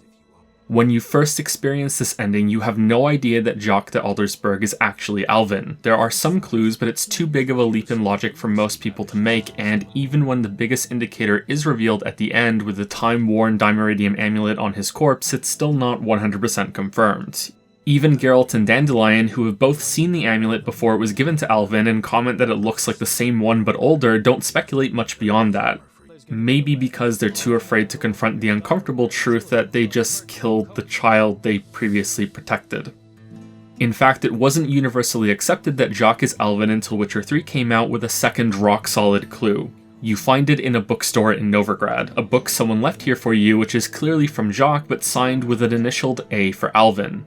The ending of this game is incredible with this context. It's one of the best endings to any RPG I've ever played. It's the best ending of these 3 games from a more mechanical, structural perspective of storytelling. Witcher 3's ending can be better from an emotional perspective. It kind of hurt me to pretend to slam it a few paragraphs back, but I think it's important to recreate the baffling part of this experience so the full realization has enough fuel to support the payoff for those watching who haven't played. So how is it possible that Alvin is Jacques, and why does that make the ending so good? Book knowledge helps significantly, but Alvin's teleportation powers and Triss's explanations also go a long way to set it up. Alvin has the same base power set as Cirilla. Ciri is known as the Lady of Space and Time, kind of like Doctor Who, only with magical genetic jumping across reality instead of using a time machine. Similar also to how Henry jumps around in The Time Traveler's Wife if you've read that book, except Ciri and Alvin bring their immediate belongings like their clothes with them. In the book, Ciri travels to many different planets and time periods, mostly without any willful control of it. In Witcher 3, she's only shown moving locations with more mastery, but still imprecise when it comes to moving large distances. Alvin's powers are untrained and raw, but are still incredibly powerful. He presumably rarely took the Cymeridium amulet off and was still capable of extraordinary feats of magic. It's unlikely that his teleport jump at the end of Chapter 4 was the final emotional leap that he made as a child. I imagine he flung himself throughout time and space many more times before landing decades in the past before his own birth, and when he spent this brief period of his childhood with Geralt, or maybe he had already time traveled before meeting Geralt for the first time. I also think it's deliberate that you never see Jacques until after the final time you see Alvin. My presumption is that time travel in the Witcher universe is a closed loop. Whatever happens, happens, and that Jacques trying to interfere with his own childhood would result in a disastrous response from the continuum of the universe. Conversely, whatever actions he takes as an adult already influenced him as a child. It's paradoxical, but Jacques was already here before the first iteration of Alvin ever jumped back in time, and it also explains why Geralt coincidentally went to the right place when he traveled to Vizima at the end of the prologue. His presence here is part of what made the attack happen to begin with, which is why he went to Vizima, which is why the attack happened, which is why he went to Vizima, which is why the attack happened, wibbly wobbly timey wimey. A twist like this, when it makes sense, is great, but it's not enough on its own to make this such a fantastic ending. What elevates it are the following two key qualities: that it's been seamlessly set up throughout the entire game, and that your choices directly contributed to the man Alvin became. We discuss monsters often throughout this video. We've seen repeated use of the idea that monsters don't always look like monsters, and inversely what does look like a monster isn't always. Some characters also loop through this. They start out looking like a stereotypical monster, but they're a tragic sufferer of a curse. After they are cured and now look human, they can start to act far more monstrous than they did before because of their choices and nature, not because of any curse or looking like a monster. Princess Ada fits this idea somewhat. A book character I don't want to mention, who shows up early in Witcher 3, is an even better fit. It's too big of a spoiler to say right now, sorry. The big part of this theme that was difficult to avoid talking about until now is the idea of monsters being created by those that it goes on to torment. This is distinct from the trite trope, humans are the real monsters. Instead, the stories in the Witcher games and books explore the idea that you make your own demons in several different ways. 1. Monsters from neglect and misguided beliefs, not burying corpses properly or not respecting the passing of a loved one enough. 2. A curse resulting from a spell or emotional backlash from breaking a promise or wronging someone severely enough. 3. Communal crimes that cause a monster to appear as a corrupt agent of justice. 4. Tragedy, whether intentional or otherwise. A crime of passion or an accident that results in a death that meets the criteria for a ritual that results in a monster being spawned. 5. Deliberate monster creation, more of a science. Witchers qualify for this, mages as well for some people, so do Alvin's mutants. Sorcerers can also construct and or conjure monsters like the Frightener or the Koshchei, the result of much labor. 6. Some monsters are made through powerful imagination. The conjunction of the spheres supports this idea, and the idea of muses that link realities through creative people who think they're imagining new creatures when they're actually channeling the image of something that already exists in another dimension, and or that imagination itself is a form of creation through these same forces. 7. There are monsters made from superstition and the people of the world just deciding someone is one. Witch hunts, children born under the curse of the Black Sun, which are births unfortunately timed with a solar eclipse that led to rampant speculation that those born during it would be mutated. The important distinction here is that the label of the monster came first, and once that assumption took root, many of the completely normal children grew into monsters because society gave them no other choice. It's easy to imagine a wrongfully persecuted witch eventually snapping under the pressure of constant jabs, attacks, and speculation. Snapping and becoming the monster they all feared her to be because they feared her to be. 8, and lastly, at least for this list right now, we have monsters created by circumstance.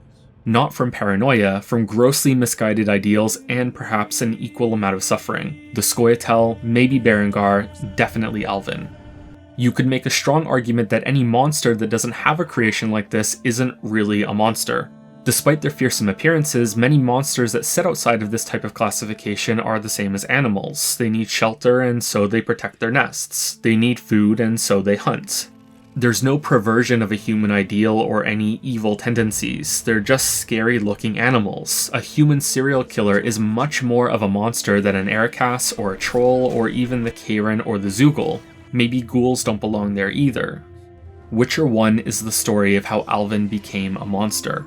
From neglect, a curse, crimes inflicted on him, tragedy, scientific gene manipulation on his ancestors, which is why he has his powers, the effects of being unhinged from just one reality and seeing the doom that awaits his world, the hatred of people that he received from being seen as an other and already a monster because of his powers, and you, the player's choices.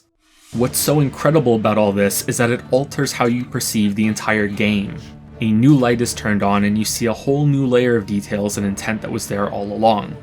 Alvin is already an orphan when the game starts. He probably suffered through the war and saw his parents be killed. He witnesses a woman, maybe a stepmother, brutally torn apart by monstrous dogs and is almost killed himself. He later learns that it was the fault of the people around him, the adults that are meant to nurture children. He starts having intense visions and channeling voices that he doesn't understand. He's seen as a problem to be passed between guardians that don't want him. He's happy to be adopted by a witch, but she uses him to her own ends, drugs him, and then promptly discards him when he's not useful anymore, after being kidnapped by a vicious gang. And then he's forgotten. For a whole chapter. That's part of it. Did you try and find Alvin after killing the beast? Did Shani? Did anyone care? He's just left there. Probably just a chapter 1 character, I guess. What other awful things happen to him while Geralt is marching around the Temple Quarter in Chapter 2? And then he's kidnapped a second time, only to be rescued by a man who is more preoccupied by the choice between two women, who also seem more interested in snubbing the other by gaining custody of the child and therefore access to Geralt's third sword. How does that turn out? Well, this new guardian is also attacked. Alvin has to teleport away out of fear to another place where once again people argue over looking after him. Alina wants to adopt him, Julian doesn't want him, then Alina dies after Alvin envisions it. Another one of his guardians horrifically killed. Geralt helps a little and answers any questions the boy has, but this ends with yet another violent attack, this time by elves, and is punctuated with an unavoidable slaughter. Those questions show how lost Alvin is in the world. What should I try to do when I grow up, Geralt? A knight, a witcher, or a witcher knight, Geralt? What about destiny, Geralt? What about my powers? Are they a gift or a curse, Geralt? Should I keep them a secret or use them for good? What about these elves? Are they really so bad or should we feel sorry for them, Geralt? The answers you give to these questions come back. They change what Jacques says to you when you speak to him in the frozen wasteland of Vizima at the end of the game. You have shaped his path through these choices. Alvin grew up to be a monster that makes other monsters, with the best intentions, but monsters nonetheless. The leader of the Order of the Flaming Rose, a true Grandmaster now that hunts the elves that triggered his frightful spiral through time and space, not the pretend one he played as in Murky Waters. Can we play Kill the Elf? I'm always the Grandmaster. Alvin intentionally never reveals his identity to you. He remembers everything and knows who you are. There's even a great pun about him having a reliable source for his information on Geralt, since that's the kind of magic user Alvin is. I think he wanted to convince his one-time guardian to treat him as an equal on his own merits. No appeal to emotion or a plea from the long-lost child Geralt looked after. Jacques de Aldersberg made something of himself. He climbed his way out of the hell that we see in the previous chapters and the hell of the years we don't see after he vanishes. He's the savior of the world. He's foresaw the bitter end of all things in the all-consuming white frost. The planet will be encased in ice. Let me show you it, Geralt. I'm doing all of this for the right reasons. Listen to me, Geralt. Trust me like I trusted you, Geralt. Then, at the end of it all, he's momentarily that boy again. Alvin holding up his hands in a meek defense. Defeated, all he can do is blast Geralt's first sword away. And this Witcher stands over him, the Witcher he so idolized as a child and probably still has all this time, with all the rules and the Witcher code that comes with it. The Witcher who inspired him with the solution to the White Frost. Make better Witchers, more effective Witchers. The Witcher he wants to recruit to lead his new army to save humanity. This Witcher he so longs to impress and to be worthy of and to win over to his side. This Witcher that draws his silver sword to kill him. Are we gonna kill monsters together? That sword is for monsters. He's a kid again, realizing in his final moment of life how grossly he has misjudged how his hero views him, how far he strayed and become the monster that so many people and their actions made him to be, including you. Time and time again, authority failed Alvin, so he became the authority. He sought to fill the gaping hole of hypocrisy and failure, and succumbed to the same failing as those that failed him. Witcher 1 is Alvin's story as much as Geralt's, similar to how the books become Ciri's story as much as Geralt's. What's further heartbreaking about this ending is the cut content, at least I suspect as much. There's too many little things that are off about this. Yes, player choices are a factor for Alvin's journey, and they shape how he views some of the events that happen, but it's mostly the things that you can't choose that create this monster. For example, you can't take Alvin with you at the end of Chapter 1 even if you think of doing it. Some of these decisions are based on Geralt, others are choosing within the possibilities that foundational Geralt would likely consider. I think the intention here was originally to have Salamandra and Alvin be linked to a faction based on what you choose throughout the game, so it's much more of a monster made by your big choices. Alvin wouldn't always become Jack the Aldersberg Grand Master. Since he never appears until Alvin's teleported away, he could be someone commanding Luvarden from higher up and comes in to act personally in Vizima if Geralt stays on the neutral path. Or if Geralt goes with the Scoia'tael, then Alvin is a powerful sorcerer who is sympathetic to the plight of the elves based on Geralt's actions and words during the Murky Waters situation. Then Geralt and Yevon are in the awkward spot of having to deal with a superior Scoia'tael force that's been working with Salamandra. Does Yevon go against it like Siegfried does with the Order, or does he betray Geralt? Of course I'm speculating, but this is exactly the kind of much more in-depth consequence that seemed to be set up but then wasn't able to be finished. Taller and Luvarden vanish. White Rayla is the only companion mutated when it could have been based on which faction you go with. It just feels to me like there were meant to be many more 3 possibility consequences in Chapter 5 that couldn't be implemented, just like the City of Iz in Chapter 4. I think that the ending we have here is already great. Arguably it's cleaner than having all of these choices, but I think this "you unknowingly created a monster" idea would have only been improved by whatever plans they originally had that weren't able to make it into the game. Witcher 1 is a flawed experience, but an incredible debut from CD Projekt. I have so many criticisms for Witcher 2 and 3, but it's undeniable that the games are widely celebrated for good reasons. You can already see so much of that talent and potential here, and I think it's a real shame that many people who love The Witcher 3 dismiss it because of its poor opening. And a couple of other reasons too. Yes, there's jank, yes, there's glitches, it crashed the most out of these 3 games, the save files it makes will reach into the gigabytes, some parts of it might not be properly translated, the combat is a waste of time, but the world here, the atmosphere and the writing, even the characters and acting as a Witcher, the rich quality of those that people adore in Witcher 3, that's already present in this first game. It's just a bit rougher and requires you to adjust your tolerances a bit. There are issues of continuity that we haven't gotten to yet, but that's because the Witcher trilogy wasn't a carefully mapped out series. There was no guarantee that there would be another game after this. I guess most signs pointed to that being unlikely. So I think it's forgivable that problems like this arose. Regardless of them, Witcher 1 is not something you have to suffer through if you want to play the whole trilogy. It's not just impressive as a developer's first try, it's impressive. It is worthy of standing in the same series as Witcher 3. I'm a Witcher. I'm a Witcher. I'm a Witcher. I'm a Witcher. I'm a Witcher. I'm a Witcher. I'm a Witcher. Who the hell do you think you are? I'm a Witcher.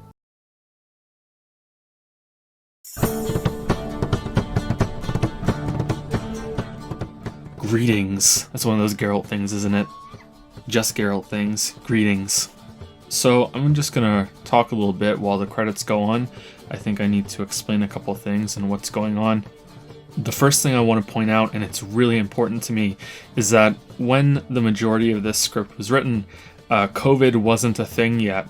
So the fact that I'm putting a Patreon scroll up right now and that I said, hey, if you want to give me some money earlier in the video, like right at the start, most of the people that watch this video are going to be watching it years in the future when hopefully COVID is no longer a thing, and I didn't want to date the beginning of the video in such a harsh way, but at the same time, I realize that a lot of people are in dire straits at the moment, so please do not take that as tone deaf a request as it comes across at the beginning and right now while the credits are going. And sorry to anyone in the future that is listening to this right now and thinking, oh, COVID was, you know, a big deal back then, but don't worry about it, Joe, just move on. Anyway, so these videos have taken me a long time to make, and there have been multiple times when I thought I was close to done. The original estimate, I think, was that for all 3 games plus the DLC was going to be 4 hours, and just this video is longer than that.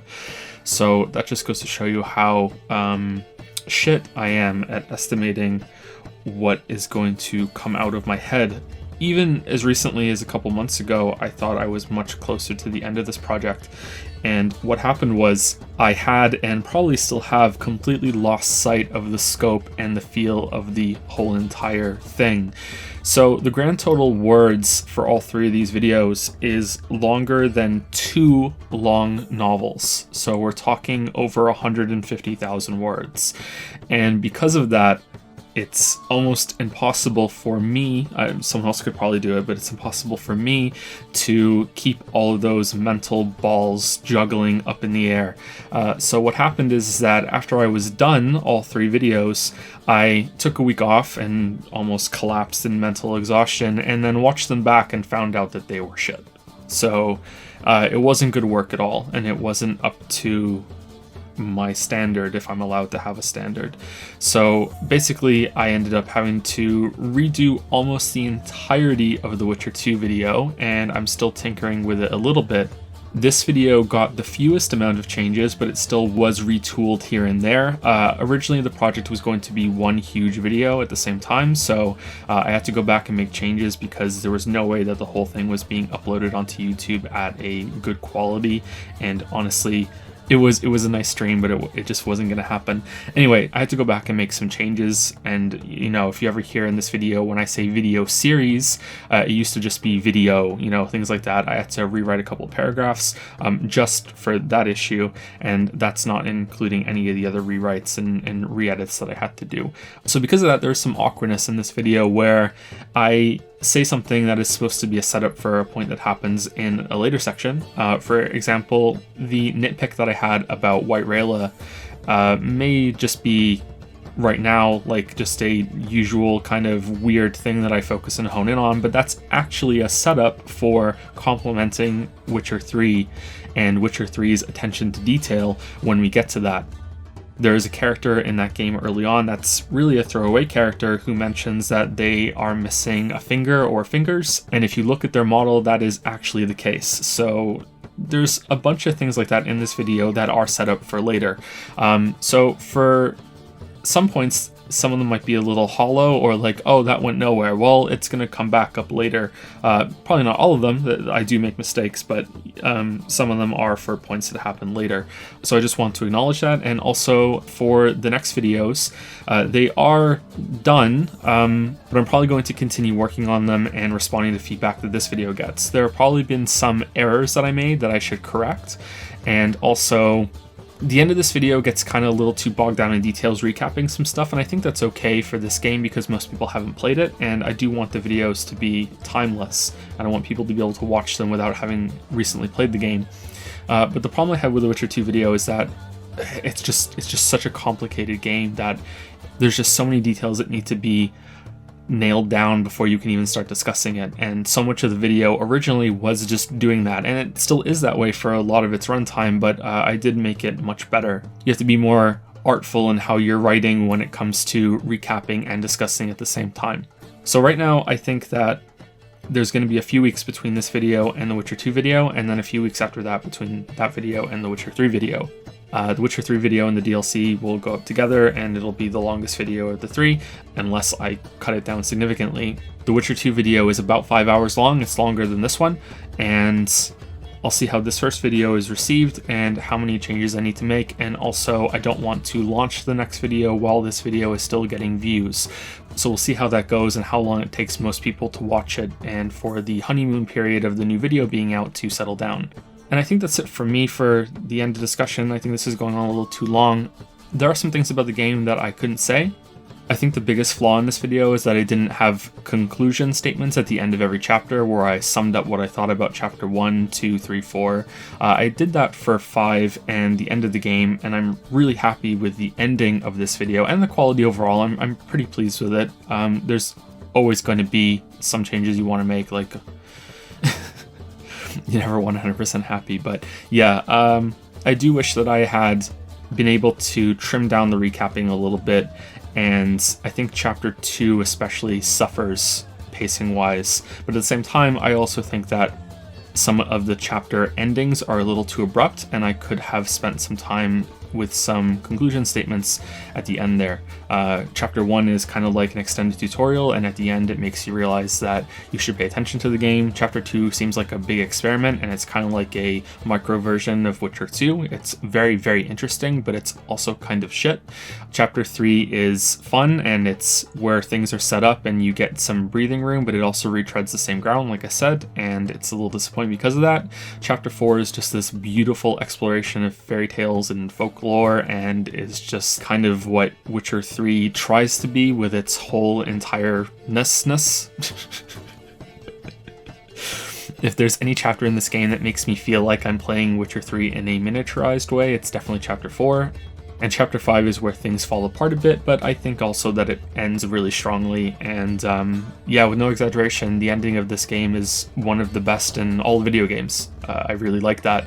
But it's an ending of the whole thing, not chapter 5 itself. There's parts of this game in the story that go nowhere, and I think that is because content was cut.